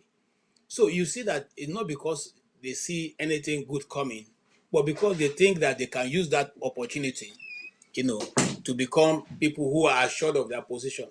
And that's the same thing Soludo is doing. On the position that he's thinking that I agree with you, if Peter Obi becomes president, Peter Obi will have 4 years and also maybe 8 years in continuation. And so Soludo, will not be able to come to that position even after Peter Obi has gone. But I want to let him know something. We Igbos may not agree all that, want Peter Obi to contest against us, but we Igbos support me, and let me just say we. Even though Peter Obi have been too, why, sometimes I say I'm not his this because I know he's a gentleman like myself here.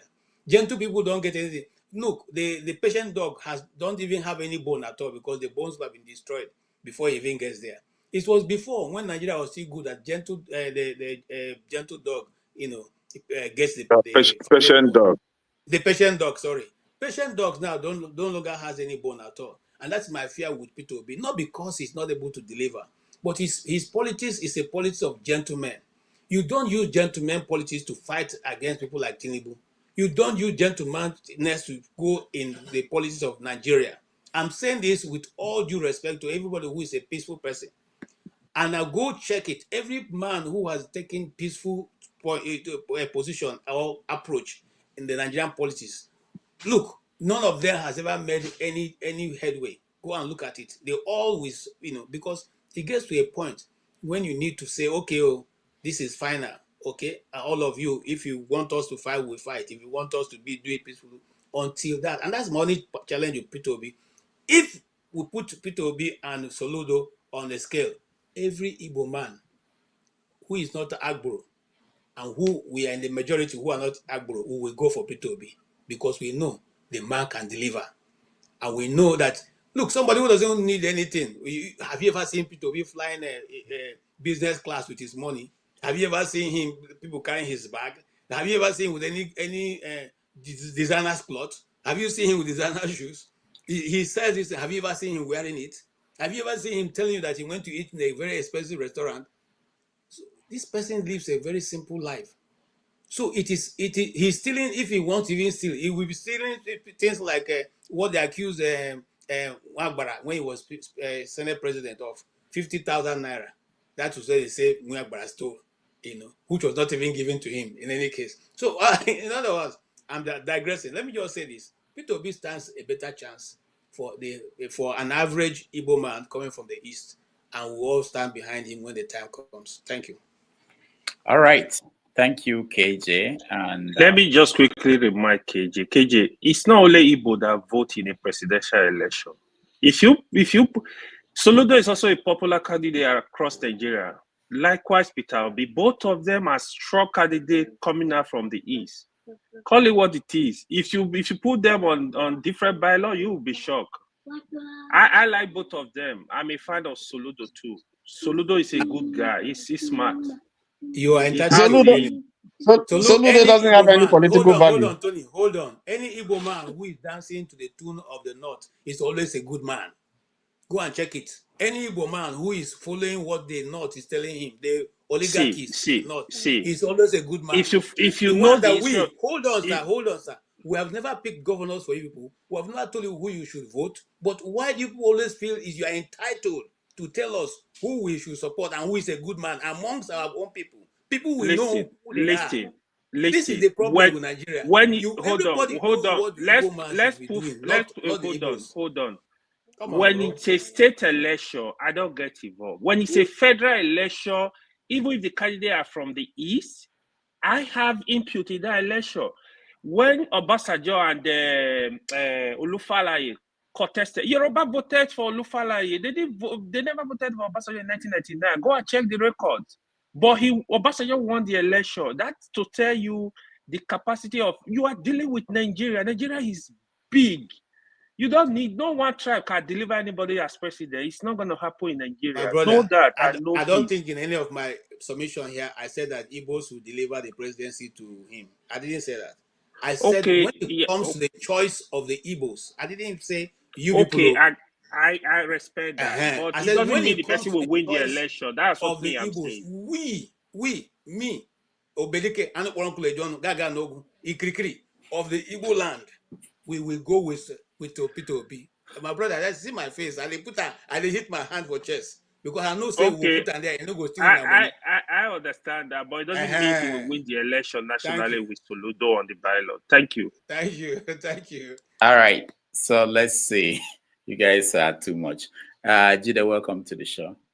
Thank you so much, Dr. Damages. Good to see you. Nice good to see everyone on the panel and everyone listening and on the comment section as well.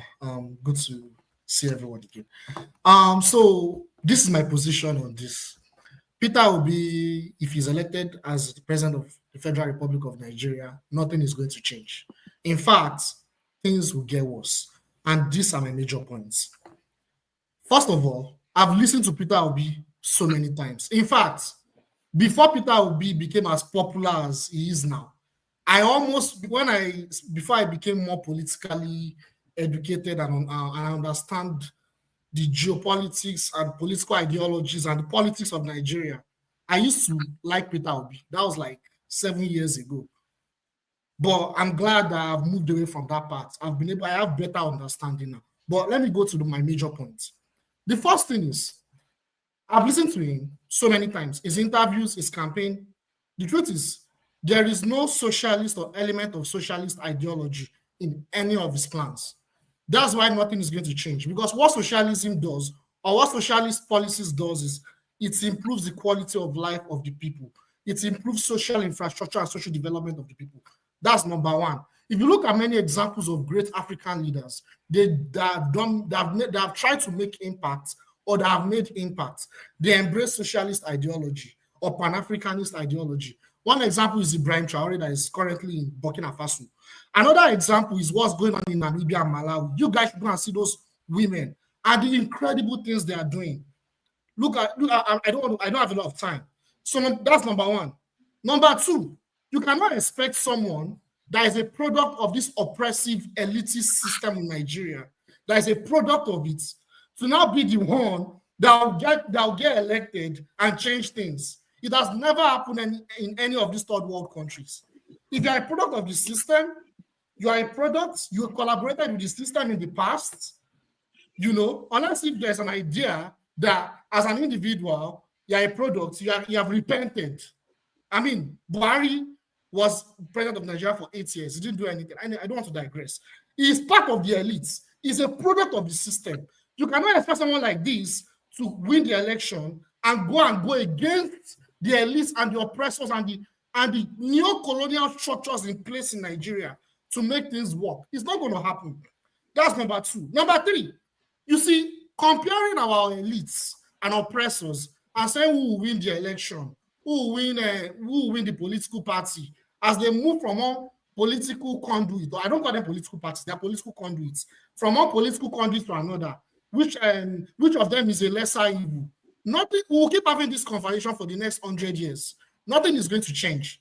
So that's my third point. My fourth point, someone said something that Peter Obi is currently the most popular or one of the most popular politicians in Nigeria. Well, maybe that's the case. But if you look at the issue, when we talk, the problem is that a lot of us, when we talk, we don't look at issue in a deeper context. We've had MPO Abiola, was probably more popular than him. But in reality, MPO Abiola was a product of his system. He played a role into why Nigeria is what it is today. But the truth is, if MPO Abiola had won that election, nothing was going to change. We can be emotional, but that's the truth. What's the name of this guy? Buhari. Remember the time of change. Maybe we've forgotten the time of change. Have you forgotten? Jonathan was a bad president, right? Quote unquote. He was a bad president. We voted in Buhari because he said, oh, when he was a military head of state, he fought corruption, he fought the elites, and he would make things work in Nigeria. He had great plans for the people of Nigeria. We saw what happened. That's my fourth point. My fifth point, which is very important, I wanted that to be the last. You see, a man that is a Western puppet, a neo-colonial puppet, like I said, is a product of the system that has been documented clearly. These are documented, there is even documented evidence. We can be emotional how we want of having offshore accounts. Let me even read one of those. Gabriela Investments is one of them. Oh my God. Next International Limited in the UK, British Virgin Islands, all these territories in the West. This man has offshore accounts. There are allegations against this man that he has offshore accounts, in those countries. And when he was interrogated, he said it was for personal reasons, for his family and for estates. That he's a businessman, he's into real estate or something. But the point is, all these investigative media platforms, they cannot just go and make false allegations. He has offshore accounts, and there is a linkage between incompetent African leaders, Western imperialism, and neo-colonial structures and offshore accounts. There is a huge linkage. I don't want to go into it, because if I go into it right now, I'll spend another 1 hour. I'll stop there. All right. Thank you, Jide. And, I like Doctor. Yeah. Can I say something? First of all, okay, Tony, go ahead. After you, Paul, go ahead. Okay. First of all, I have a question for Jide.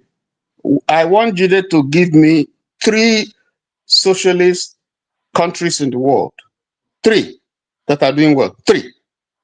Thank you so much. Thank you. So when we talk about socialist countries, it's very subjective. But I'll give 3. China is number 1. Russia today, that is now, its slogan is, the foundation of Russia itself is communism, socialism.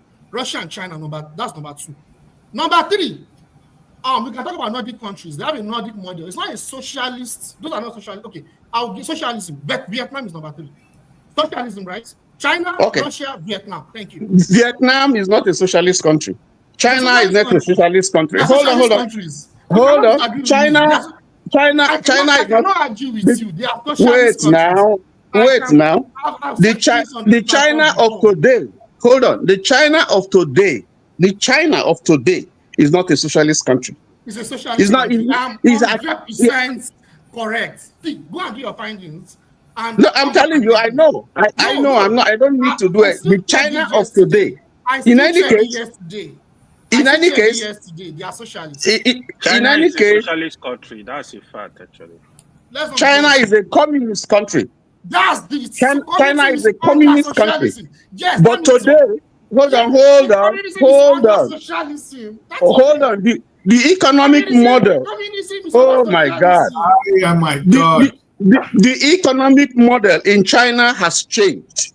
That is a fact. But apart from that, let's just look at the things that you said.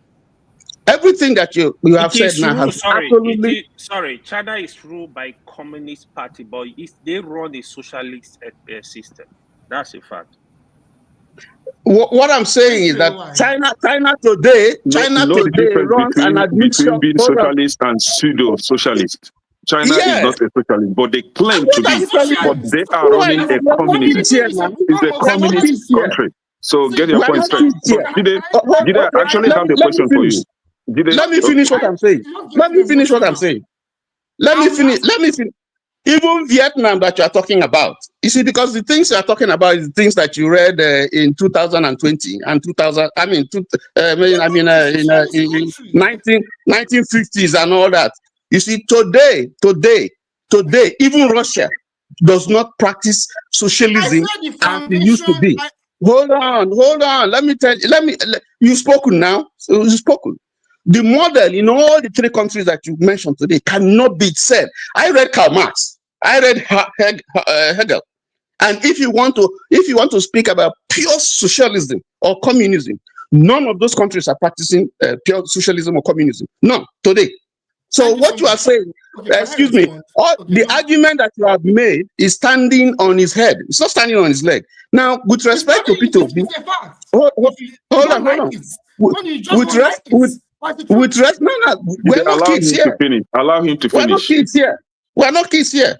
We have access to these facts. Okay, so let me tell you, you need to go and study what socialism in its pure form is. Go and study it. I know it. And then study what welfareism is.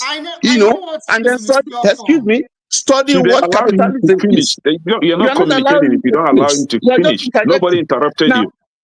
Now, with respect to what you're saying, you are entitled to your opinion, and I respect your opinion.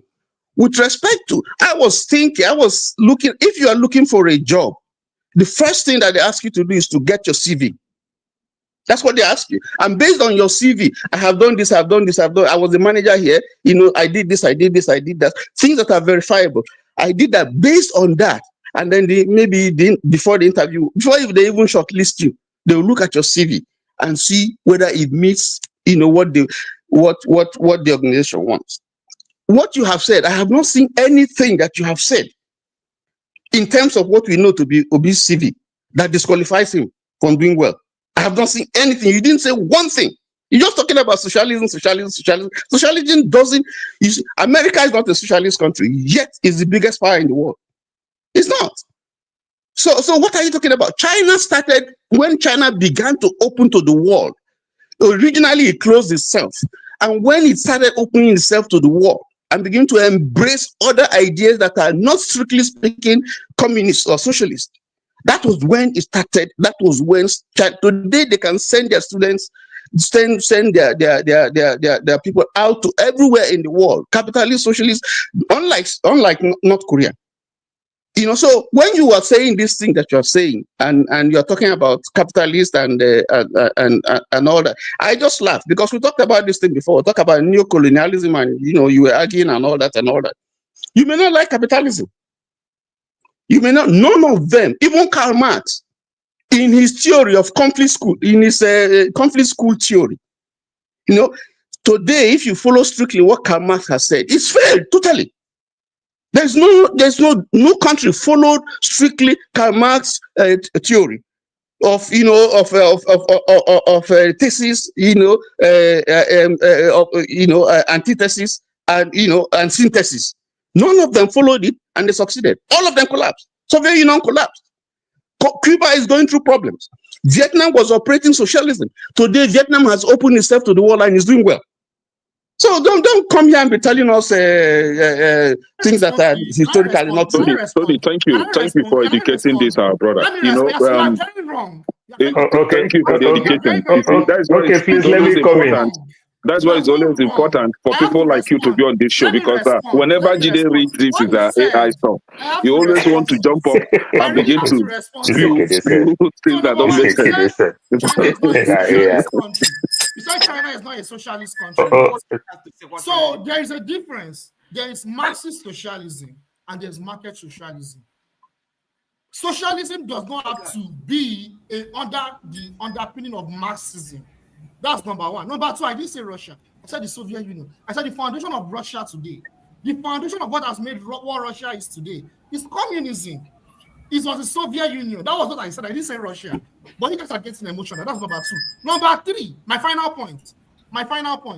Vietnam, it's not a matter of this. It's not a matter of it's opening itself to the world. They were under over 30 years of war by France, US, and their proxies.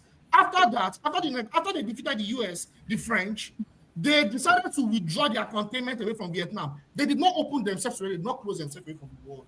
It was the US and the West that contained them to prevent them from developing. Thank you so much. Brother Jide, you are spilling fake news. I have a question for my Jide. I have a question for Jide. You are just spilling false and fake news. You don't like what I'm saying. So it's fake news. Thank you. Okay. We are going to go to Paul. We have to round up on this. Doctor, okay. Let me just we have to round up on this topic of Obi and Soludo and Tinubu's. And then I just want to let people know that Forefathers is not able to join today, or at least for now. But I will round up my segment and hand over to KJ, who will continue until the ladies are ready to come on with their show. They have a special show today, tribute to our women, and Dr. Dama will host as usual. There's a chance that Forefathers may join later. If he's able to, he will take it to the ladies' show. So that's why I'm still here at this point. But KJ has agreed to help me to continue, and then the ladies' show will come at the normal time. All right, Paul, go ahead. Okay, Doctor, you see, I'll touch this Southeast a little bit and touch this Socialist too a little bit. So the Peter Obi and Professor Chukwuma Soludo issues, it is simple. Originally, the way Nigeria understand these geopolitical zones and everything, it's not the 6 geopolitical zones like we always call it. It starts with just 2, say North and South, before it becomes the 6 geopolitical zones. But every time when the rotating itself is coming up, it comes with only 2, North and South. And coincidentally, there's 3 major ethnic groups, the Igbos, the Yoruba, and the Hausas, as the case may be. So if an Igbo person is coming, must first of all take care of the South-South and the Southeast. Sorry, the South-South and the Southwest. If a Southwest person is coming, must do everything within their reach to first of all do that thing that they say charity begins at home. How do I take care of my Southeast and my South-South people? That's the card Tinubu is trying to play today. And every other thing, because you want to take care of your home, then you know how you're going to get a popular candidate from the North so that you can take some votes there. That's how you strategize. And then Buhari even tried it in different times. Pick some fantastic people from the South too, when he was contesting as his running mate and everything. So today, if you pick a Peter Obi and a Soludo today to first of all start what I call charity begins at home, Obi will easily take South-South. Obi will take Southwest much, much better than the Soludo. Because election at the end of the day, if we come out this rig, this funny nonsense thing that Tinubu is playing, that strategies of rigging and everything, it's about popularity. Obi is more popular than all those people. We can see what happened with JAM. How many people get up to 200 cutoff mark and everything? When they put the right system in place, people can beat the system. Everything show itself. Obi is more popular than this guy, you understand? Then when you go to the North, Obi is patiently and is doing tremendously, selling himself very well in the North. So I think Obi is way, way better than Soludo. So if there's anything Soludo will do is to bring down the man called Obi. That's what he's doing. Then when we talk about this socialists and everything, socialists at the same time, when you call socialists, there's no way you cannot call welfare system and everything. So when you talk about GD, when you talk about Vietnam, you talk about China and Russia, these things makes me laugh. You understand? When I went to the UK, I saw my friend wife, she worked only 2 times a week. You know, she said if she work more than 20 hours a week, her rent's going to go up to like £800. So she work only 20 hours a week and she's paying £87. Benefiting from the system. The government nearly own nearly all the properties in UK there and other things. They benefit from the system. The same people who trick us not to benefit from our own system, they give back to their people tremendously. You understand? People go. The food bank that we benefit here, people collect food everywhere, the poor states and everything. They live on food bank like the vice president today in America. Who do you think fund those food banks? This fund is coming from the government. These are socialist program. America, we are crying today because government is not investing heavily when it comes to our healthcare and everything. Other maybe they give to senior citizens and young kids who are anyway a good percentage of them may be healthy at the day they were born and to age 22 as the case may be. And everything. These are socialist program. You understand? But when they want to deceive us, they just make you understand, oh, you don't get anything from government. Like Tinubu says, this one gone, this one gone, this one gone. People benefit of these things. The government funds schools. The government funds so many things that people benefit in this part of the world. These are socialist program. They might tell you that they are doing capitalism, but the thing that can affect people tremendously. I don't think people get those socialist programs that Jide is talking in places like Vietnam. I don't see those people who want to run and do everything to get a visa to come to the US. And then, but I think, yeah, you might say certain things, maybe government owns certain things like Russia, government hold, but we are talking about benefit, not only own some of those things like it is in Cuba and the likes. And we all know why Cuba is doing what they're doing because of the America and the Russia proxy war that affects Cuba, and Cuba stand their ground. You understand? So the socialist program, they benefited in Canada, where you hear healthcare, you hear all these things. You see the same thing in Germany. These are socialist programs. These are popular programs. Like I said, in politics, the people directly benefit tremendously. You get all the Section 8, like they'll call it in America here, when poor people get all this benefit from government. The UK will call it council house and everything. Sometimes when you started growing above the ladder, we started nagging. You understand? How come am I paying all these taxes? People who don't pay taxes who get all these benefits. Their kids tend to go to school. You understand? Will benefit certain things. My kids go to school, primary school. I pay for food because they say I make too much money. You understand? And the man who have 9 kids and everything, their kids go to school. They don't pay nothing.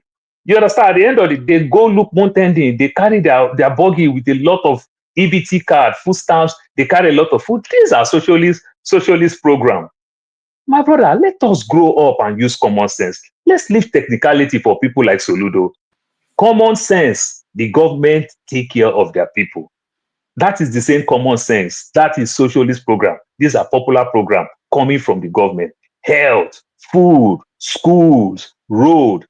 You understand? When they ask, sometimes we mock ourselves as an American when we talk about the rail system in America. When they asked Eric Adams, the mayor of New York at the time, the guy said, the train that you see in New York is highly. You understand? They subsidize it. So all you need to benefit from that train is to move it from one point to the other. It is not luxury. Which to some extent I agree. If the train is working and they move it from one place to the other, I know how many cars have changed here in Arizona. But in New York, people who have one car, they use it for many years. Do you know why? Because they use the city bus. They use the train. They use everything. You understand? And it's highly discounted. You understand? That is called subsidy. These are socialist programs. But when they deceive us, they tell we to take everything that people benefit. My father, they literally went to school. They so much enjoy it. When you find that many of our parents, in their own time, all of them want to be a teacher because they so enjoy it. Who want to be a teacher now? Is it not because you can't compete in the corporate world? That's why you want to be a teacher? And everything. So let's grow up. So the socialists, the people who tell you all this Marxism, tell you all these things and everything, they practice it. but they just pretend. It's in our Just face. a quick one, please. Well, 30 seconds, please. Thank Let's you. not confuse something here. There is something we are really confusing here.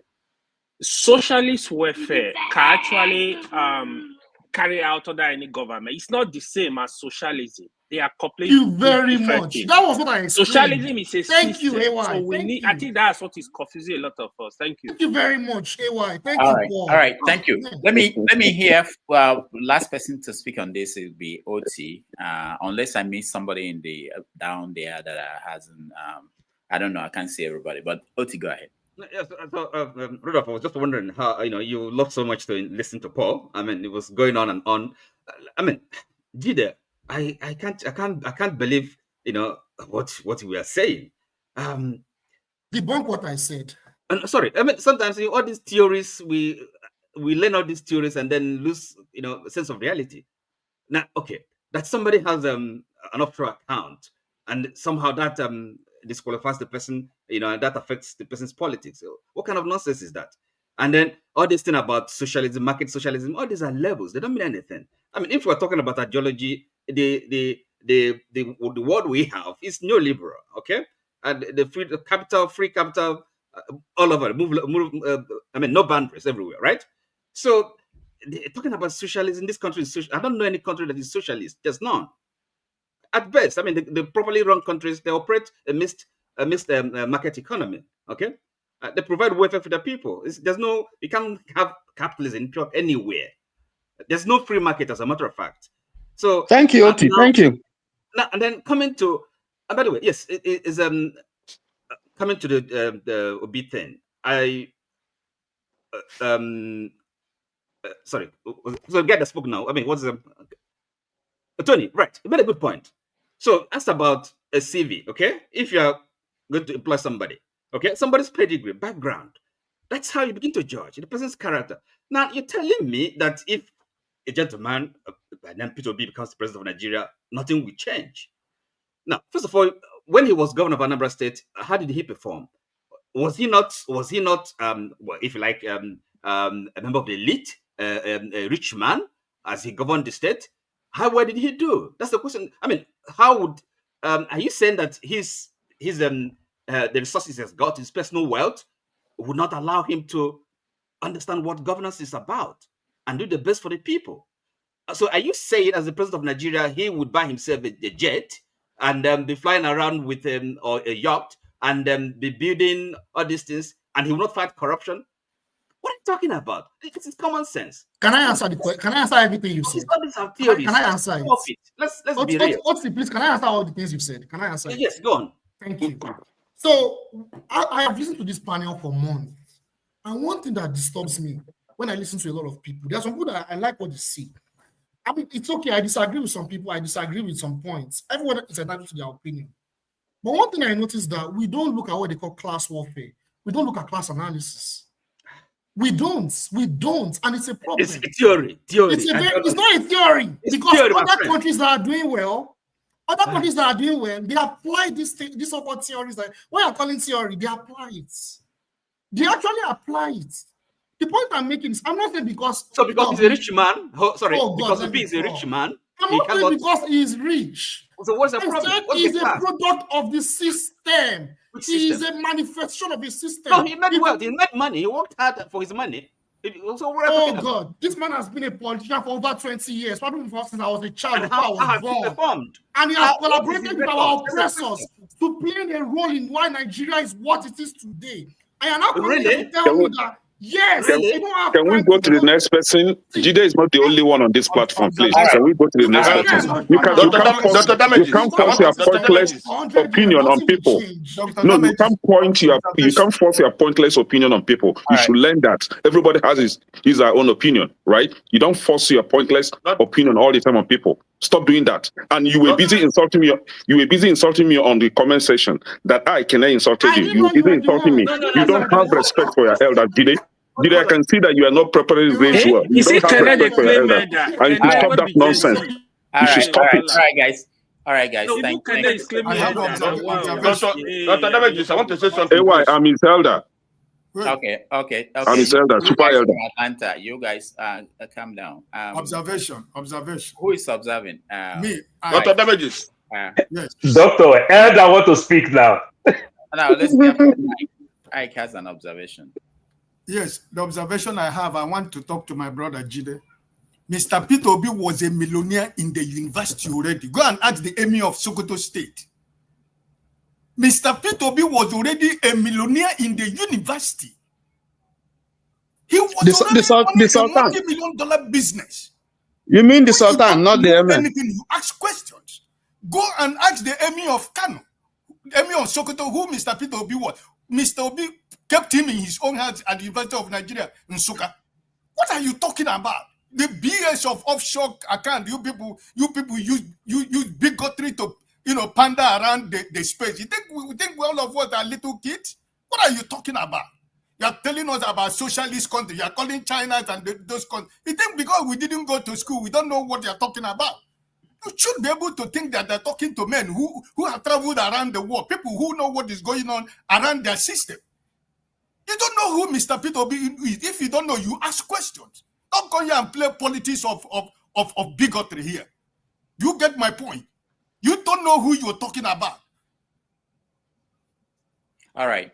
Thank you so much. Doctor, I want to say, you see, can I go on? Yeah, go ahead. Just 2 minutes because I have to hand over to KJ. It's unfortunate. That's why sometimes I say these people who have professors, I used to run away from them. This Jido, what he trying to be like a professor. You see, he read many books, and that book's confusing so much.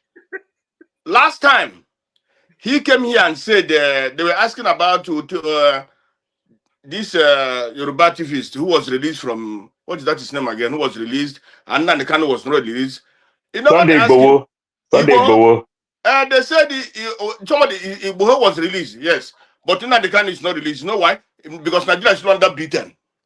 Nigeria is not under Britain. Igboho was released, but it's under Britain when the can is not released.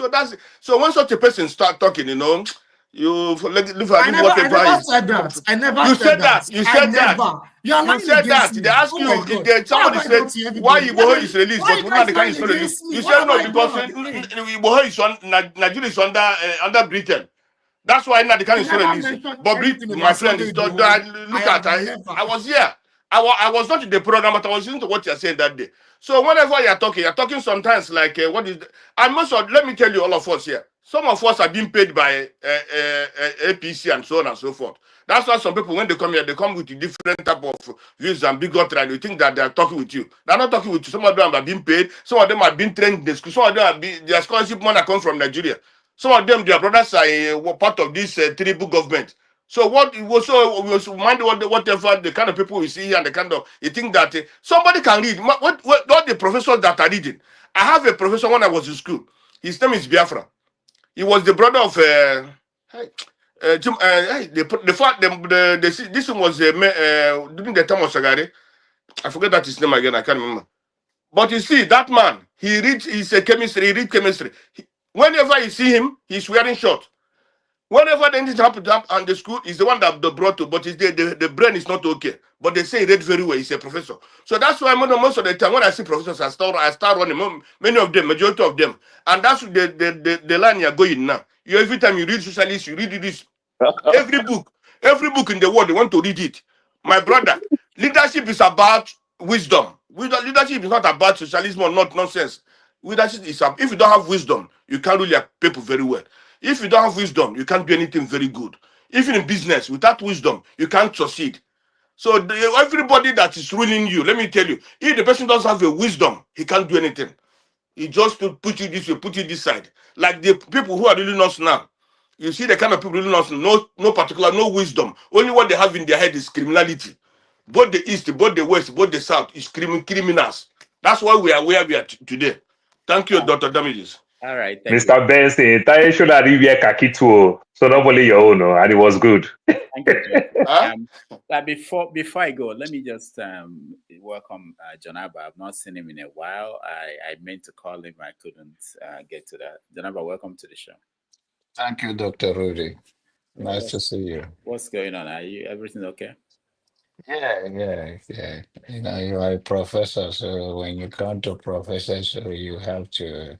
Dr. Jonaba go harvest in yam. He go harvest in yam. No. Someone told me that when I leave, you come that time. That's what's happening. That you're around, but I don't see you, so I just wanted to. I come around, no, you're too busy for me sometimes. So when I come, whether you're in the class or you're doing some joke, or you and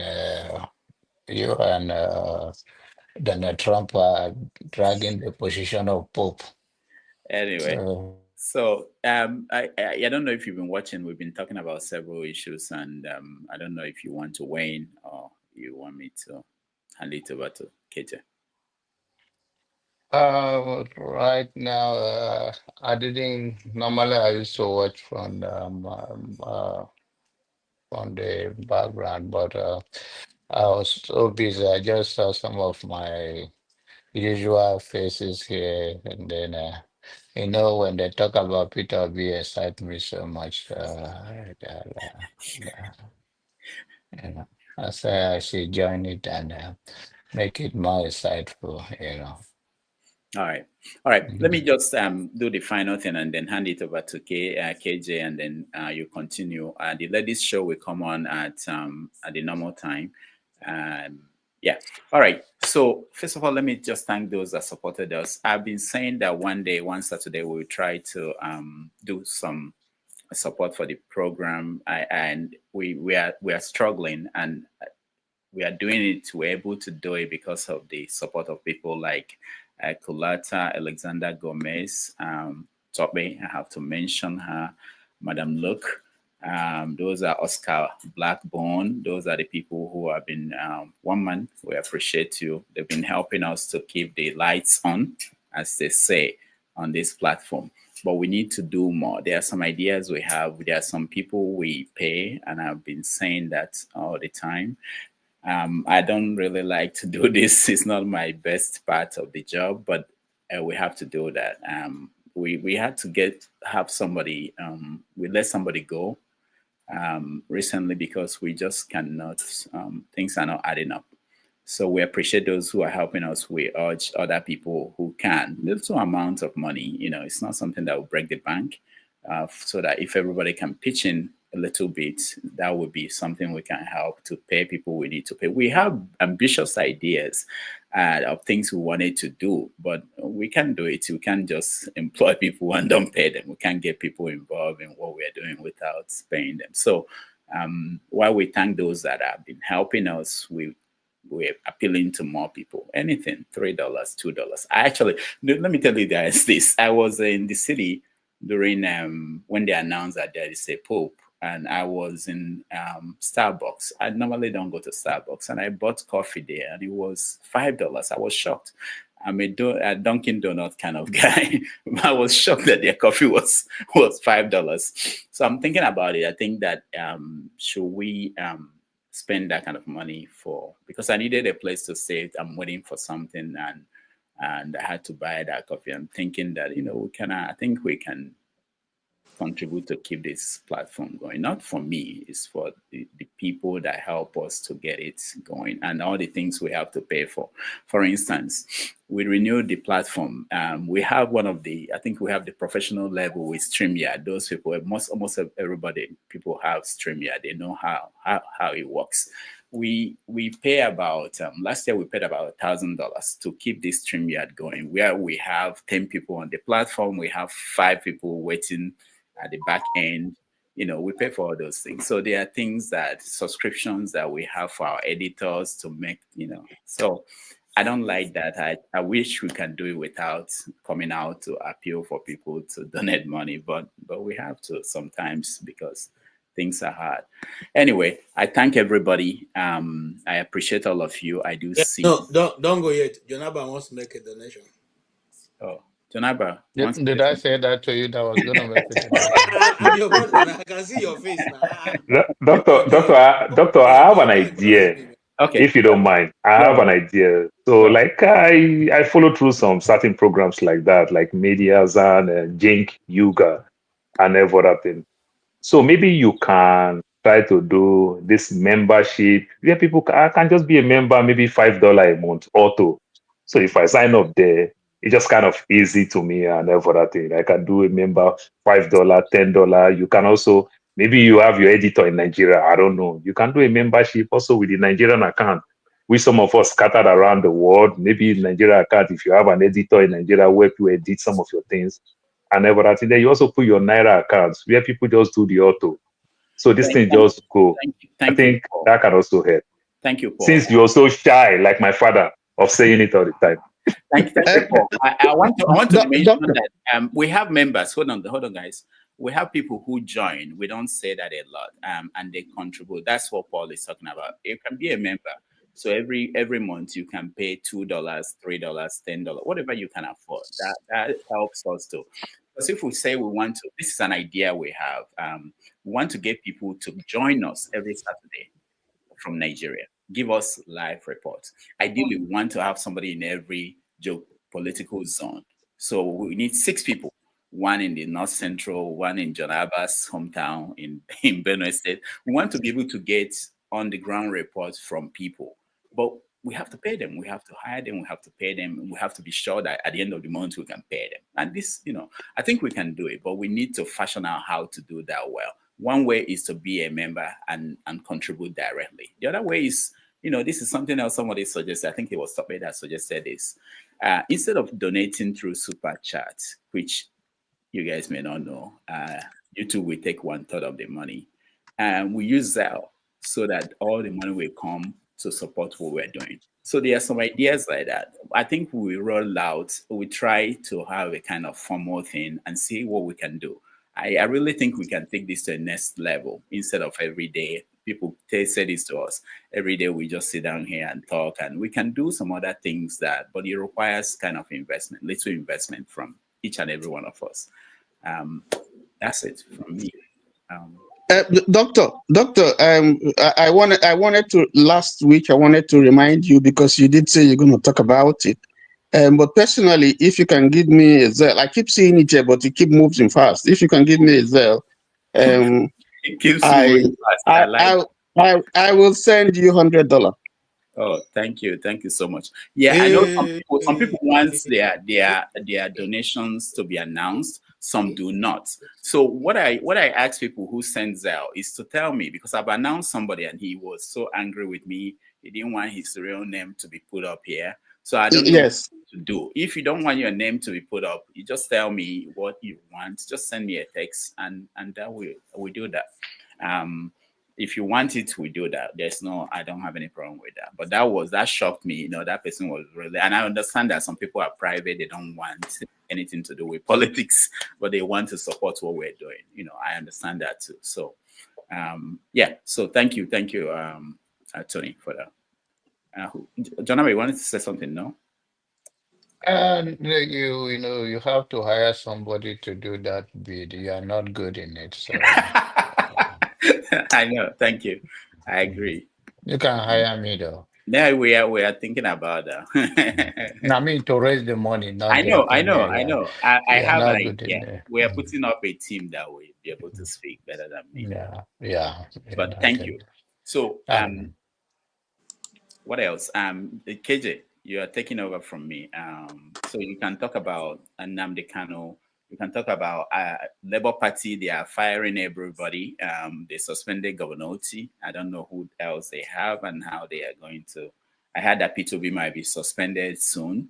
And then, of course, there's this story that Natasha may join APC. I don't know if it's true. I'm trying to reach her. That's it from me. Okay. I also think that Forefather is behind the. Yeah, but he can join. I know he's listening, but he can join. So that's also a different thing. Yeah. So I have yeah. So you can take it from there. You can pick up. I will post when I get somebody just donated $50. I don't know what I just need to make sure that I know whether they want their names to be put up or not, and that way we don't want to make someone uncomfortable. Well, thank you everybody for joining me, and I will hand it over to KJ. KJ. Thank you so much, so very much. It's been a day. I can say that for free.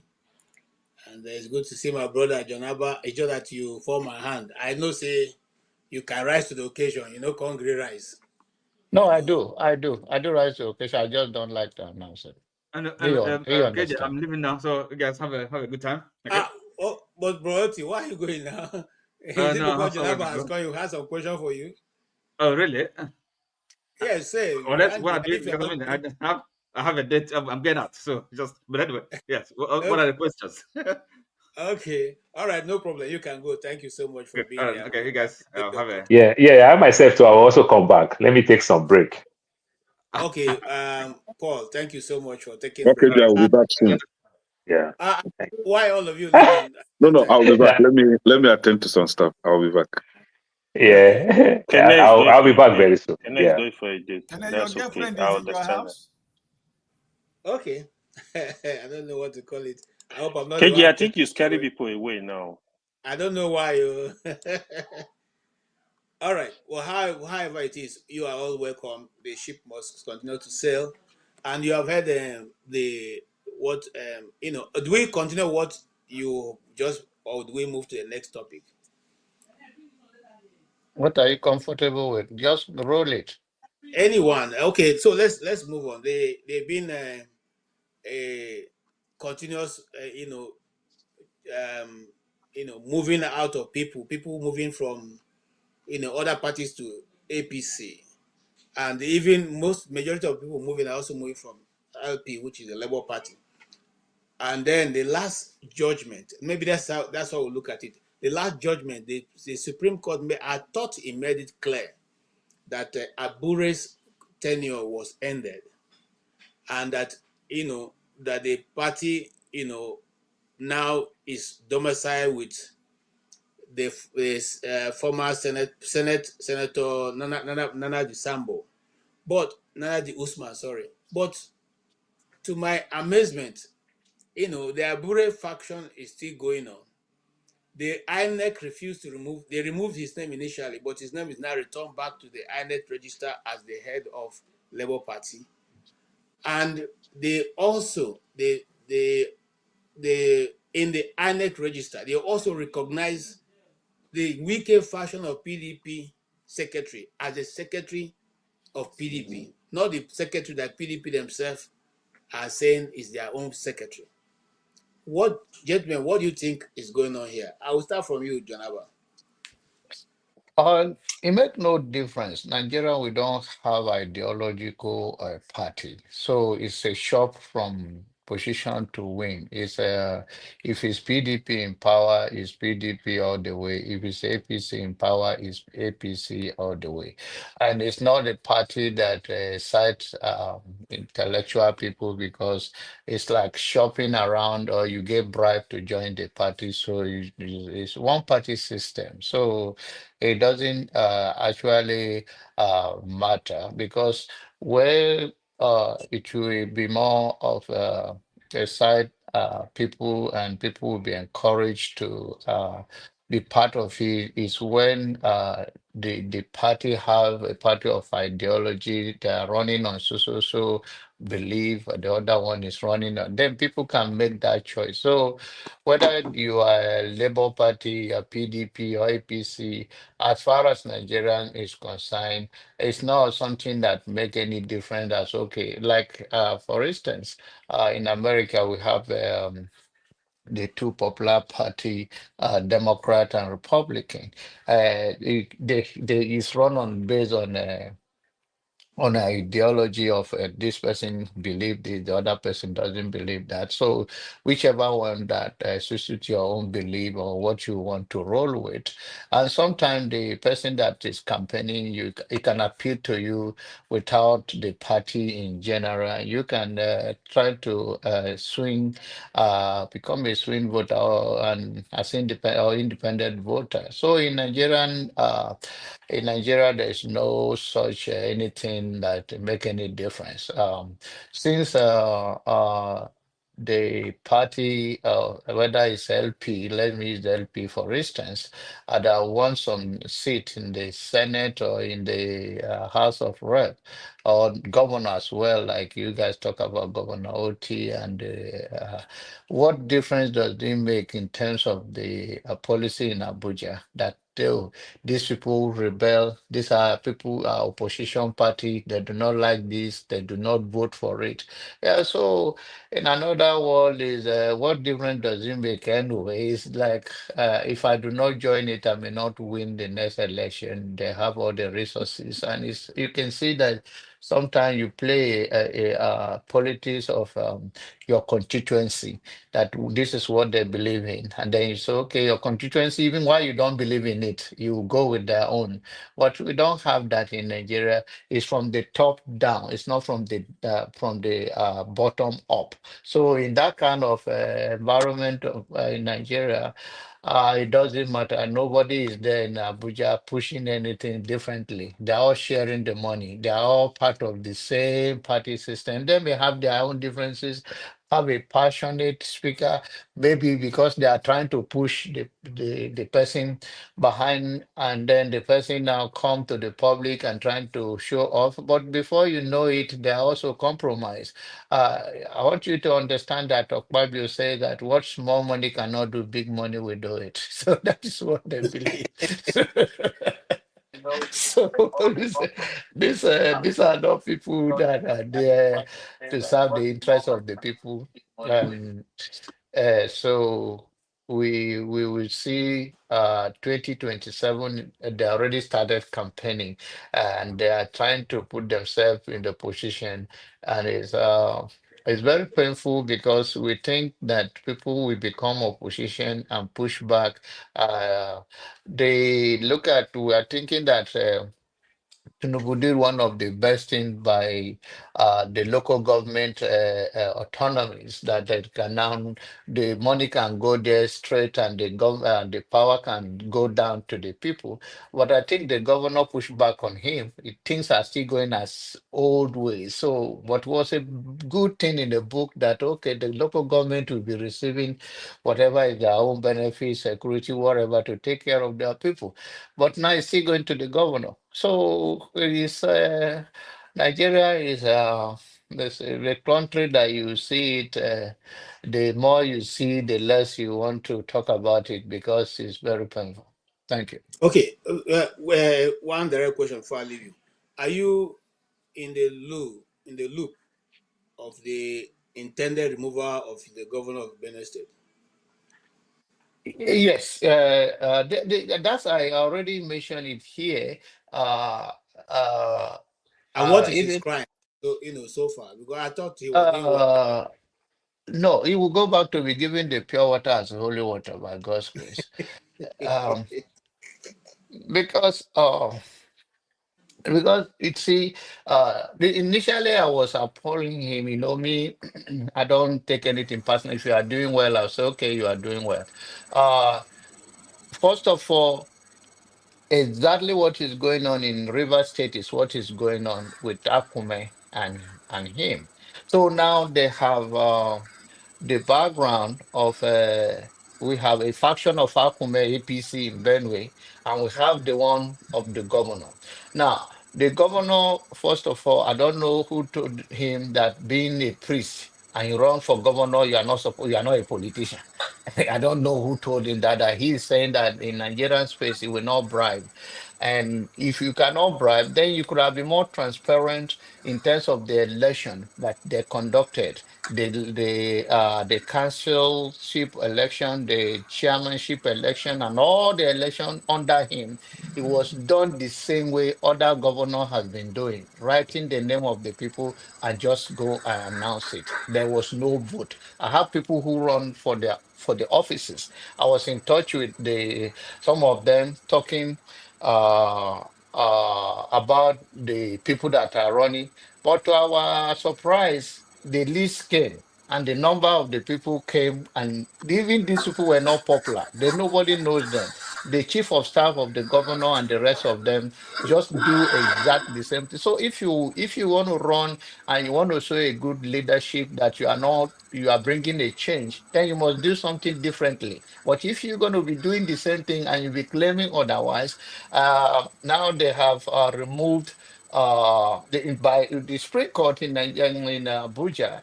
I think about 9 local government.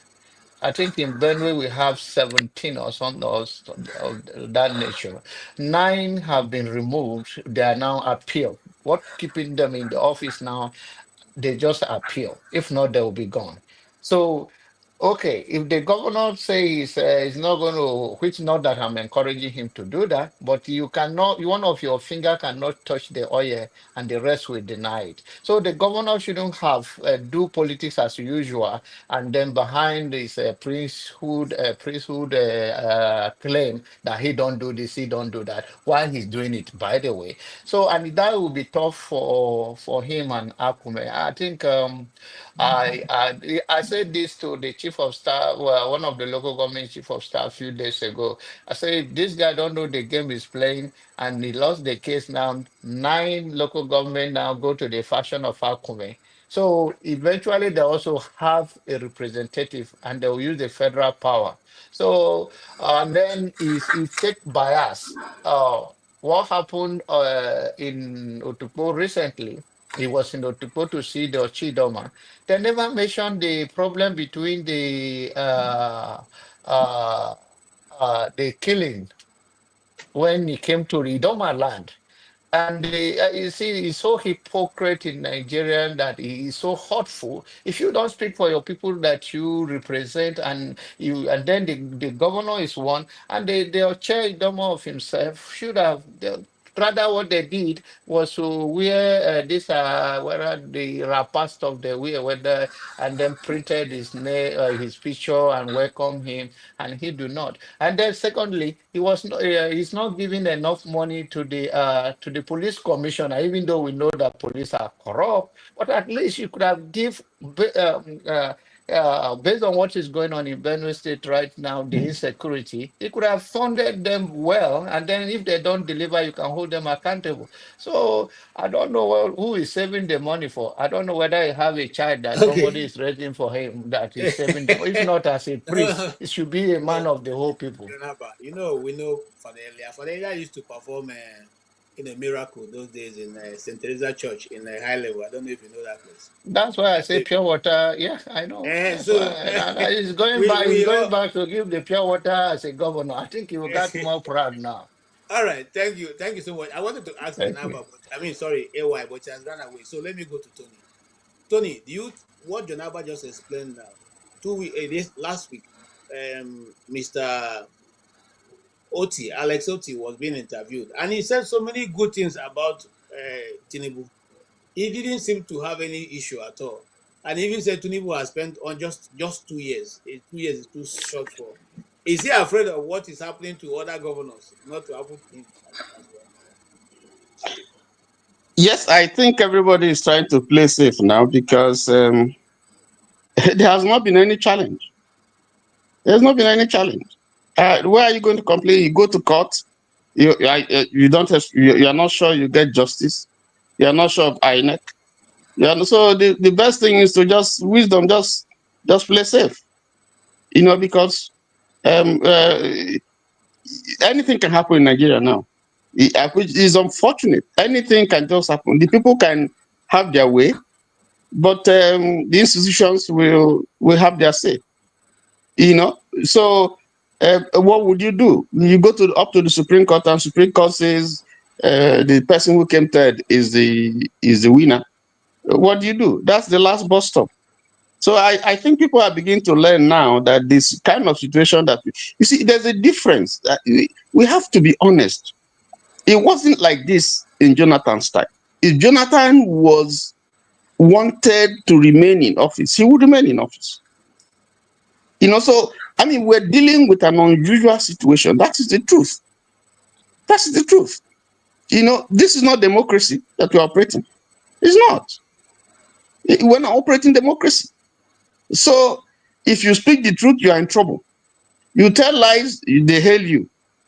So the best thing is either to just keep your mouth shut and just praise somebody who is doing badly. You praise him, but how is the country going to move forward if we follow that kind of pattern? Somebody you know that, I mean, for instance, where in a sane world would you take somebody who has a plethora of cases with EFCC and you make him the SP? Where in this world would you have somebody? I thought that in developed climes, once there is something about your personality, you say, okay, let me step down. When the investigations are completed and I'm free, then, but you insist, even when, I mean, we know here a governor who was taken before the courts. He has stolen his state's money.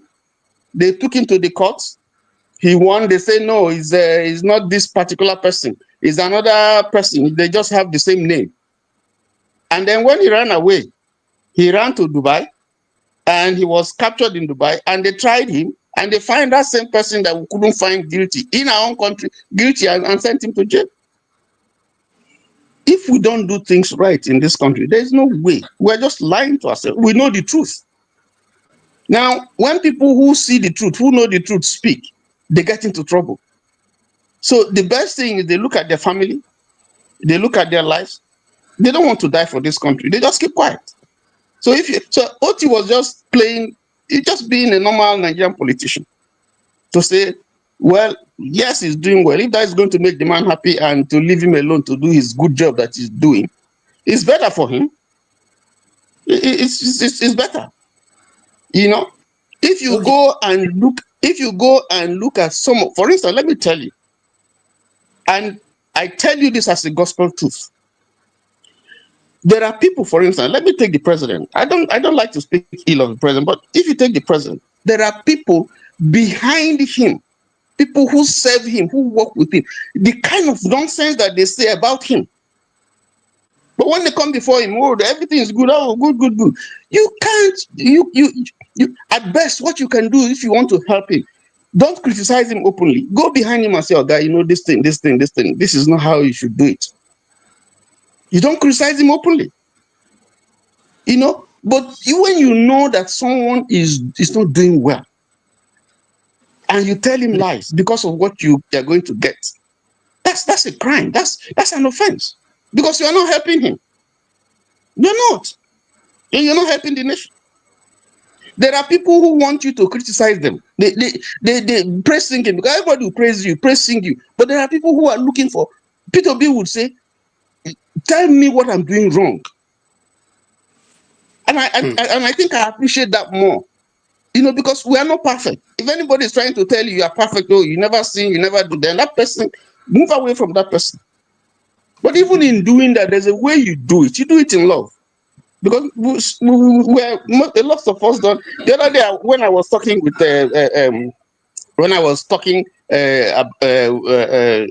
I had a talkation with John Harbour. You know, I apologized here. But even if I disagree with him, there's a way you put it. You know, he will take it. You know, but the way I put it was very crude. It was naive. It was rude. You know, but we've dealt with that. But there's a way we can disagree. We're not born in the same place. We don't come from the same place. We don't have the same background. We don't have the same experience. There's no way. We don't have the same ideology. We don't share the same faith and so on.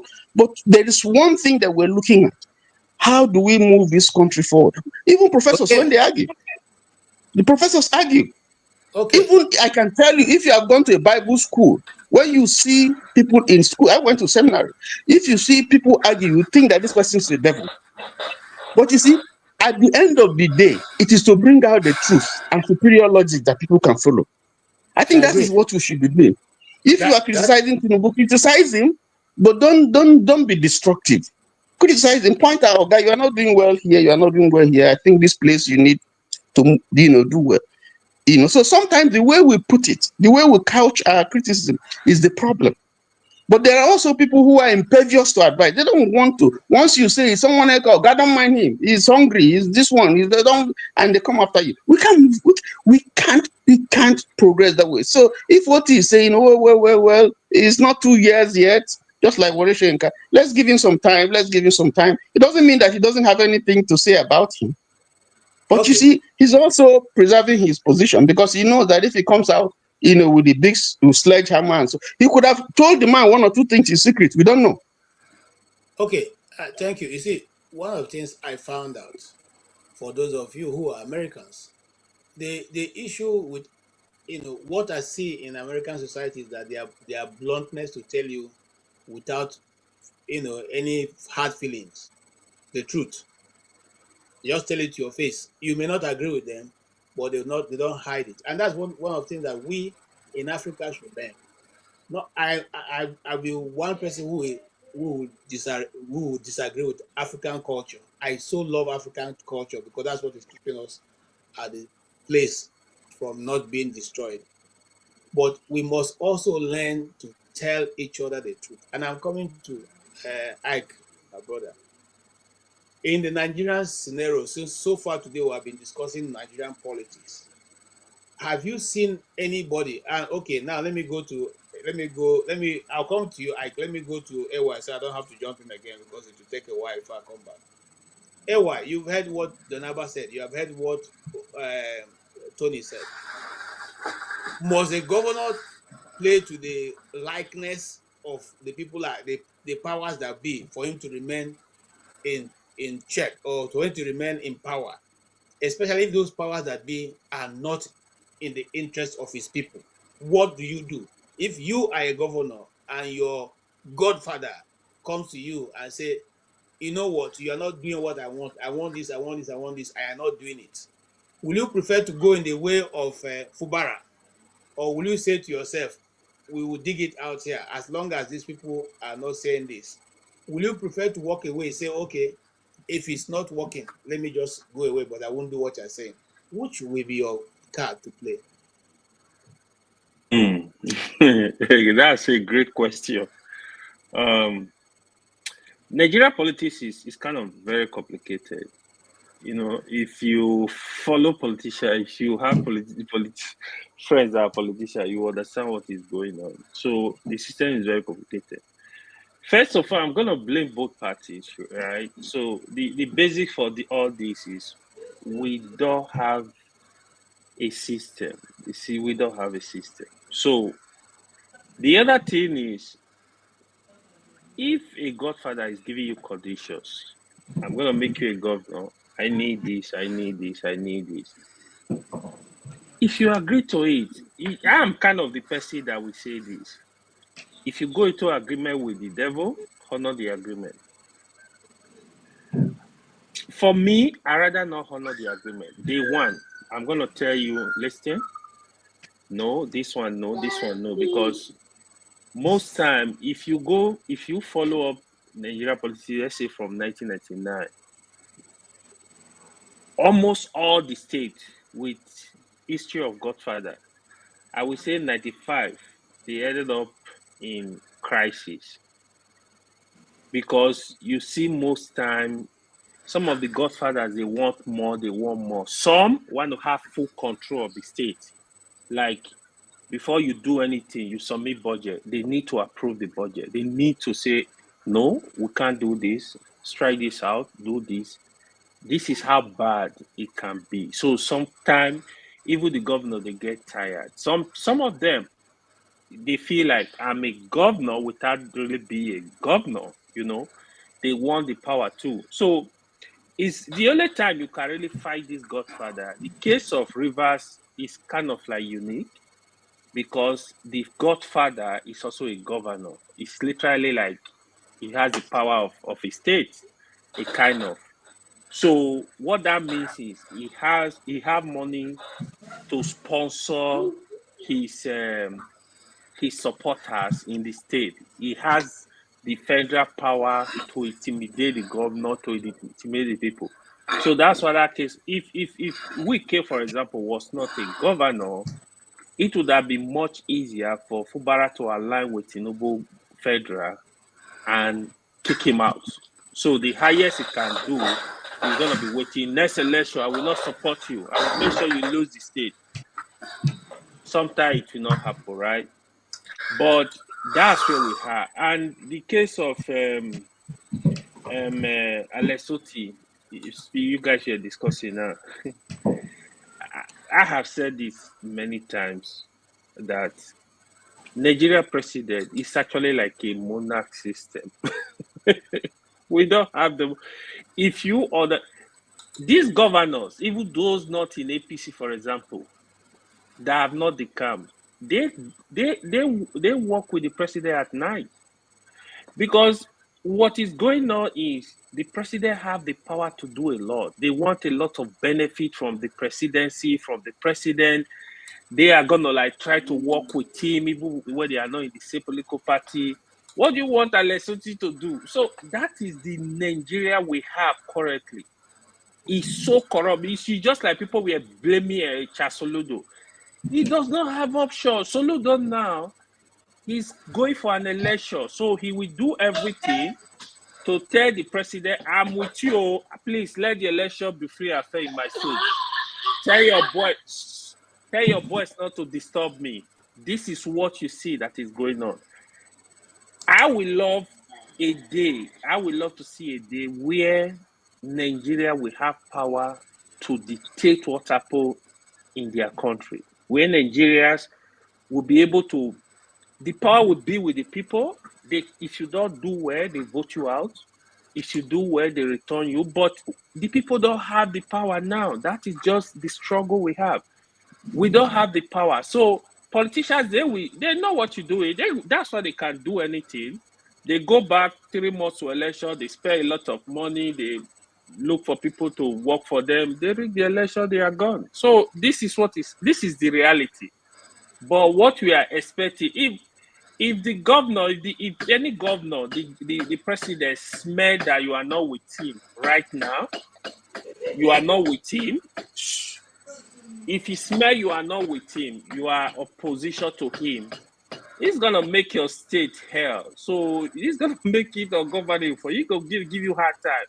Even the money he's supposed to give to you, they can withhold that money, just give you your allocation. So it's a lot. It's a lot, to be honest. You don't blame these governors. Okay, let me let you go so I can take control of that young guy there. Mr. Ike, I'm coming to you, and I'm coming to you because sometimes when we're on a panel like this, we read some comments coming from the commenting section. You just wonder where the people are coming from. But however, so that I don't lean towards any particular person. Do you think that the politics of Godfather? Okay, let me put it this way: will you say that Ahmed Tinubu has led us and have been able to distinguish himself to the point that he will go to an opposition party state, and the opposition will not only praise him but even adapt him to be their presidential candidate?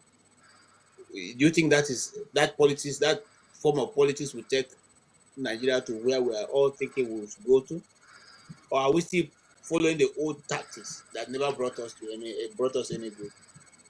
And then let me put it this way: how come after the Buhari experience, we are still not able to put our thoughts together to say this is the direction that we're taking our nation? Well, let me put it this way. As far as the Southeast is concerned in the politics of Nigeria today, it doesn't matter what Tinubu does in the Southeast, or whosoever he wants to use in the Southeast. He can never get 1% in the Southeast. Nowhere, no state.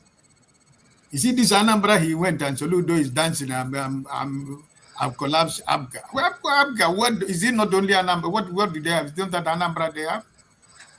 Was he not there when we conducted 2023 election? All these things are. There are places he can do that.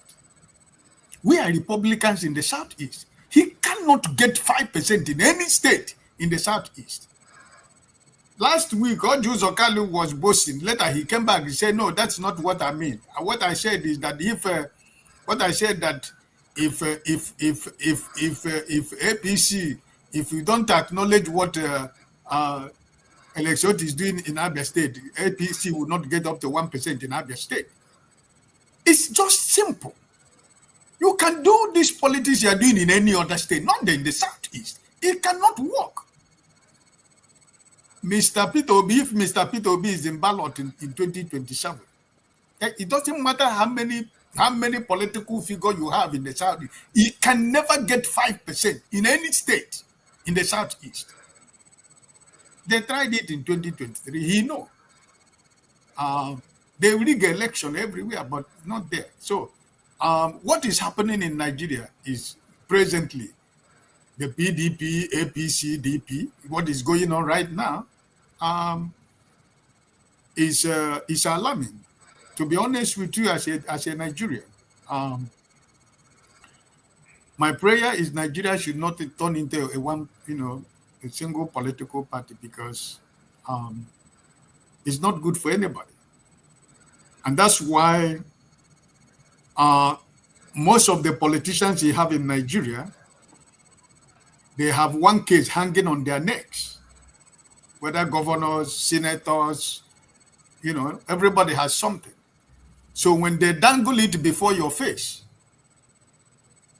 that's what you see. That is what you see that is going on in Nigeria right now. All these people, as we are talking now, the 3 senators of PDP in Kebbi State, they just went to Asorok to hand over, to surrender to APC. So it's just crazy. You understand? It's crazy. So, but you see, no matter how we try to make lie to be true, it can never stand. It's for a while. There is no how darkness can comprehend the light. It's not possible. But it takes a long time. It takes time. So that's why, right now, to be honest with you, who is the political opposition you have in Nigeria today? It's only Mr. Peter Obi. That's why in every television station you open, every newspaper you open, every online network you see, is all about Mr. Peter Obi. Where is article? He says in Dubai every day he come, he says he's making coalition. Where is he? It's coalition because he has won, right? Is he? Where is PDP? With his position in PDP, look at where PDP is today. Wike is holding grip of PDP. The whole governors of PDP is not with Atiku. All the whole governors and senators and members of the House of Representatives, they are leaving and going to APC. And he's talking about coalition for 2027, right? So what is going on in Nigeria today? It is very, very frightening. To be honest with you, I have to tell you the truth, because where there is no opposition anywhere, opposition can't say anything. Opposition political parties are stopped. What do you think? Is it what they were saying, Mr. Peter Obi? We want to rule Nigeria, but they cannot settle the problem in Labour Party. Who are the people? Who are the architects of the problem in Labour Party? They are the people that do what is going on. It's the script that they are right, that they are doing. Well, like as you say from your own truth, the Supreme Court judgment is just clear for everybody to see. Last, if you are following Nigerian politics, yesterday or day before yesterday, INEC came out and disassociated themselves with the news that they have recognized Abure as the chairman of Labour Party. They came out because that has been the news that was flying in Nigeria. But INEC came out yesterday. Now the question you have to ask yourself is almost 1 month that the Supreme Court give this judgment. And every lawyer in Nigeria, every person who is a genuine lawyer that is not playing the politics of a lawyer of supporting any political party, have told you what this judgment is all about. Aburi tenure is over. But why is he still there? Because there is a script. All the things he has committed, all the agreement, all the covenant he took, all the agreement he kept with the APC, he has to keep them. And who are the people that are running the show in Nigeria? INEC, we are talking about. Who is running the show of INEC? So everything you see they are doing is that they are making sure that the key political oppositions will continue. They want to continue to frustrate them to the point that even by 2027, they will not have a platform to run election. So politicians in Nigeria, they know what is this script is all about. Make sure that Mr. P2B has no political platform until 2027. Continue to create confusion. Continue to create whatever you are doing. But where they are getting it very wrong these days, when the population and the masses are with you, they can do what they are doing. Look at what is happening in Delta State. The whole people who said they come to APC. Now, when you ask them to go and register, come and register now. You are not a member of APC. Come and register in the. They say no. How many people has gone to register back as APC member? You think this, like what Tony was saying, these people are afraid because if the federal mind, what this man is all about, this man we are talking about, he has hold the grip of Nigeria. So there is nothing that is going to work in Nigeria until Nigerians themselves decide that enough is enough. So what Abure and his group is doing right now, I am hoping and looking forward by next week, this drama is going to come to an end, because the thing is so open right now that everybody already know what is going on in Labour Party. So PDP, where is it? Nobody know which PDP are you going to believe in right now. So Alexoti on that interview, he did tell this guy that was interviewing him, say most people who are shouting, hey, I know Bola Tinubu, I know that I am closer to him more than a lot of them. And what I tell him, like Tony said, what I tell him, I'm not going to come and tell you on the national television. And which might be very true. He might probably know this man closer more than maybe some of the people who are shouting on the street that Bola Tinubu is their friend or they know him. Probably he's using that tactics of what Tony said, trying to speak to the man in private, telling him, hey, Mr. President, this thing is not working. Maybe do it this way, it's going to work. Probably that's the style is working. Because look at the people that are surrounding Alexiot in Abia State. All the whole political big wigs in Abia State are members of APC. And the Deputy Speaker of the House of Representatives is doing everything possible to go for governorship in Abia State. So he knows that there are so many things around him. But I believe that, like I said, that his work will speak for him. I don't think that he should be in a position to be afraid of what is going to happen to him in 2027. So that's don't forget, Alexoti moved from APC. He's an ally of Tinubu. There is no politician in Nigeria who has not moved. He was in PDP, he was in APC, he was in ABGA, and now he's in Labour. So every politician. No, there are politicians that have not moved. There are actually politicians that have not moved. I will name some for you if you want. No, no problem. I want to raise my case. The only thing is that, like John said, John Abba is saying that their governor very soon that maybe they're going to remove him.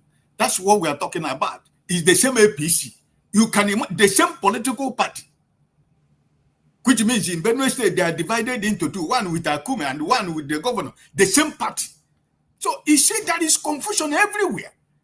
Yeah, but that is where my question comes, and that question will go to Benson.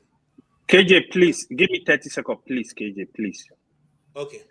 Don't give him 30 minutes. Right? Don't give him 3 minutes. Hold up, Bessie. Your talk doesn't make too much sense. Calm down. Calm down. The tribal man. Now, let me say this, right? So quickly, that judgment, right? There is a lot of confusion going on there. What did I say? Here is the judgment. They said the status quo should remain. In that the trouble they are having, they should go back to the party structure. Here is where the problem it got interesting. They didn't say the status quo should remain. No, they didn't say the status quo should remain. That's not in the Supreme Court justice. Tony, what was the Supreme Court judgment? If you say the status quo should remain, it means you are interfering in the internal affairs of the party. So they didn't say that judgment. They didn't say that. They said they should return back to the party structure. That is the status quo. You would have let me finish it. No, before that statement, I want to correct you. Before that statement, the Supreme Court has told Abure, you have no business being in the leadership. Your tenure has ended long ago. That's what they said. Abure It's there tenure black and white. ended, right? He Yes. conducted election by himself and No. restated himself as the No, chairman that was the again. election that he set up by himself. Yes, that's true. But is that the way it's supposed to be? That's not the way it's No, supposed to be. it's wrong. Yeah, that is where I was actually coming. Abure is see. Let me just say this. Let me give you the summary. APC have hijacked Labour Party. This is just the honest truth. Labour Party Otilo is gone. Peter Obi, if he cannot capture Labour Party with Nana de Usma, he should leave Labour Party and move to another party. Period. Thank you. All right, thank you so much. Mr. Benson, you had Mr. Ike's argument, which I totally agree. Should the Nigerian partner be left to whoever can muster enough courage to fight the status quo, or whoever can be taken, whoever office can be taken? Because we seem to be going back over and over what have come before. What is Nigeria is trending towards now is what exactly happened led to the 1966 coup and all that. Before that time, somebody was trying to make the whole Nigerian party one party state. Now, after that, in 1993, again, when MPN got too comfortable, MPN now tried to make it one party state, and eventually the military came in. Now we are again converging to one party state where one man controls every affair. I mean, what life can a Nigerian be living meaningfully if it just takes one person to say, if you do this, you are out of the office. If you don't do this, you are out of. What development are we expecting in such a scenario? That's for you, Mr. Benson. Yeah, thank you, Dr. KJ. The problem in Nigeria is not the leaders, mostly. It's not these governors, mostly. It's the people of Nigeria, the youths and others. Not only the other, everybody in Nigeria. The people have become complacent. That is why everything is happening. You can't blame a governor who wants to come back again to rule again. Then whatever he likes, he does. He have to go and bow to even juju. He have to go and bow to criminal. He have to go and bow to nonsense because the citizens have refused to do the right thing. The impunity in Nigeria is caused by the citizens. When Buhari was threatening the judges, the citizens kept quiet. When this man from what is that in them? When they arrested him, the citizens kept quiet. So all the things happening all along, the citizens keep quiet. When you keep quiet, the criminals take over where even in your village, they take over the place. You see, I'm surprised that Nigeria have even those who can protest. Like what happened to VDM recently. You see people who went to start protesting. But when Delefaro to me was arrested, they didn't see that kind of protest in Nigeria. But if they have protested against what happened to Delefaro to me, because that's against the judiciary. And when you kill the judiciary, you have killed the country. Even what is happening in this country now, in America now, the judiciary refused to budge. In South Africa, the same thing when, what is that man, Zuma, captured the country. The citizens refused to budge, the judiciary refused to budge. And if the judiciary disappointed, Tinubu have captured the country. That is why the governors and all these people who have no conscience, who have no sympathy, nothing, are doing what they're doing. You see, it's not even about all these protests they're doing. My main concern is this. Look at how people are being killed in Nigeria. When we are growing up, Mr. KJ, you know that. Tony, all of you know that. Even John Abba. When we are growing, it's difficult to see a dead person. It's difficult, even if you are going on the street, I see that there's a barrier there. You cannot even pass that street. But these days, people are being killed like living chicken is better. But citizens kept quiet, they can't protest. If in Nigeria is a real country, honestly speaking, the city is supposed to stand up and say, why are people dying in this way? Why are people being killed? The people that are killing the people, nobody's arresting them. Instead, they arrest them, they start giving them jollof rice, they start giving them cars to continue killing people. So when these kind of things are happening, what do you think that people, where do you think we are going? Governor Soludo, all of them, they will go and bow to Tinubu because Tinubu, whatever he want to do, he does because the citizens are complacent. If the citizens of Nigeria, well, that's why sometimes when I see somebody, I say, when somebody I said, I'm a proud Nigerian, I start looking at the person, proud of what? You are proud of what? Nigeria. You are proud. Proud. What makes you proud of Nigeria? Like you don't have. Justice you don't have. Impunity everywhere. The drinking water you don't have. You are in your country, you are afraid. Even those abroad are not afraid though. You are in your own particular country, you are afraid. You don't sleep very well. But you say you are proud of Nigeria. What makes you proud of Nigeria? I can never say I'm proud of Nigeria. I don't even say I'm a Nigerian even. I went to one house, one friend. I don't that person is a friend. We're discussing. He said, last year, that was a woman. He said last year they wanted to travel to Nigeria. But you know what they tell them? They tell them even at the airport, they can kidnap you from airport. Can you imagine? A woman from Northern America is saying such a thing. So when somebody says, I'm proud of Nigeria, some people say, I can die for Nigeria. What is that? Two Nigeria the other day say, I can die for Nigeria. But I'm still here in Britain. He has not even go to Nigeria to die. To fight in Nigeria. He's not fighting in Nigeria. He says, I will die for Nigeria. How? If you are really in Nigeria, if you want to die for Nigeria, go to Nigeria, stop Boko Haram. Fight in that war. Tell them to stop. But you say you are going to die for Nigeria. How can I come and say I can die for Nigeria? You can die for Nigeria. People are eating your money. The resources God gave me and due. The resources God gave me and due. People are doing whatever they like with it, buying expensive nonsense. But me, I'm abroad suffering. I suffer, I get money, I send home. But that people in Nigeria, they steal our money and come to abroad and buy a house. Jonathan, let me tell you, one day he was telling me Jonathan's girlfriend, it's the time he brings $15,000 from Nigeria to her here. Many of these ladies here, Nigerian ladies, let me tell you, their house rent and these are come from Nigeria. Their boyfriends. But I'm suffering here. Me and they are suffering abroad. But people are stealing the money I well. I'm bringing here to come and buy house for you lady, to come and pay their house rent. And I'm a proud Nigerian. Proud Nigerian. You're just nonsense. If you see, when people say let's divide the country, the person who said let's divide the country is not saying lady because we hate Nigeria, but because what is happening in Nigeria is mequatable. You understand? You see, if you say the houses now, the Fulanis, they don't align with the South. Anything that is angering the South, the Fulanis is happy for them. They cannot fight with you.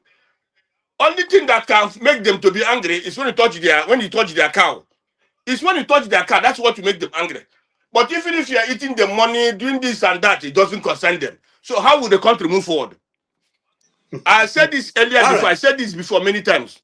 The North, if the North want to change things in Nigeria today, they will. If they want to move into Tinubu, they will. But they don't want to move to Tinubu because they believe that if they move to Tinubu, an Igbo man can rule. And that's the problem Nigeria have. Let Igbo man don't rule, but Nigeria is dying. If it's an Igbo man there today, honestly speaking, he cannot stay there for one year. They're supposed to remove him. So, we see. Thank you. I think what you have lined up my question for Maxis Ovier, because he will give me an insight. Maxis Ovier, I want you to look at this scenario. And I was thinking about it during the week. Now Mazi Nnamdi Kanu has a case in court. That case, the DSS knew they are going to play some audio, which invariably has been able to enlighten a lot of people who have never heard Nnamdi Kanu before, and now they can make up their mind. But as soon as that case was about to start, there's another scenario that took off. The very dark man was arrested, and the youth and the keyboard warriors on the internet went after the very dark man. The very dark man became the national issue. They forgot that the government was going to take a new loan from World Bank, which they've already taken now. Nobody talked about that. They also forgot to follow up those court cases and what was being discussed in those court cases. Everybody's attention was on the very dark man. will you say as a political analyst that was, it was planned, it was not just a happenstance, it was just totally set up? What will be your own view? That if I ask that question, what would be your own view about the scenario that played out in Nigeria in the last 1 week? Wassalamu alaikum, Jama. Okay, lead us well, lead us well. Janaba, I greeted you plenty. I mean, I don't know. I mean, what you want my talk now? Because for me, as far as I'm concerned, you asking me to say this a government plan to distract us from what is important in Nnamdi Kanu? Because me, the Nnamdi Kanu case from the beginning, I said it last week. I don't understand the case again because the fact that they have to start afresh, I mean, no people they follow, is more or less a political matter. So I don't think the court or whatever would be. So seriously, I don't pay much attention to that because it's not going to. I mean, waiting the as far as I'm concerned, somebody said that I think the last week I said that they come buy a house for abroad in the suburb where I felt that as far as I pay more attention to the signals rather than the noise, right? As far as I'm concerned, I'm the case at this point. I mean, what is the point? What do they want to know again? So I don't understand why the whole decide the whole thing. So I stopped paying attention to all that. The very dark man, the very whatever, all those things that by the way I pay attention to. Okay, what is important? What is actually going on? What are these men doing? Right? Everybody is saying a one party system. As if you say na Tinubu the event rules. Tinubu is just really pretty much taking a page from the book that is already in existence. All of them are one. So as far as I don't, it's all part of the. Now, not be us in the first place. Why are we trying to even frame? If it's a distraction now, why are we trying to frame the thing and then the distraction at this point? Right? Why are we trying to even frame them? Let's say against a distraction. Now we are the participant. Now this is what we want. So they are just playing to the gallery. My own pain is that we keep addressing, we keep making excuses for them by using the word they are stupid, they are foolish, they don't know. No, those motherfuckers are the smartest among us. That's why they come buy houses for abroad with they shout. Foolish people don't do that. They like good life with that. Right? The Senate president today, the case now babe, now fine babe. That is not stupid. now we just stupid if we want to use that kind of language. These are people who are compromising our foolishness for their own gain. So I don't really but as it is today, VDM is an elite. It's an elite. So for me, definition of elite is somebody who has the power to actually persuade a group of people to do whatever they want. That's power. He has it. So if people cannot see that, I don't know. So if you're asking me where is a groundwork but for them to distract us, I mean, what else can you say? But we are also part of the whole plan, right? It takes two to tango. If we are not ready to participate, they will not be planning, right? Because we will not get plan. Let's just specify. We don't have plan. If there's any, I challenge that assumption of we. There's no we in the first place. But let's say they give a conversation. There's we. But what's our plan? Now people will not get plan. Now they distracted, right? As if you actually want to, if you have a hymn, we are going somewhere. You don't just stop at every stone, every distraction. You stay focused. So for us to jump at every trend, anything that they just throw at us, it is because we ain't got no plan. It's just we at all. So I start paying attention to, because all of us they campaign now, right? Because we are promoting campaign level. So now we campaign don't start. So I pay attention to who is moving what, who won't win. Because we seem to forget that it's a competition. At the end of the day, somebody has to win. Regardless of all what we think, it is a straight competition. And in community and in terms of politics, everything goes. Everything goes. As far if you can get away with it, right? So pay attention to the important one than to BCM is also playing his own role, right? He's playing his role. Now he get plan. We don't get plan. He get plan. He has a plan. Anybody that thinks that DVR doesn't have his own plan, then is he doesn't have a plan. He does. So there's nothing at this point. I don't think anybody is working hard to distract us. It doesn't even. It's not even there. It's not. I don't need to work hard to distract All right. anybody. So I don't think they're investing in that. All right. Thank you. Yes. Tony. KJ, can I just, please, if you pardon me, just something I just want to add. Ovie was talking about, that he doesn't understand why Nnamdi Kanu's case is being, why the judge is starting afresh. Usually when you reassign a case to another judge, it starts from the beginning. It doesn't continue from, where, the case, ended. It will start all afresh and take the case, because that's a new, and it's like an entirely, a new trial altogether. So that's one. Two, you talked about INEC came out recently with a statement regarding whether what appeared on their Abure, retaining Abure's name, yes, and then the secretary of PDP. INEC said that they have not made a decision. What you see, that notice that you see, is the previous notice, which was as a result of the court judgment. So INEC has said they have not reacted to the Supreme Court judgment.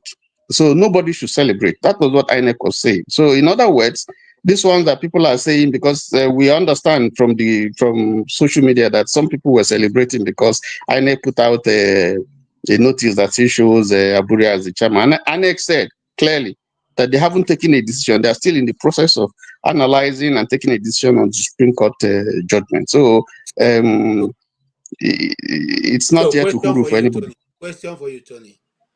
I didn't say anything about that. They didn't ask me a question regarding parties. What I asked. Oh, okay. How come it takes INEC more than 1 month to read a Supreme Court judgment whereby they have senior advocates as members, staff in their office? What is so entangled that the ordinary English written on a piece of paper will take them this long to be able to interpret? Well, KJ, if you're asking me, I think INEC should answer that question. But this is what I think. Why I'm saying that, because if we refuse to run with these things they say and we ask more questions, perhaps they will not be quick to bring this nonsense to the public. But because anytime they throw anything to the public, people just absorb it and nobody asks any question. And that's why America will continue to be a great nation. Because if you throw what they don't like, they will ask you questions. They will chase you after you. This is the way I look at it. INEC has been part of the process of trying to re-engineer Labour Party. They've been part of the process. Okay. Now, they have helped to midwife, the peace that you had, because there's been contention since before we came to LP. There's been problems, and INEC has tried to mediate, and they all agreed and they signed with the NLC and the TUC. Now, when INEC took a position, that was when Abure tried to attend twice. He wanted to attend the meeting of political parties as the chairman of Labour Party. They refused him. They sent him away. They said, clearly, you are not. That was the position. Now, but when the ruling of the appeal court, came out, and they recognized Abure as the chairman, INEC responded in obedience to that, and then if you look at the posting, they put by court, when they put Abure's name, the chairman of LP, they put by court judgment. It's clearly there. So insinuating that it's not also is the court. Now a superior court, the final court has. So what will you say of Papa? What will you say of Papa? Because he came out and claimed to be the chairman too, as soon as that court agreement was reached. So what will you say about him? That this thing has expired. that this thing has expired according to Supreme Court. It has expired because Apapa is part of that executive. It has expired. So if something has expired, I mean, if you go to the chemist or go somewhere, they give you an expired this, you're not going to take it. Is the case. What he said is that it has expired, and if you read the judgment of the Supreme Court, there's a place where the judge, I mean, the lead judgment, the judge who read it said, political parties should respect their party's constitution. That when their tenure expires, they should step down. He said that. Now, who is he referring to? He's not referring to Nana de Usman, or in any case, they uphold Nana de Usman's position, and they struck down Abure's cross appeal. These things are very clear, you know. So what Abure is saying, what Abure is claiming is that if they have now said they should go and settle their matter, therefore he still remains the chairman. He cannot be, because he lost the appeal. And then two, before this case, they have rejected you. They have told you that you're not the chairman. Yeah, they told you that. They told you. The only reason why they put your name there is because when the appeal court now ruled on the case, they say Abure is still the chairman. It's okay, court, if you say Abure is there. And then they went to appeal. And the Supreme Court said, you know, this is not the court should not have meddled, should not have interfered in this case. In other words, you have no power. So what the Supreme Court is saying is that, listen, you shouldn't have made that judgment. So, and if that is true, that means what you have done is wrong. Then you revert back to the position, you know, before, and that position is that the Supreme INEC has said, Abure, we don't recognize him as the chairman, because if you follow what the Supreme Court has said, this is as clear as anything, but they are going to deliberate. You know, this is bureaucracy. They are going to look at it, and then, so let's give INEC some time, you know, and let us see what they come up with. I have a different take. I don't know why you know ask me those better questions. They ask me about BDM, but go with the next person first. But I have a different thing entirely about what is going on in Labour. All right, Mr. Shola, you have heard what we've been discussing. What says thou, sir? Good evening, everyone, or good afternoon, anyone. See, the Nigerian problem is beyond what we see.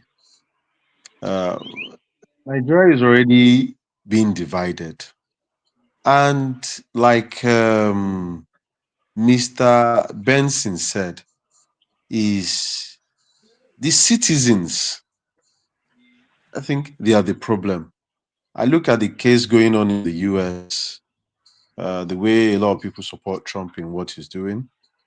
And even when they know that some of what he's saying is false, but they still encourage him.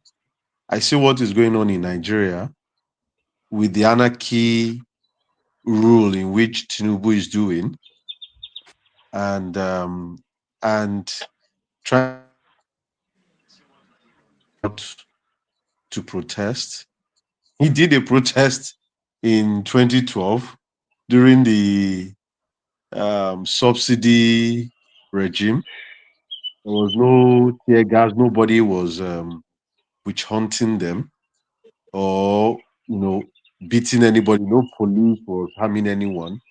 But he came into power now, and it's the same thing, and he's more or less, you know, jailing people up and down, you know, invoking the military to take over the state. And when it comes to the Labour Party, I think a lot of people missed it. I myself, I missed it. You see, a lot of them in any of Nigerian party, because they don't have an ideology. So there's no party in Nigeria. So let's be fair to ourselves. The Labour Party, APC, PDP, no. If you look at the Labour Party new members, I mean, that are currently in House of Rep, in the Senate, I think that there are some in the Senate, they've decamped from Labour to APC. So no matter what anybody wants to say, if they are going there for a change, at least you would have heard their voice. But you couldn't. You cannot, because they are only there for themselves. Abure, Apapa, I mean, Labour has been compromised. And what a lot of people don't understand that Tinubu is a master strategist. He has infiltrated Labour from day one. And don't be surprised, this new coalition that they are trying to form in this SDP, it has its molds there already. So all he's trying to do is for 2027. And I can bet you the citizens will collect money. Is a normal thing. Is a usual thing. Who owns INEC? The person who plays the piper, who plays the tune. Why is Mahmoud still there? If Tinubu is not going to use him to rig election in 2027. And that is the fact.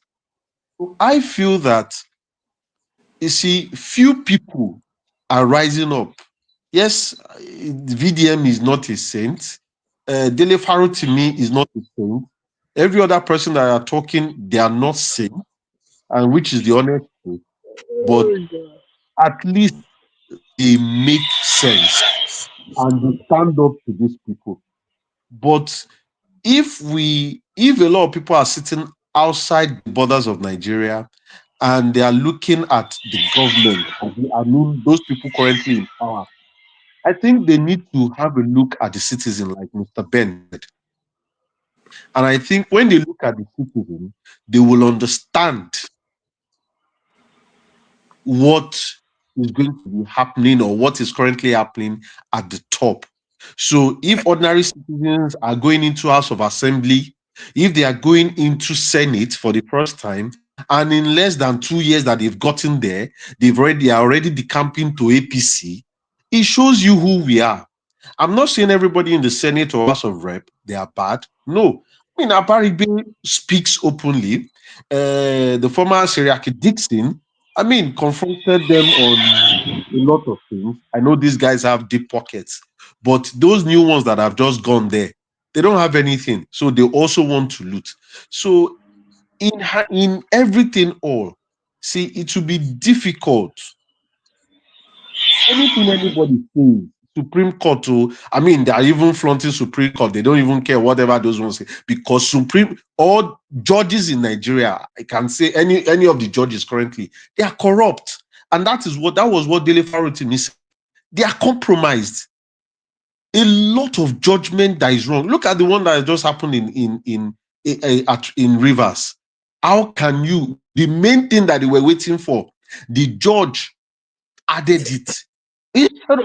He was not meant to add that one because that's what they wanted to use to nullify them. But he added it, making sure that they have to bring sole administrator. So look, Nigeria is already, I don't know what we can do at the moment. And I'm not the kind of person that will say that we should pray. But the only thing we can do, like Obama said, is people need to vote when they know that your vote counts. Just like what happened in 2023 in Lagos State, when a lot of people voted against the current AC, and I can bet you it's not going to happen in 2027.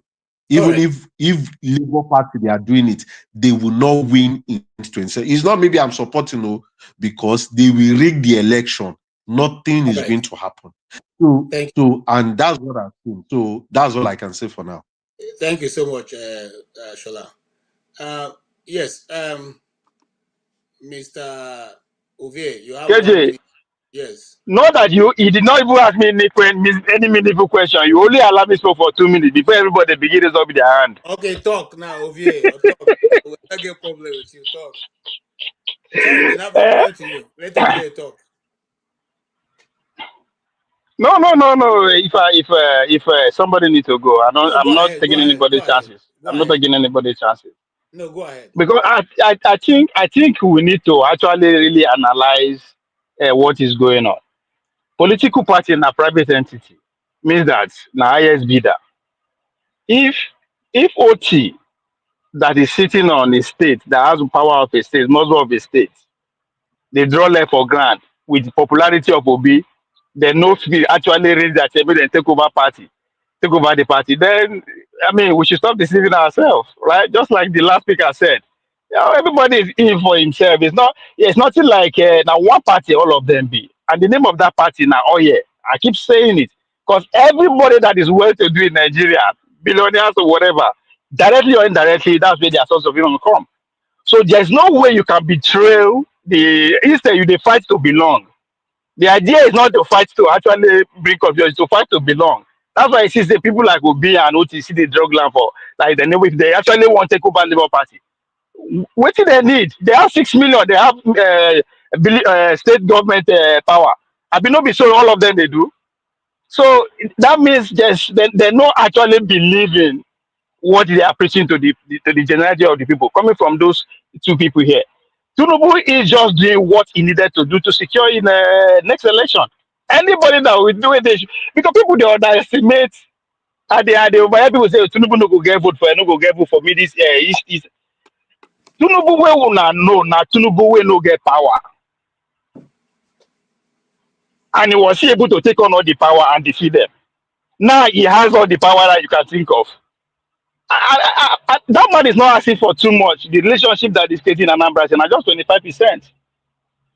And when I listen to Dr. Dameji analysis of where Soludo they aim, it's as simple as that. I talked about before when he write that letter for 3 years ago. Say we'll talk about that letter 2 decades to come. Right? If that is where he is going, will it be 25%?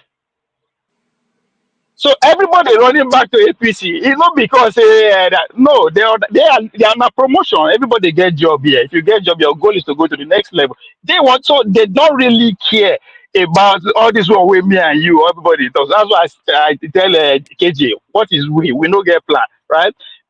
Kudos to we need to actually celebrate Wiki. At one point we will. I thought he will end up in jail by now. But for him to chase Atiku out of PDP. Hope PDP is strong. Guy, but we go respect that guy. If not be now, but tomorrow. Literally every who and who that remains in PDP is running away from PDP because of him. They don't go. The question now be over here. The question now. Yes. Be, why can't the leadership of PDP expel Wike from PDP? If you get money to spend,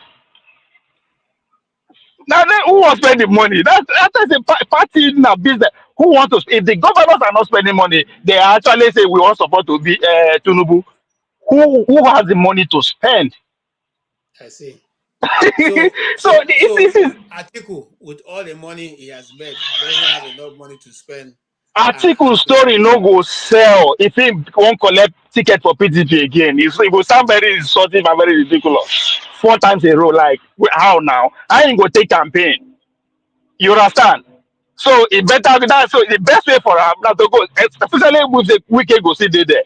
So he will not have the leverage of say, okay, he will take control of all the structures of the party. So it doesn't make sense. Now, it's all about story. What is your story? How can you tell your story? How you want to tell the story? Now they don't. The last time they said now because of Wike no one will be okay now. What you go talk again?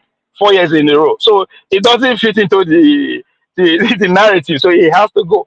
But for Jigawa State, whole Jigawa State to decamp to APC, because that is another strong leg of PDP. After Atiku, that is the co-founders of PDP who are still alive, the signatory. After Atiku, na Sule Lamido, who are still the original original paper of PDP. But after last week, the whole state joined APC. It not finished with that now. So on one ground, we can say no, they respect that before. That we can say you know get any electoral value. It just the carry so on one ground is he going to stand? So either we say that Tinubu they help Wike, but that's by the way. We have at a point we will look back and say, come Wike na man. For him to sit there, one leg in, one leg out, but they chase everybody that is also. So it is if you look at things that is going on, all of them are actually aiming for the next level. So because there's no way to explain to me that. I mean, if you say it will be say may obedience, go and register for Labour Party. Guarantee at least 1 million with real card. No other party go fit prove am. If they do that and take over the structure of the party, who be chairman? No be to revoke a membership from local government for a village. It never finish. I mean, no be so that they do am. But they are not novice. That's why, like, okay, what is going on? They are not novice. Obi is not novice at this point, right? OT is not novice. If they get allocation to come the party, what is he using it for? It is guaranteed that he will win his second term. But the propaganda of his performance and the love that he's getting from God. So yeah, he has no threat at this point. But one of my biggest worry in Nigeria is that whilst Nigerians are all suffering from poverty, they see the government officials buying some of the most expensive cars in the world and drive it around, and they still go to bow down to those people. I don't understand what that means, honestly. And not because we know we say we are proud people. We the commoners, we are proud people. We no one learn even from the oppressor. Tinubu, as everybody they give back credit rich, master this. He still they form team. Hold on. He still they build coalition. He still they organize. We are not at that level. So individually we cannot challenge anybody. Me as a day here, so I not be challenging my local government councillor, but we can do it. That's why they say the question, the idea we have to organize for her to have a voice. Somebody is GDM today. He's VDM because he was able to coerce people to follow Amabi. That's why that's VDM. The same thing with the Leparo team. He was able to. So somebody was here 2 weeks ago. Wait, I think that 3 weeks ago, the author from Nigeria, I mean the publisher from Nigeria, said something. They are our elite. Have not been able to find this a common social cause to work on. And I totally understand that every segment of the society, all the education, whatever you want to, they have not been able to rally around one cause, other than say, okay, we won't get power. That one they very easy to do. But around a social cause that has to do with we not get power in 2025. 2025, that the next revolution that is upon us now, power now go determine we go win the race between the superpower. But we don't seem to care. But we care when VDM is arrested. We care when some. So there's nothing socially that actually all of us will feel die for, right? Which is, as far as I'm concerned, now light. You can't explain to nobody. Oh, say we don't get light. How do you tell people 2025? So if you cannot even that cannot bring us together. Nothing else, as far as I'm concerned, cannot be. The poverty way they talk with us is relative, right? It's relative. Okay, it's relative. The judge of Nigeria they jump to square million a day. Let me add to what you say, KJ. No, hold on. After Jonaba, I can come in so that yes, we're going to our final thoughts now because we're running up to the women segment and take off. Mr. Jonaba, you have heard the discussion so far. Please, can you give us your random thoughts and what you think? I mean, the whole thing is going. How do you think Nigerians can actually be free from these webs that we have entered? All because it's a web, it's continuous web, roller coaster. We don't know where it's starting from. We don't know where it's ending. It's just jollof, apple, gari, everything mixed together. How do we come out of it? Thank you, KJ. It's gonna be a long walk to freedom. Is There's no party challenging any party. They are just shopping around, and there is nobody losing anything. It's one party system we have, whether it's APC or or PDP. There's no ideology that divide them. They always go to Abuja to share money. That is what unite them. And on the side of the citizens, they have used this to anchor their life for so long that you see person that mortgage your life, the born and unborn Nigeria, you still burned out, prostrate before them and worship them because they have take humanity, decency, sense of dignity out of them with poverty, disease, and all of that. So it's going to uh, be difficult, but I hope one day a voice will come around, sharp, brutal, and pierce through. But those politicians you are seeing, whether they are APC or PDP, they are the same people. They are just looking for power to share the money. And I'm glad I'm not a politician. I think if I die, I die as a frame. Thank you Thank you. so much. Thank you so much, Janaba. You make it so easy. I wish that Nigerians can be able to glean from your voice and the politicians learn something from you, because these are human beings that are we are dealing with here. They are not just numbers. Unfortunately, sometimes it becomes like just numbers. Somebody just say you say they kill 55 people. You say it's not 55 now. Say now how many? It's just 53. It's just 53. So that's what it has become. But anyway, let me have a final thought, sir. Well, I don't know if it's final thought. I wanted to comment on what Ovi was saying, right? Okay, if you comment briefly. Ovi was talking about the organization, right? So I think the reason we are not getting it as ordinary people, the simple fact is, a lot of us, we see this from tribal and religious angle, especially the tribal one. Is crazy. What that means is, sometimes I'm here is my feeling about Nigeria, right? Most Nigeria don't hate injustice. They hate it when the person doing it is not from their tribe, or they don't like the person. If the person doing it is from their tribe, they don't have problem with it. They will even defend the person. Just like what Solas said now. That's how you see Nigeria that criticize Tinubu, what he's doing in Nigeria. Trump, that is breaking all the laws in America, they support his madness. So you begin to wonder, how do you select a pay? How do you choose what to support? So it is a problem. And the other thing I want to raise, actually, the issue of everybody moving to APC. Oh, APC one party state. To be honest, this thing is not new. To me, it's not new. Nigeria has always been one party state. That's what it is. The only time I will even think of we had two parties was maybe between 2015 and the next election. Maybe there was some. If you follow Nigeria politics, when PDP were ruling from 1990, 2014, 15, if you get PDP ticket, once they give you a ticket, it's done. You go and celebrate, because it's more like you won the election already. That is what you are seeing now. So there is nothing new. We don't have a system because the ideology is not there. So everything is the same. It's anywhere belle face. So anywhere belle face, that is the system we are running. There is no ideology. There is nothing really.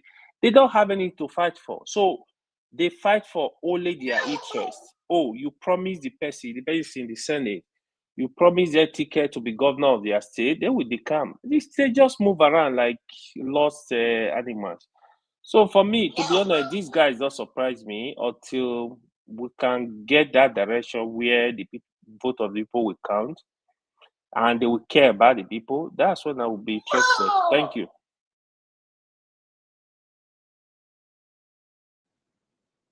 You are muted. Thank you so much. We appreciate your contribution. Yes, Mr. Tony. Yeah, I think that the reason why we're having some of these problems that we're having is because the fastest way to become a millionaire in Nigeria is to go into politics. So it's a do or die for everybody. I mean, can you imagine somebody is the governor for 8 years? He has security votes.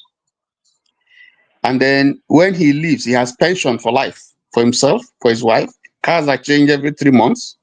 He has a house. He can have a house in Abuja and anywhere that he wants. He has servant allowance, medical allowance. He has all the allowances. Okay? Apart from whatever business he's doing. Then on top of that, he still wants to go to the Senate. And then in the Senate, he's still being paid. The money is coming from the same post, whether it's from the state or federal government. And then when he finishes, he wants to be, I mean, with due respect to people's ambition, wanting to be, and then he wants to become president or vice president. And I'm sure that as president or vice president, there are certain benefits that you're entitled to for life. What kind of system? There are things that Obama pays with his pocket. President of America pays with his pocket. The federal doesn't pay for it. Newspapers, things, entertainment for friends and so on. The federal government doesn't pay for that. And so many other things. You pay from your pocket. So once you have that kind of system where you can run up, all these benefits for life, it becomes a do or die. So if you have a system where that will limit or put a check to some of these things, why should you? You have served for 8 years, you enjoyed the office of governor, you have made friends, connections. There are governors who Johannesburg built houses for just because they are governors or because they've been given them contracts. There are so many benefits that political office attracts to you. That's not enough for you. Security vote, nobody looks into that. You do anything that you like with it. That's not enough for you.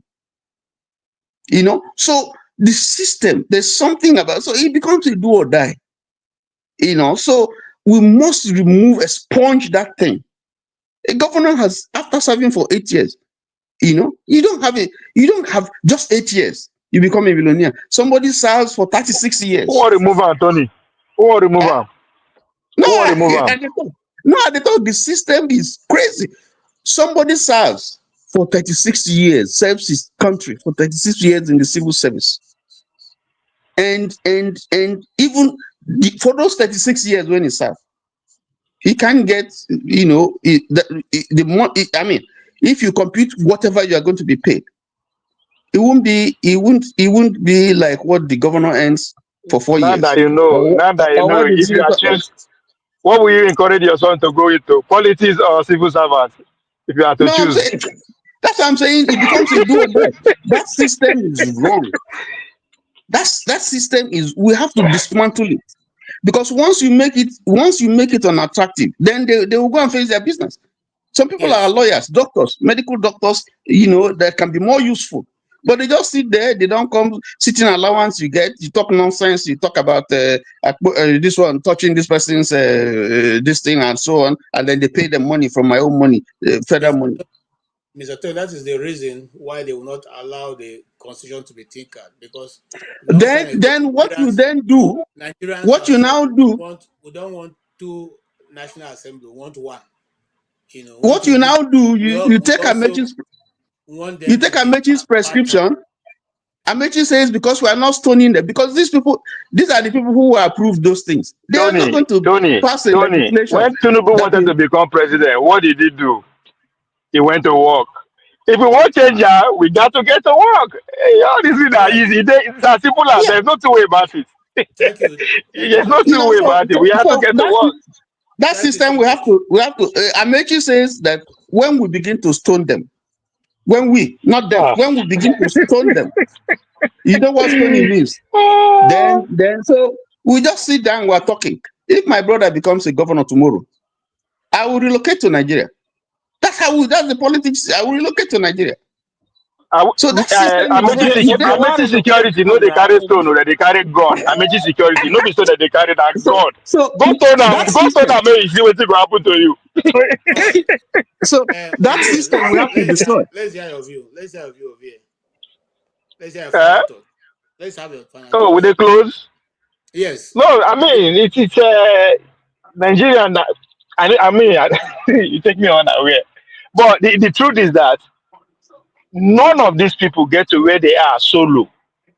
That they work, they did what they needed to do to get them there. So if we really want anything to change, that is and somebody go say, the obedience is everybody did there now. Okay, you try once, you fail. Then what? You continue again now. It's not saying the first try you have to work. It must not work. Even if you work, say that PC put you out, right? Trump will tell you I had £100 out. But it work at the end of the day. But we have to do the work, other than just rhetoric, right? But again, Ewa was saying something about tribe and all that. All those ones no matter once we have one goal. We just have to come up with one. The idea is that we want to take power. That's not a goal, as far as I'm concerned. Why you won't take? We just have to find something that we can actually rally on. And as far as I'm concerned, the fact that we don't get light is something that we can all, but something, we have to find something, one thing in common. Not that, oh, this person had the turn to be president. Let's not for that. This is the best. That's another thing. There's nothing like this person is the best. It doesn't. That's not how it works. When it comes to it, it's not like this person is the best. We are the best. Because that person, so who are the people behind him? People don't understand why Trump was able to outweigh, not be like last one. They actually train and recruit people to work with this administration for since 2022. So it's beyond. It is so much to do, but until we have a common goal, and it has to be, it has to be bigger than we. Tinubu is bad. Let's take him out. That's not the goal. It's not about him, right? It's not about let's go and change them. Why you won't change them? We have to find something that if you can't reach not, you will see like 20% of them will agree with you. If you cannot reach anywhere, 20% of those people will agree with you. Something that transcends, something that have to do with economy, something where everybody will feel rather than religion, tribe, or won't take power, won't take power. That one will be, it's hard to sell at this point. Everybody will take power. But at this point, we should go beyond the best person, the best idea. This idea of one person syndrome now the rhetoric that came out of after World War, right? The idea is in Amatulaki and I'm bring all this is Duncan. There are thousands of people that actually worked before that achievement was able to. So now we have to change our mentality to look for somebody. This is the best person. It's better than this. It's better. She's better. No, us now. It has to resonate with every one of us, and it has to stay with us for a long time. Which is that's where the idea of organizing comes from. But but they will focus on mobilizing. You can never mobilize the people in power. They have monopoly of everything. And it's easy to mobilize. So the organize, it takes time. Right? It takes time. Those who are still planning for 2027, now just to fulfill all righteousness, is gone. Right? The power is still going to reside with them. But even though they cannot give us, we are not ready. Let's face the fact. Thank you so much, Ovie, and I appreciate your contribution. Yes, Shola. Okay. Now, I heard what my other colleagues they talked about. You asked a question. You said, "That is KJ. Why do people bow down to leaders that are stealing our money?" So let me put this to you. But back in the Americas, in the South, there's a guy during slavery. So they had to bring a guy because the slaves, they were escaping to the north. So they had to bring a guy. I think you've heard the story. Some of you have heard the story. It's called John Lynch. So what this guy did was that he's going to do a lot of things. He was doing very, very bad thing, beating children, killing them, killing children in front of their parents and stuff. So what was he doing? He was keeping the mind weak psychologically, and he's keeping the body strong. Now, let me reverse it back to Nigerian politician. So what an average Nigerian politician do? Tinubu, all of them, Wike, is their opposition. When they see that they don't buy their opposition, whoever is coming up next that doesn't have money at the end of the day or doesn't have influence will not want to go into it. That's number one. Number two, they will buy delegates. They've already paid for the delegates even before election, a year or 2 years before election. And I'm going to put this to you. You need to go and listen to, there's a Nix podcast in Nigeria, and I think maybe some of you have listened to it. There's a podcast in which Ali Baba came, I think 2 or 3 weeks ago, thereabout, or a month ago, I can't remember now, but it's called Nix podcast, so I'm not promoting any podcast. And this is what he said Obasanjo told him. He said for you to become Nigerian president, you need to win you need to have 7 governors on your side.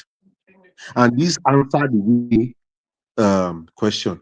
Number one, you need to win Lagos State. So Lagos State governor, Kano State governor, Delta State, you need Bayelsa, you need Rivers, you need Katsina, and you need CBN governor. So If you count No, it, they are seven. Kaduna instead of Katsina. Kaduna and Kano. Yeah, From north. Kaduna. So Kano, Kaduna, For sorry, the not Katsina, numbers. sorry. Yes, for those of you that have listened to it. So, and why when you say Wike chased Atiku out, it's not maybe Atiku does not have money. Don't let people get you wrong. But what Wike is sitting on is a mine. Anybody that knows what oil is, oil money is huge. And that's what they don't know. If you're conversant in Nigeria, even if they transfer an ordinary soldier or a naval officer to Rivers or to Bayelsa, I can tell you in 6 months, what you would do in 6 months, quote me wrong, is more than what anybody can. The money he will see. This is not a top boss, just ordinary small person. The money is going to see. That's a fact. They lobby to go there. Yeah. So what am I saying is that, look, where was Atiku? And I'm not holding brief for Wike here.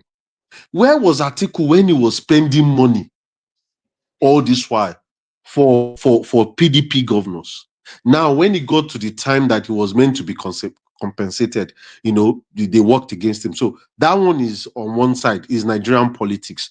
Look, like the other person said, and also, if you look at what is going on in Nigeria, like the OV said, see, we need to, it's going to be a gradual process. It's going to be a gradual process. Everybody needs to come up. Then we start building up this case, this awareness. Don't collect money. Vote your conscience. Vote whoever you want to vote for, but don't collect money. If you say that they have not done well in 4 years, boot them out. But like somebody said, a Yoruba man will say, oh, vote Tinubu because he's our own. But they've forgotten that regardless if the country is not doing well, we will all suffer it together in any shape or form. It's not maybe Tinubu is there now, the lives of the Yoruba people are better. It wasn't that maybe when Buhari was there, the life of the what's it called, the Hausa man or the Fulani man is better. It doesn't mean that maybe when Obi gets there, the life of the Igbo people are going to be better. But what we are simply asking for is a good Nigeria. Give us the basics. The basic, that is what we have to do. Jaeger Africa is doing something where they come, they debunk a lot of things. There's other people that are coming up that are more or less challenging this process. I wish we can have a president like Jonathan again, where he will put people. When Jonathan was there, that was where Jega came, and he changed a lot of things. These politicians, they saw what happened. They will never, except there is a mistake, they will never allow someone like Jonathan to come there again that would dabaru everything for them. They won't. So the basic thing is that we need to sensitize the people in the villages, people in the city at the end of the day, and start challenging the courts and as well as INEC. And I think if we do all of these things in a gradual process, I think in a long time we will get there. Thank you. Thank you so much. Yaga Africa na USA ideal. Yeah, It doesn't matter, but if you follow them, they are still It matters. It does matter a lot. If you say it does matter, but at the end of the day, if you've seen all the elections that is been done in Nigeria, follow them. See, even if it is US purporting anything, but at least is a process. At least Anyway, the life of Dele followed to me is a process. So we won't get there. If we start saying this one is not good, that one is not good, then who is going to come up? And that's just what we need to do. We just have to follow the process. We don't have to. Once we identify what is not good for, if you identify a food that is not good for you, do you eat it? Do you continue to eat it when you know that it's not good for you? Okay, if it's not good, it's not good. Like let's be real. This is war. Sir, but what are you talking about? As a person, no, but you as a person, that's what I'm saying. If Jaeger is not good, there is no problem about it. I'm not disputing that. I'm not saying, oh, they are fantastic. But you as a person also set up a platform that other people that will be checkmating these people. At least they are doing something. But you too set up a That platform. say when So you that give you, there's no way you can make case for them when you have established that they are not good for us. Like it doesn't matter. What is not good is not good. You will not continue to eat the food that is not good for you. Why will you give? Okay. They are not good. They are bad All influence. right. They are sponsored to Thank you. miseducate us. Point No, and no. clear. Well, this is not a Tola, part of argument. Tola, It's not an argument. I like your your thought. I like how you framed it up. Yes, I also have a few things about Yaga Africa, but that's a different kettle of fish for another day. I know Itodo very well. That's So a cornerstone of USAID. no, let's not go there today. That's not why we're here. Thank you so much. We appreciate your contribution, Shola. Mr. Ike, your final thoughts, sir. Well, my final thought is I want to pick from what my brother Sola said. I'm part of what my brother Ovia said. In 2023, after the election, we that are members of obedient movement, most people give up hope because what we think didn't work. And I think that it was a mistake. But thank God that the obedient movement of today is not the obedient movement of 2023. That is a very strong structure right now of obedient movement. And I must tell you that more than what we lost in 2023, we have garnered more than what we lost in 2023. Because just like what every other person is saying, I know that Mr. Peter Obi has never said that he's going to, he has always said, it's not going to be easy. He knows the system. He was there in the system. He knows the system. It's not going to be something of one day, not something of, it's not now, right? But we cannot continue to give up our hope that it's going to be better. But like everyone have said here, we have to start from somewhere, right? And that's why that I was happy that after 2023, Mr. Peter Obi did not allow this criminal Aburi to take Labour Party, to take obedience, because that was his intention. Mr. Peter Obi told him, no, this is an independent, has nothing to do with Labour Party, because his program was to take obedient movement into, do what he's doing right now. And if all of us could remember, may he so rest in peace, Donyo Okukwe. When Donyo Okukwe went with Peter to join Labour Party, they asked Peter, do you want to continue with this executive, or do you want to bring your own people to run the affairs of Labour Party? Because this man has good intentions. He said, no, I'm not bringing nobody. I want to work with you guys. Because what he had in his mind was for a better country. But the people that he's working with have a different agenda. If we have known, if any of us were spirit then, maybe it would have been better that he accepted by putting his own people from the beginning. But also, like what everybody is saying, that everything that has happened has taught every one of us a lesson. So we know now who we are dealing with, right? So for us to, I'm trying to say that we should not give up hope. Sometimes it's frustrating. Sometimes you can't even imagine what you go through, right? Because somebody like some of us who are not in Nigeria, you are thinking, after all, I'm not in Nigeria. But every day your brother or your sister or your cousin will call you on the phone. You are even under more pressure than the people that is in Nigeria. They don't know that sometimes you do not take vacation. They don't know that you walk in the sun, you walk in the winter, you walk in the snow, you walk in everything. You have every day you are walking. You walk from here. After that, some people walk a day, 5 different kinds of job every day.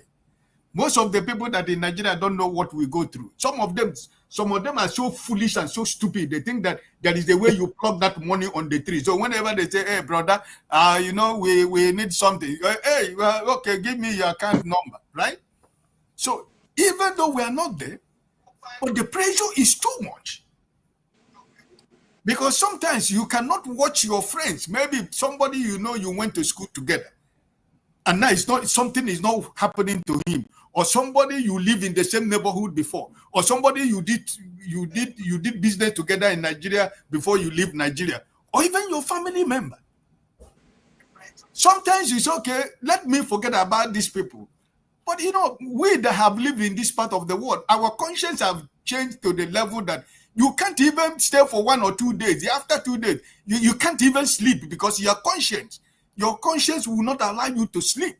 You want to do something to help, right? So what I think that it is something that, like Sola said, we cannot give up. We will continue to talk. For example, as we are talking, a lot of people think we come here to waste our time.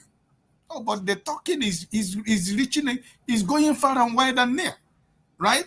Is doing a lot of things in the minds of people. You know, so let us not think that this will come here every day. All of us now, for today, I'm still working in the office. Most of you, probably you might have ended today. You might decide to go out and play golf. You might decide to go and watch basketball. You might decide to have fun with your family. But we're here. What is our gain? Nobody is getting anything. But we were talking about how could our country be good? That if you are traveling to Nigeria tomorrow, you are traveling without thinking about what is going to happen to you at the airport. And after the airport, what is the policeman is going to do? Or how much are you going to pay to safeguard yourself, even in your own village, that everybody know you in the same village? You will still have to hire security to protect you. You understand? Because those people you left in the village, they not think you are coming with the millions of dollars. So if you don't show up, they will organize people who will kidnap you, or organize people who will come and rob you. You know, you can imagine sometimes when you go to Nigeria, no member of your family will know where you are staying in the hotel. Some of us don't stay in the house. Only maybe your mom or your sister that you trust, or your brother that they trust will know the hotel where you are lodging. What they know is that every morning they see you in the family, but none of them will know where you stay. That's the country we are living in. There is no freedom. The people you know before, you can go to the small beer parlor to sit down together, eating nkwobi and the rest of them. It's no more possible. If you go at 6 o'clock, your mother is standing on the road looking for your car, or looking for where you are. If it is 7 o'clock, she has not seen you. That's a very big problem. And when you come in, he will tell you, where did you go? You don't know where you don't know the country you come in. You think this is place where you live. So it is crazy. It's crazy. Some of us can't take it anymore, because I don't know how I can go home. I can't feel free with people. I can't walk in the midst of people because you're afraid of what is going to happen to you. So, my brothers, let us not give hope.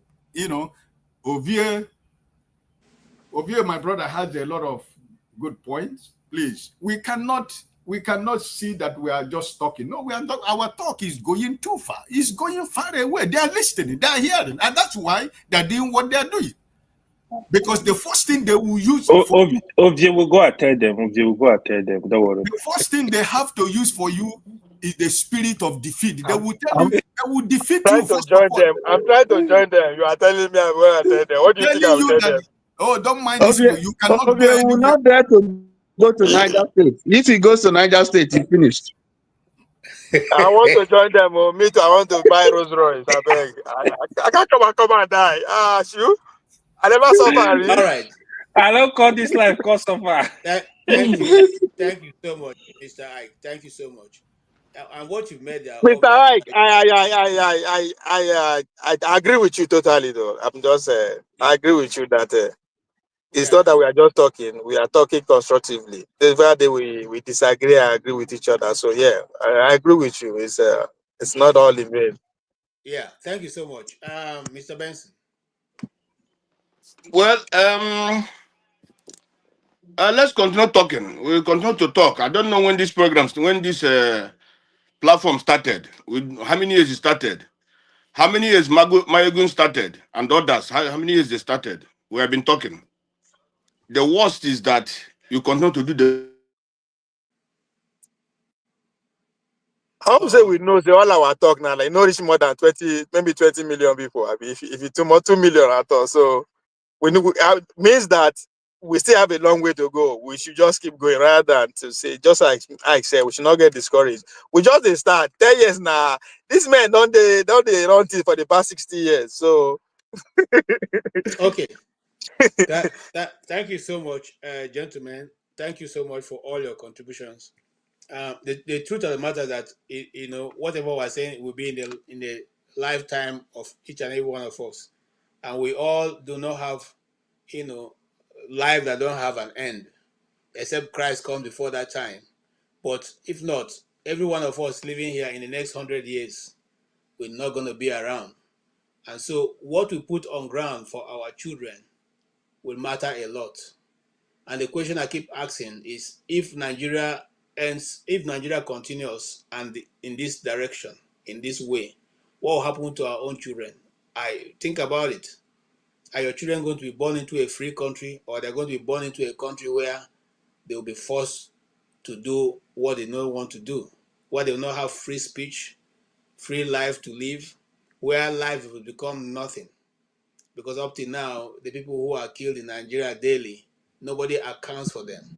What I love about America, whether you like it or not, is even the woman or the man who is not known in any circumstance, in any political circle, and that person meets a misfortune that will take that person's life, the whole media will run the person's name, will run his picture, they will continue, the president will even go, or another person will be detailed to go and visit and commiserate with those people. But our own, just last week alone, over 20 servicemen were sent to go and meet their Heavenly Father. Till today, it wasn't even mentioned in the circle of news. It wasn't even mentioned in the circle of the presidency or the National Assembly. So, in other words, the life of those individuals is those things that will say they die for nothing. What is Nigeria to us? What is it we are trying to project? How do we want other nations to view us? Have you ever wondered why you are treated so shabbily in an international airport outside of Nigeria? Because they see that your government also treats you shabbily. If your government treats you well, people will also be afraid to treat you anyhow. A friend of mine who is an American, I escorted her to the international airport where she came to visit. And they were checking people, and they, because she's black, because she's a Nigerian, the custom people were trying to mess, hey, madam, come this way, this. She was looking at them, and she just told me, watch what will happen now. And she pulled her American passport, and as soon as they saw it, all of them stood up. Please, come this way. Please, come this way. This is some people who are just telling us before now, hey, I better book and move like this. But as soon as they saw that blue passport, all of them, they checked themselves immediately. And she handed the passport to them. And in fact, they just flipped through and gave her back. And she said to them, my friend, can he escort me? He escorted me today. He said, oh no, please. Oh, please, go. Now I crossed the area where I'm not supposed to cross because an American with an American passport is standing at the airport. Gentlemen, in fact, when I left that place, as I was driving home, I was asking myself, when on earth, for a country that has so much there's human capacity and ability like Nigeria, ever come to a place where we will not only be feared, but will be appreciated in anywhere we go to? And that's because we do not have the firepower. When I say firepower, a government that is resilient, that knows what it wants for its citizens. There is people saying, some of the people who are regarded, as a very, developed and advanced country, respected, Celsius. How many are they? That's the one that carries, number one in Africa. Celsius. Nigeria is not even among the number 10. And that's because we don't have a government that sees it as anything to make sure that the people of Nigeria have dividends of being called Nigerians. And sometimes when those of us who are from the South, say, we just want to divide. Not because we don't like the country, but we are tired of for how long? 60 years after independence. And we can't even stand ordinary France to say you can't have a bilateral relationship with France. Since our brother in Niger, you don't have relationship with them. Since our brothers in Mali, you don't have relationship with them. Since our brothers in Burkina Faso, instead we are the ones saying, no, come. Is it that we are better than those people that they've been around with for 60 years and not be able to make any difference? One day I'm going to come back to OVA because I'm still doing the research. But I saw a video that says back as far back as 1707, the map of 1707 has a different story to tell of what Africa was like. And it's shocking, but let us continue to research until we are able to know exactly. In the 1700, they never finished with us. No, I think Benin was pretty much the last one, which is late 1800. So yeah. Yeah, at 1707. 1707. Yeah. So no, why I'm saying all that is because we have the potential to lead the world, to make things better for our people, but we don't have a government who wants to back that move. They are rather. There's a place in Maryland. It's called Portmark. I hear the majority of those houses that look like cathedral, they belong to Nigerians, Nigerian politicians. Atiku has his house there, even though he has not come there for a while because of, you understand, if you shit for church, you can't go back to that church, So now you have house in America, but you're living in Nigeria. You have money in the bank around the world, but people in Nigeria, business in Nigeria cannot have that money, cannot work with it. What kind of people are we? Are we that damp? They don't live in Nigeria, they work in Nigeria. Nigeria in our office. Are we that stupid? How many presidents from other nations have come to do 2 weeks, 1 week in our country? Despite, even when Transcorp Hilton was a Transcorp Hilton, was a Nikon Hilton, did any head of state come there to live or to even do weekend apart from coming for official visit and going away? When it was Hilton, one of the best in the world at the time. When shall we wake up from this stupidity? Is it that we're so stupid? And then nobody is saying it. You see, over here, my challenge that nobody is saying anything to them. They look for lies, they manufacture lies, they frame it. We are only people who have president that has a working visit. There's no other president in the world I've heard that these presidents have gone for a working visit. We've not read it anywhere. And the other topic we couldn't get to that Nigeria has imported a new plane which is cooling off in South Africa for redecoration for the presidential jet in this economy. And all of you guys are going to celebrate it. When it comes, when I go stand the wave and goodbye. Hey, wow. What the people, KJ, free also. Una give a chieftaincy title when he come back from France. So as they go, una give a chieftaincy title. No, but you could see but that will be the problem, you could see that, I'm not exonerating any part of Nigeria. I'm talking about the people of Nigeria, the citizens of Nigeria must have to stand up and take their citizenship.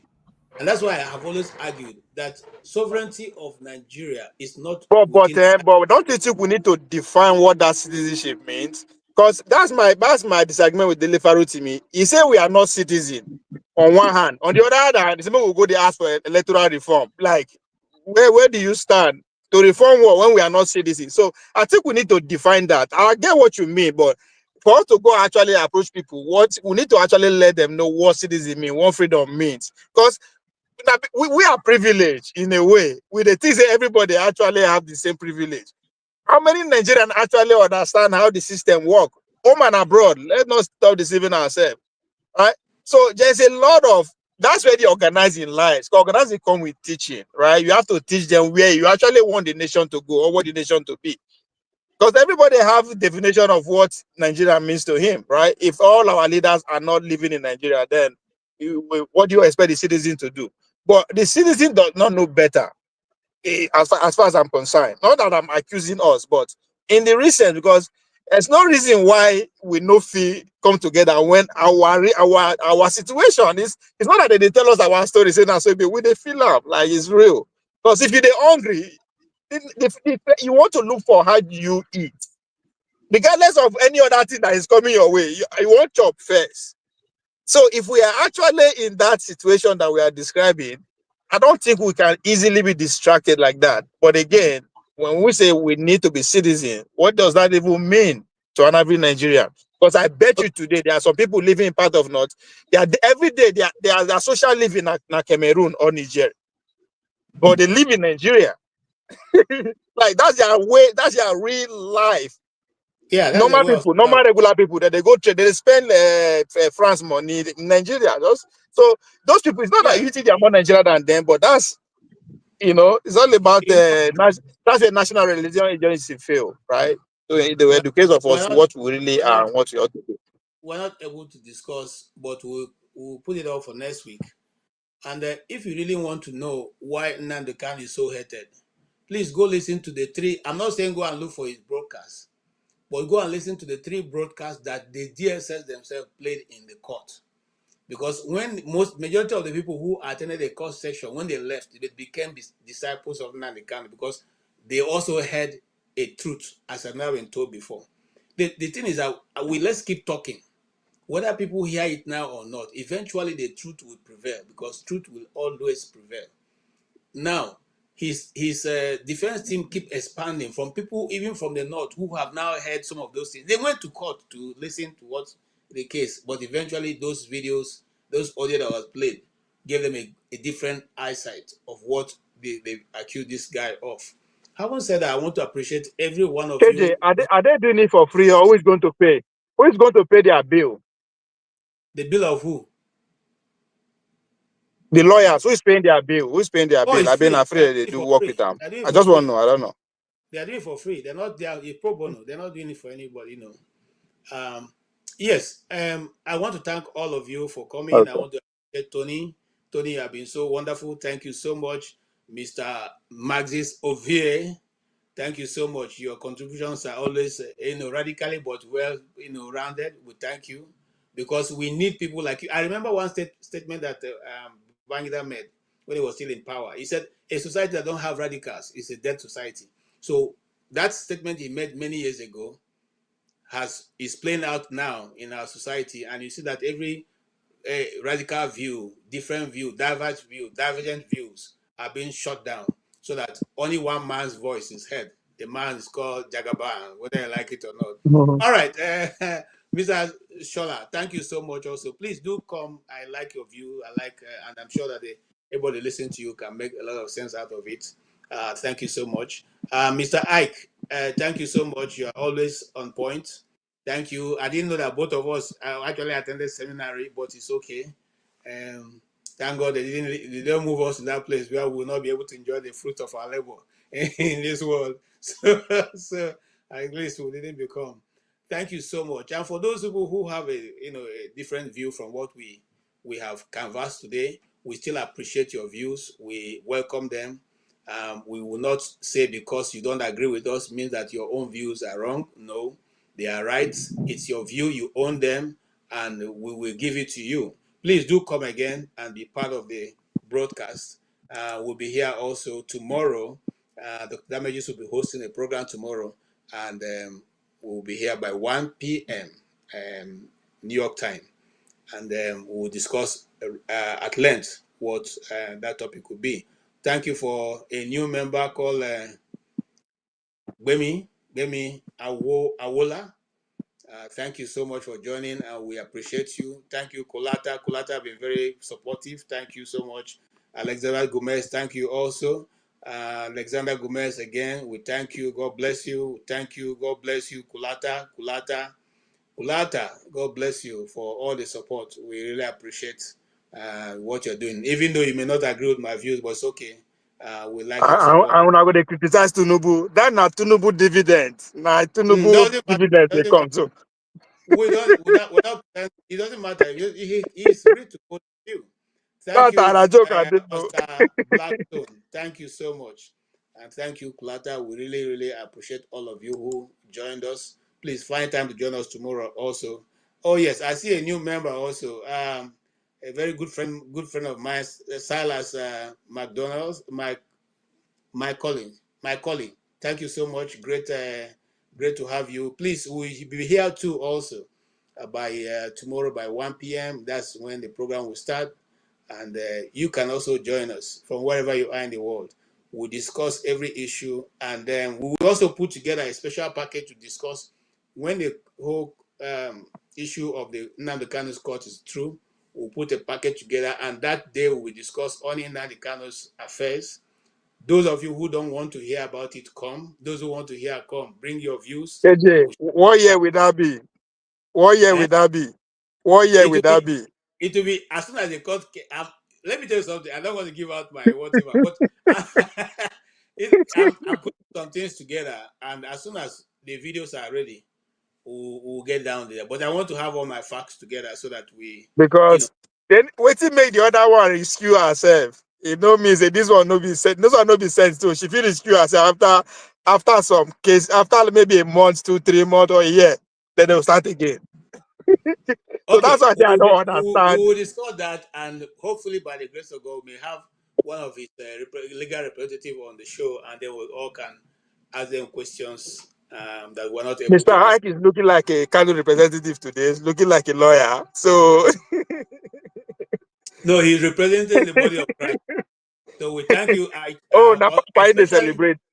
Especially the angle you brought in, because some of those angles you discussed, not a lot of people know that about the Catholic Church. And we didn't say, for those who are Catholic, we didn't condemn the Catholic Church. Because despite whatever any denomination is saying, everybody operating a denomination is a human being, and they are all prone to making mistakes, whether it's deliberate or not. So for the Catholics, let them also bear in mind that we support what they are doing. I've said on this channel many times that the Catholic did a lot of work, initial work in Africa, especially Nigeria. Just like what the Chinese are doing now, Abi. Yes. Just saying. Yeah, I'm just saying. Whatever it is, the thing is simply this. I listened to a lady discuss, and I'm going to close on this, discuss about the reason why Africa was easily colonized. And that was the same reason why America was easily taken over. The people that were in Africa were very nice people. They did not see the reason why we should struggle over resources. And so when they see you, when you come, they welcome you and they invite you to join in the resources they have. And that is the people now who are coming from the West think that is stupidity and that is their weakness, but it's not. And that has not changed us. And I speak because I lived in Benin for so long.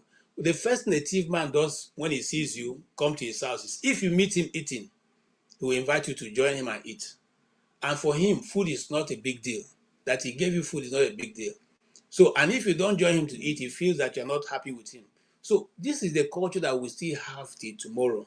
It does not mean that we are weak people. It does not mean that we don't have understanding. It simply means we are good people. Let's continue to be good people. Let's be sharp in our understanding and know where we're driving our people to. KJ, I will take you on that narrative some other time because I know agree. Say will be nice, say now because it will be nice people that they will power us. But that's on that another fateful matter. time when you are ready, we'll go to it and then we'll discuss it. Having said that, I want to say thank you so much, and I wish all of you a very blessed weekend. Bye, sir. Bye so much. Thank you.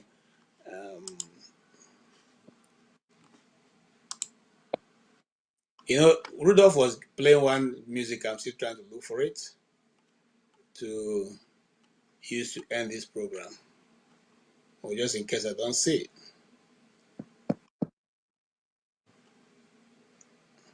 All right. Thank you so much, every one of you. We really, truly enjoyed being with you this weekend. Please join us again, and thank you. If you have any questions, you can actually, text in or join us next week at the same time, and we'll be able to take those questions you have or concerns. Until then, God bless you all. Okudelio, okudelio, okudelio, kelanyo Olisa malugo koyene menenua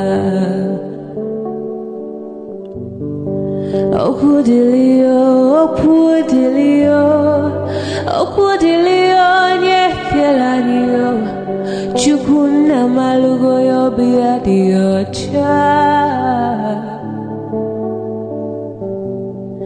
Agaranya chogo kowe bili Agaranya chogo kowe rienio Owe chuku bezie chuku Nuche chukwa busigi fegemeo Nuche chukwa busia ifegemelo Nifo solo ne asi alibazie Oboye bebe agaranya muliba Oboye wuru agaranya mebibe solea Mano garanya uwa Oboye afyozi enipakwa Agaranya chogo kowe bili Agaranya chogo kowe rienyo Oboye chikubezi olisa Kodili ma kodili bemo Kodili wakema kodili wanima Naino kwane we peluge peluo Kodili ma kodili bemo Kodili kemo kodili heyo Ibedwe me wane Nikadiezi bohimo